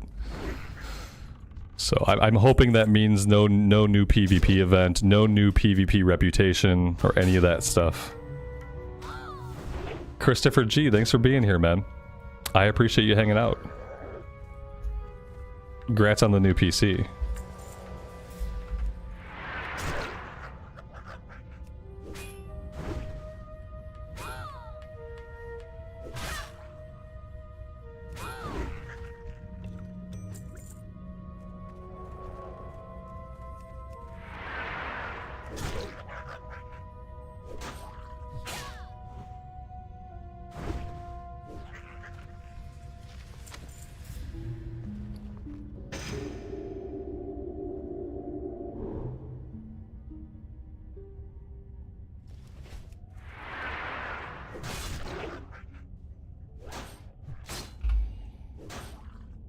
Dragonflight Season 4 on PTR March 25th. Is Season 4 where they're changing, like they're making the mythic changes?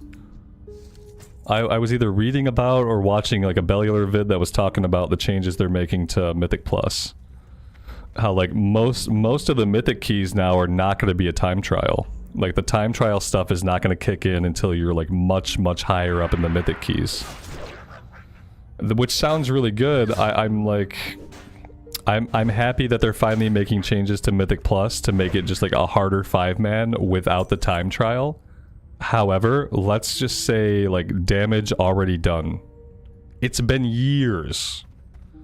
what are the chances people stop treating it like a time trial? You know what I mean? Like, here's the problem.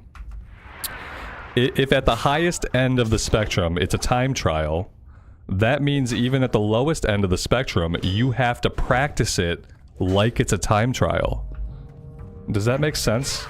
Or am I just like fucking crazy? If at the highest end, the Mythic Plus 5-man is a time trial, it has to be played that way even at the lowest end so that you get that practice, so that you develop those routines and that muscle memory. So like, I don't get it. Like, people are still gonna rush through the lower keys because if they want to do the higher keys, they're gonna have to know how to rush. So unless you get rid of the time trial aspect completely, at the highest level of gameplay, people are still gonna speedrun it. And they're still gonna do skips. And they're still gonna memorize routes.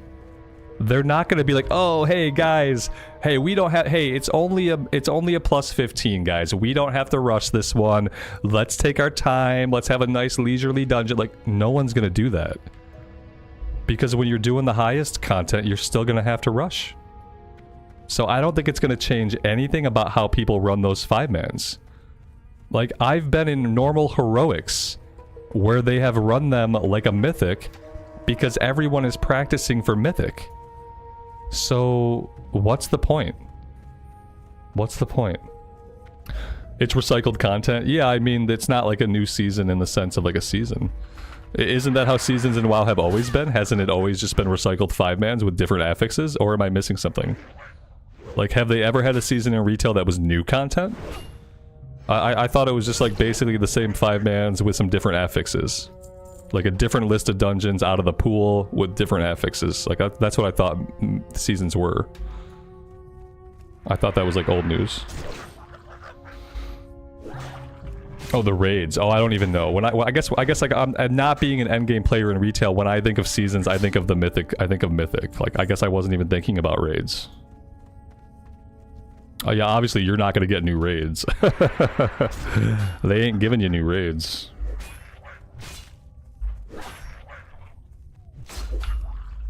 Favorite class? You're looking at it, yeah. This and the Pally. I can't speak a lot to retail. On retail, I main an enhancement shaman. And my enhancement shaman's a lot of fun. But I haven't played enough of the classes on retail recently to really know. Paladin's fun, Frost Mage is fun, and Enhancement Shaman's fun. They bring back raids as faded and increase the item level. Yeah. Of course, yeah. I guess, like, it'd be cool if they can do new content, but, you know how it goes. It's like, have they ever made new content for their seasons, though? Like, really? I wouldn't know.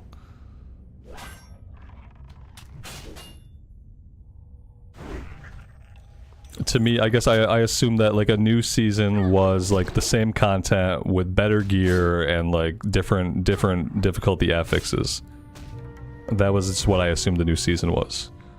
You get your item level increased to keep you playing, because you know you're not going to play unless you can grow your item level.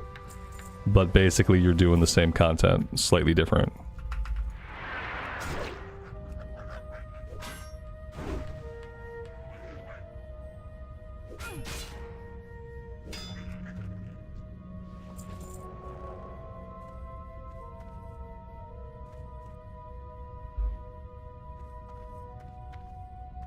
When the Gilneas story came out, you sipped your coffee and it was over. Oh yeah, I feel you there though. Hey, when the Gilneas story was coming out, I was settling in for a 7-week story campaign. I thought it was going to be one of the time-gated story campaigns. I thought they were going to drip feed like an hour of the story each week. I was buckling in to spend a lot of time with those characters and really get to know them, and then it was over in 15 minutes. I feel you there. Yeah, that was a big letdown, unfortunately. Because I had just played through, like, all the Emerald Dream story. Like, all the Emerald Dream story had been out. Like, so I got to play through all the Emerald Dream stuff. The campaign and the side quest and the world. I got to do it all at once. And that felt really good. I was like, damn, this is awesome. Oh, cool. The retaking Gilneas, this is gonna be sweet. And then it wasn't a campaign. It was just like it was a scenario. I wish they could take that one back. You know what would have been better if they didn't want to do that as like a 7-week campaign or whatever. They could have done it as a mega dungeon. Like, I think retaking Gilneas, the way they did it, like, would have been better just to turn it into a mega dungeon. At least then it would have been like repeatable content that people could have farmed for gear. Yeah, it's like 10 years. We wait 10 years to take Gilneas back, and then it's over in 10 minutes. They tried to have like the big emotional moments at the end with Gen and his daughter, and it's like these moments might have paid off if I had spent the last 7 weeks like working through their story and like actually seeing like them interact with each other and their environment and all these things going on. Like then some of those cutscene moments at the end could have really had like an impact. It's such a weird choice. I wonder if they wish they could have that one back.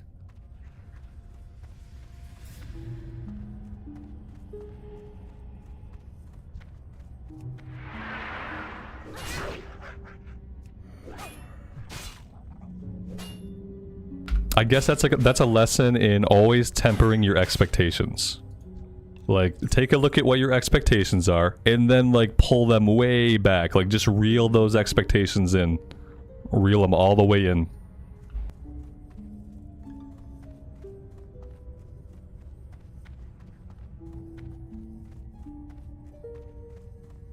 It was Gen whining for 10 minutes straight, yeah, basically. Yeah, I wish they'd have handled that one a little differently.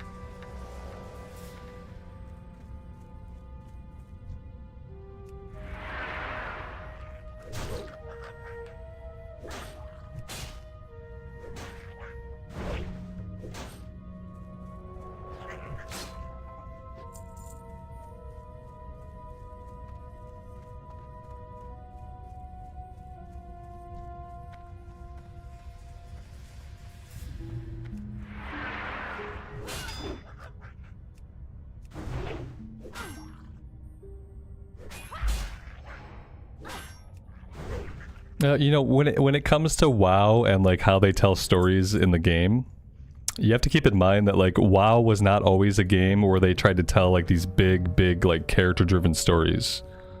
You know, WoW used to be like what we're looking at right here.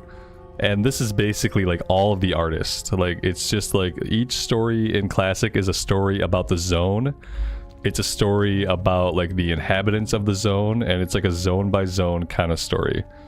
And so like it wasn't even always a game that had a big like narrative. So like when it tries to have a big narrative and the narrative kind of sucks, like I'm not ever like super surprised.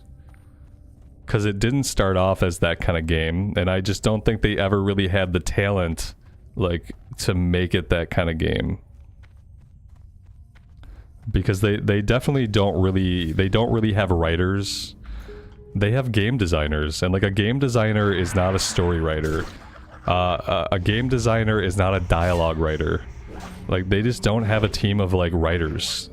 They have like story designers and people like Metzen who are like good at crafting stories, but like being good at crafting a story and being good at crafting lore and world building and lore building is totally different than being able to write a moment-to-moment story with characters and dialogue and personal interactions. It's a different set of skills, and they don't always come together. So it never really surprises me when like the moment-to-moment story like in WoW retail is like off or not very good or feels funny or isn't really engaging. It's like the game didn't even really like start under that premise. And think about like Final Fantasy 14. Like FF14 was always a JRPG first, and it was an MMO second. And so the main story of Final Fantasy 14 is effing amazing. It's one of the best JRPG stories ever concocted. Because it was always a story first, and then it was a world in an MMO second. And WoW was always a world in an MMO first, and it was a story maybe sometime never. And now it tries to be like really story driven, really character driven. And I don't know. I've never felt that their team or their talents really lie in that way. I don't know. Maybe it'll start to feel different now that Steve Denuser's gone. But again, I don't think that just having a good like creative director is gonna make the story good, because you need like boots on the ground writers. You need good editors. Like, there's a lot of things that you actually need to just have a good moment-to-moment story play out in a video game. And I'm not sure they know how to do it.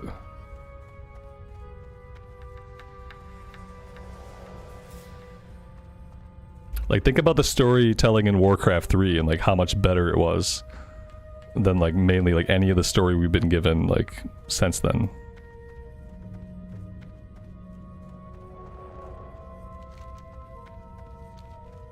You know, and it was better because story was a focus. Like, storytelling was a focus of Warcraft 3, but storytelling was never really a focus of the World of Warcraft.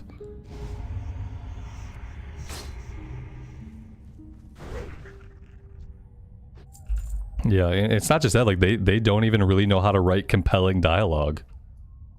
I just feel like the strengths of their writers, like, if they have writers, like, they just don't know how to write, like, really good dialogue. That's, like, the biggest thing. Not enough to really make me care about the characters very much.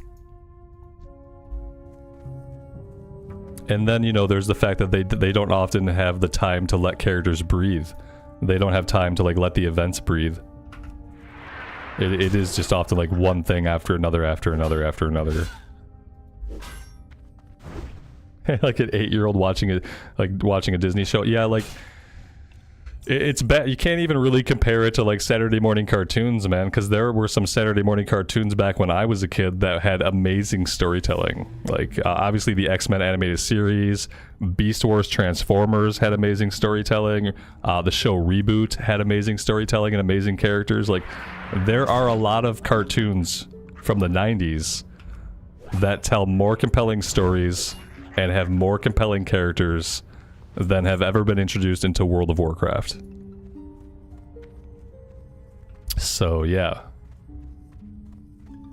like, I've been rewatching the original X-Men animated series to prep myself for watching X-Men 97, and the writing still stands up, the character development still stands up, and now, like, instead of being 13 years old, I'm 40 years old, and it still stands up.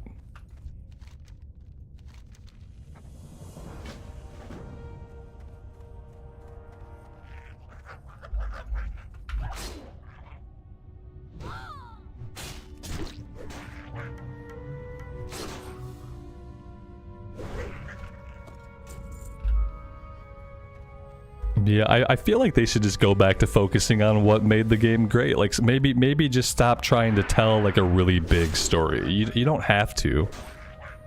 It's an MMORPG. Like, you don't have to tell, like, a tight narrative tale. Like, I don't know that anyone ever asked them to do that. I think if they went back to telling stories on a zone-by-zone basis and really, like, doubled down on, like, the art direction and doubled down on, like, these really boots on the ground, like, things that happen in the zone, like, just stuff happening to characters that live in that zone, and, like, stop trying to weave together this, like, overarching story that, like, doesn't really seem to exist. But that's not what we're getting. Like, we are being sold the World Soul Saga as a 3-part narrative saga that's gonna tackle a lot of story. And I'm kind of worried about that.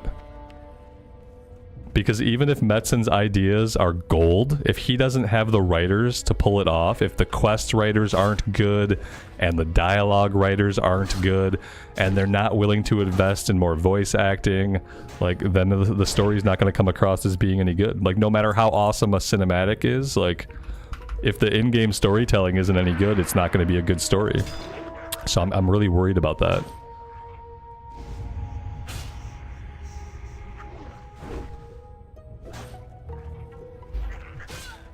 Yeah, the taking back of Gilneas was like a scenario. It wasn't a story campaign. It wasn't even a story. It was a quick little scenario that you played with a cutscene at the end that was like out of context and didn't feel that great.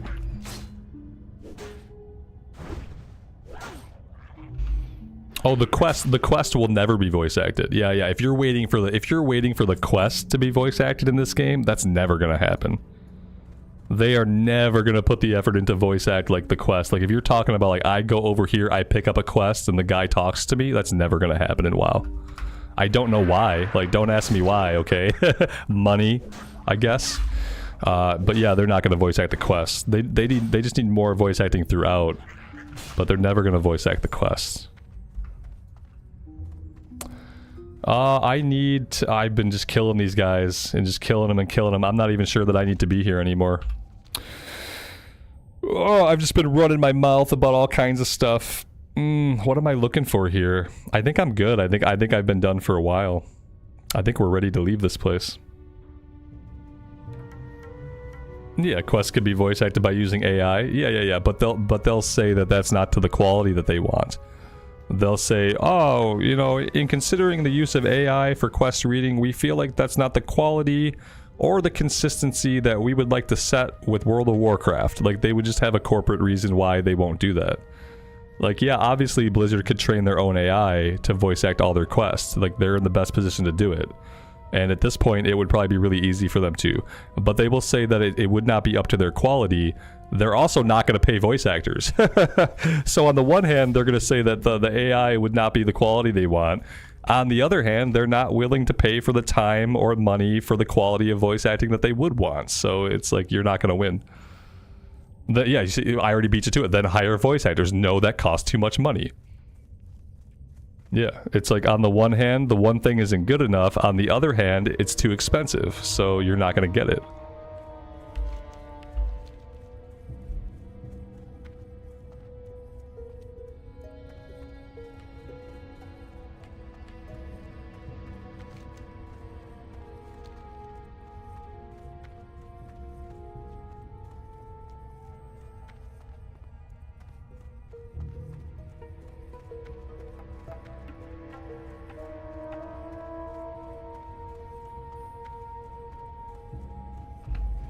%20 goes to game, 80% to marketing and corporate strategy. Yeah, like it's probably a little bit different. I would say I'm gonna have to do a 40-60. The spirit of what you're saying is not wrong. More money goes into marketing and stuff like that than will actually go into game dev. That's probably true at this point. I think it's probably more of a 40-60, which is still not great. But it's better than 80-20.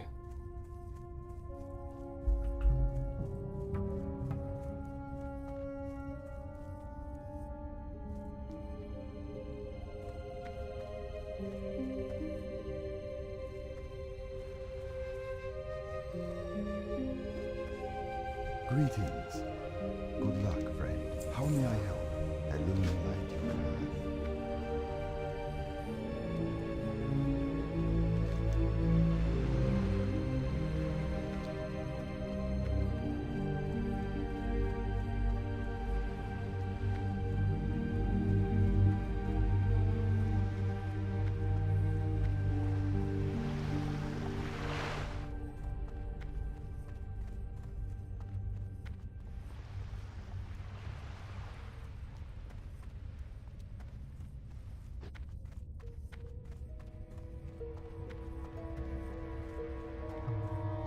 Assist you.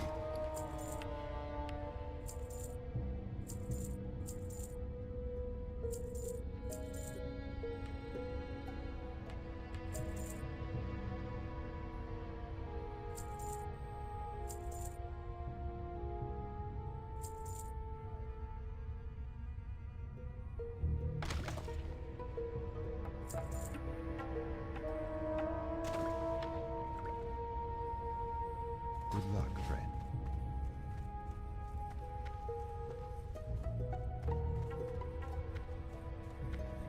What brings you here?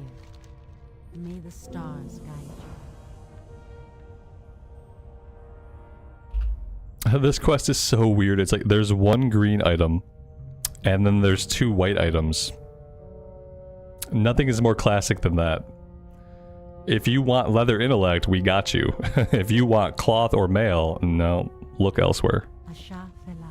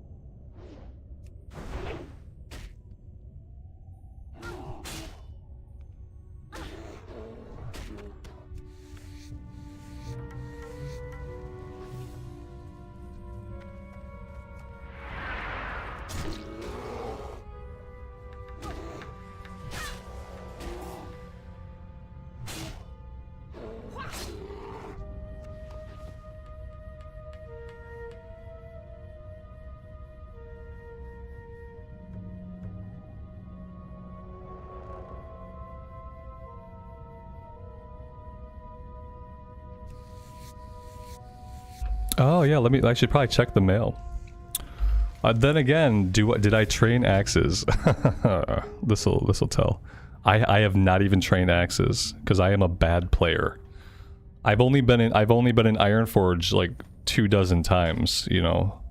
Obviously not enough visits for me to ever have trained two-handed axes. So I will have to do that next time we head back to the Eastern Kingdoms. I've had plenty of opportunity. I just haven't done it. A video dropped? If it did, I might have clicked off of something. Is it good now? Should be good. Everything looks good on my end. I clicked into another tab really quick to check something, but it shouldn't have dropped the video, but maybe it did. Did it drop to my desktop? Is that what happened? Did you see like my desktop background for a minute?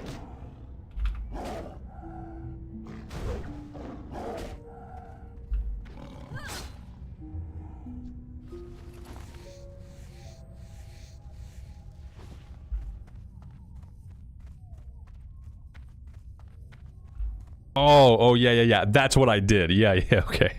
That makes sense. Yeah, I just did that. That was what I clicked out to do. Right. I get you now. My brain's tired. I'm just not thinking. Yeah, I just put that up.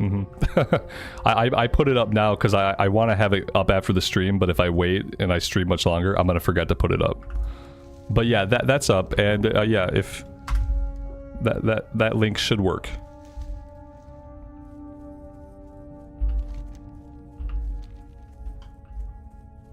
I figure like getting that up now with the news just breaking. I'm trying to play the algorithm here a little bit.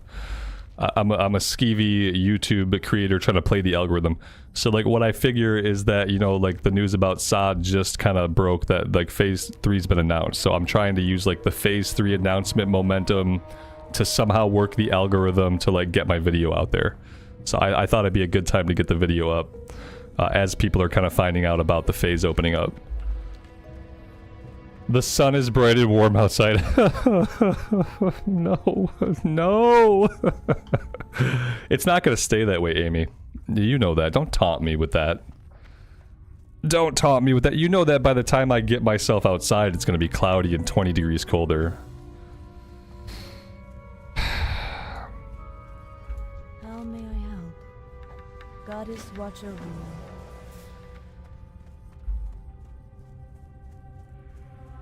What's the temperature outside?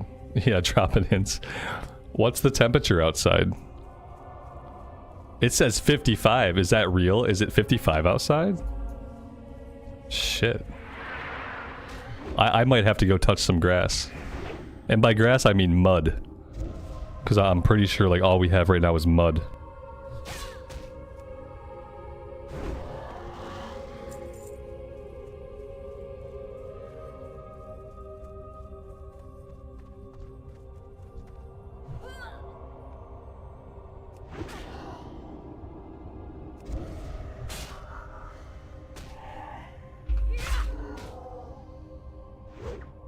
Well, maybe we'll take the puppers for a little neighborhood walk in a bit.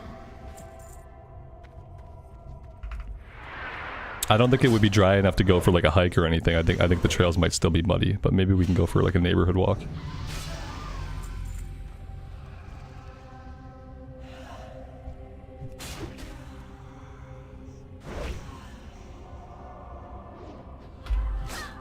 Should you start playing WoW now? You last played in 2005. If you start playing WoW now, you could come play Vanilla Era. And if you came and you played Vanilla Era, it could feel like it's still 2005. So I have to say yes. Yes, you should. Like, if you're ever going to come back to play WoW, you should come back and play WoW now. We're in like a golden age of WoW. You have like 17 different versions to play. Classic Era is popular. You could play Wrath of the Lich King if you wanted to. You can play the Season of Discovery. Like, even if you're only interested in Classic Era, there's lots of different Classic Era to play. There's never going to be a better time to come back. I don't think. Unless you wait another 20 years for Classic launch. And then maybe.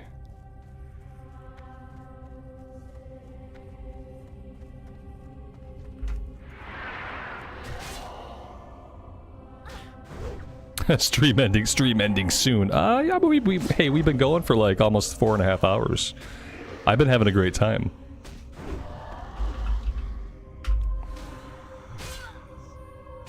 I don't think I've ever done this quest without the quest tracking on. I keep looking at my mini map for the little things I need to click on, and I'm not seeing them because I'm not tracking objectives. But if you want to have a life, then no, come on. You could play WoW and have a life. You could even have a job if you want to, maybe, for a little while until you lose it. You're fine.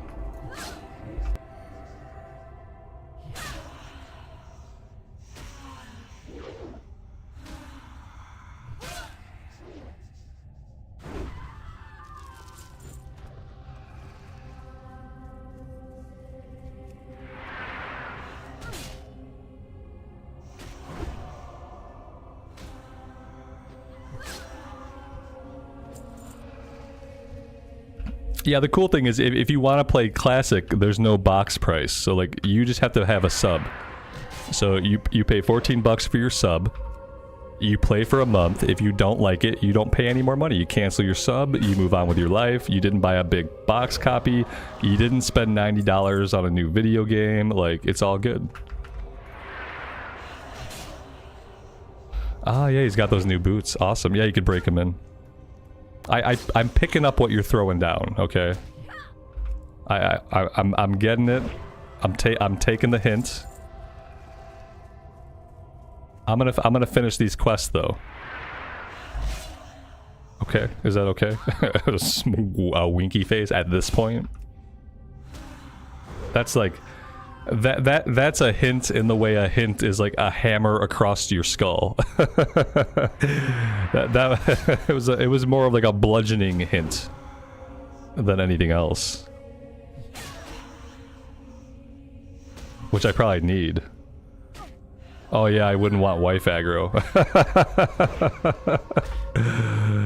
Oh dude, you got some kid and some wife aggro. Do I?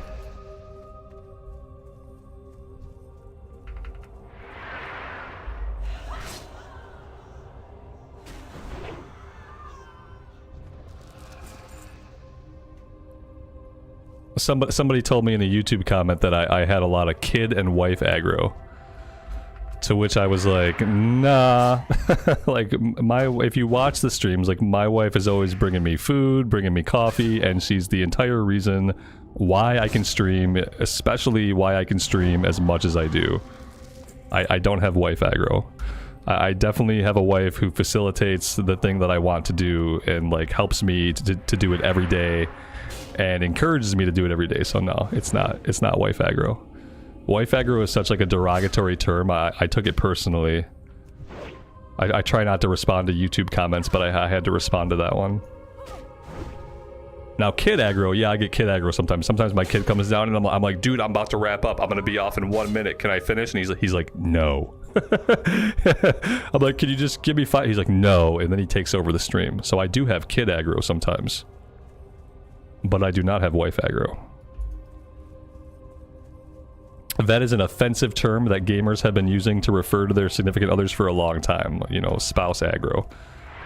To me, like, spouse aggro means that you have a spouse who is trying to stop you from doing the thing that you want to do, usually because you promised to be doing something else, and now you're not doing that, you're playing a video game instead.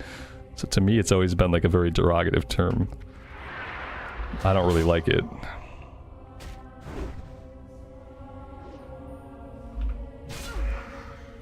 I'm looking for one more pillar to click on. I think it's down here somewhere. I might turn quest tracking on if I can't find this thing.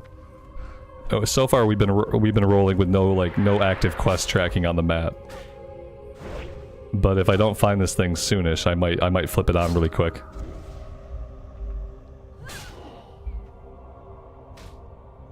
Andrew, no problem, man. Enjoy. Vaso, good afternoon, buddy. Thanks for being here.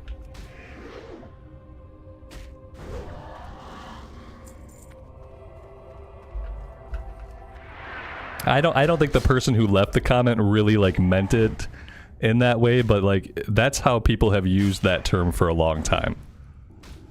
And so I kind of had to, like, say something about it.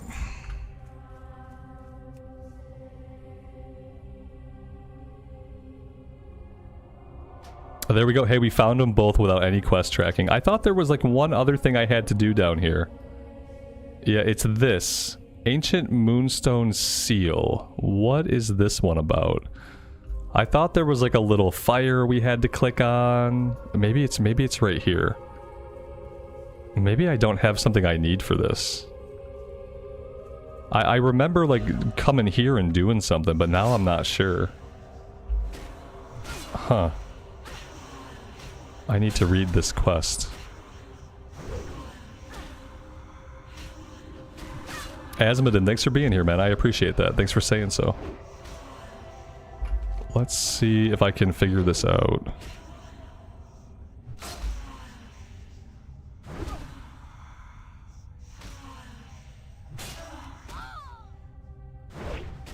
I might be too tired to figure this out. Oh, this is... Oh, no. Wait. Oh, I didn't go after the satyrs. I had to go after the satyrs up to the north, so we're gonna have to wait on this one. Yeah, I had to get an item from the satyrs. I didn't do it. I effed this one up. This is what happens when you don't have quest tracking on. I left the area. I thought I was done in the area, and I wasn't done. So we'll have to come back for that one. What else am I doing here? Am I done with the items? I'm done with the relics. Okay, we can get out of here now. We're good. Marco, good afternoon. Welcome to the stream.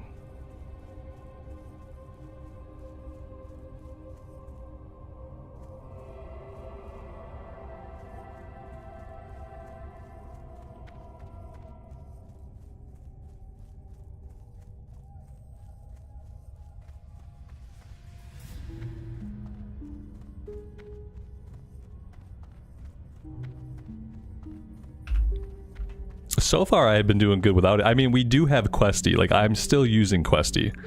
But I'm using Questie to see, like, where the quest pickups are at and where the turn-ins are at. And so far, we haven't been using Questie to, like, mark the objectives. I'm trying to keep it as vanilla as possible. But I'm still using it to show me, like, where to pick stuff up. Like, ideally, I would have come over here. I would have picked up these. We'll have to do that next time as well. And that's all. I'm trying to keep the quest tracking turned off, mainly like in an effort to not be so distracting. I find that with the quest objectives tracked, my eyes are constantly drawn to the minimap, and I find myself like navigating by just looking at my minimap instead of looking at the actual like video game.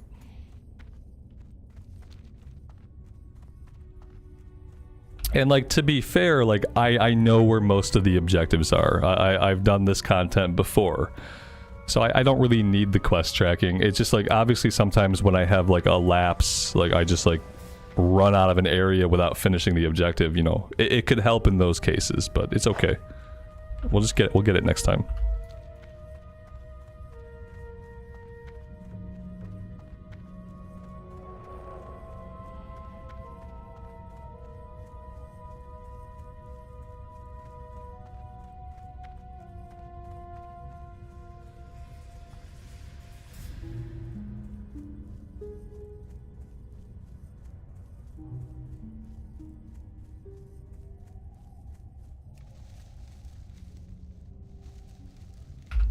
Are the NPCs stronger in Classic? Compared to what? Compared to like retail? It depends. I think like sometimes it takes longer to kill them. I don't know though about the thing about retail though that kind of messes things up is retail is it's level scaled. So like you never like this guy's level 12. Like I'm gonna bash this guy. Like boom, your health is chunked. Boom, there's another chunk of HP. Like, and so if you're fighting at level enemies, then the enemies in Classic are probably stronger. If I'm fighting a level 17, it's going to be stronger than if I'm level 17 fighting a level 17 in retail. However, the way Classic works without it being like, you know, you're not level locked. So you're often fighting stuff that is weaker than you if you're doing your zone hopping. So on the one hand, yes, but on the other hand, you know, you're often fighting lower level enemies if you play the way that I play.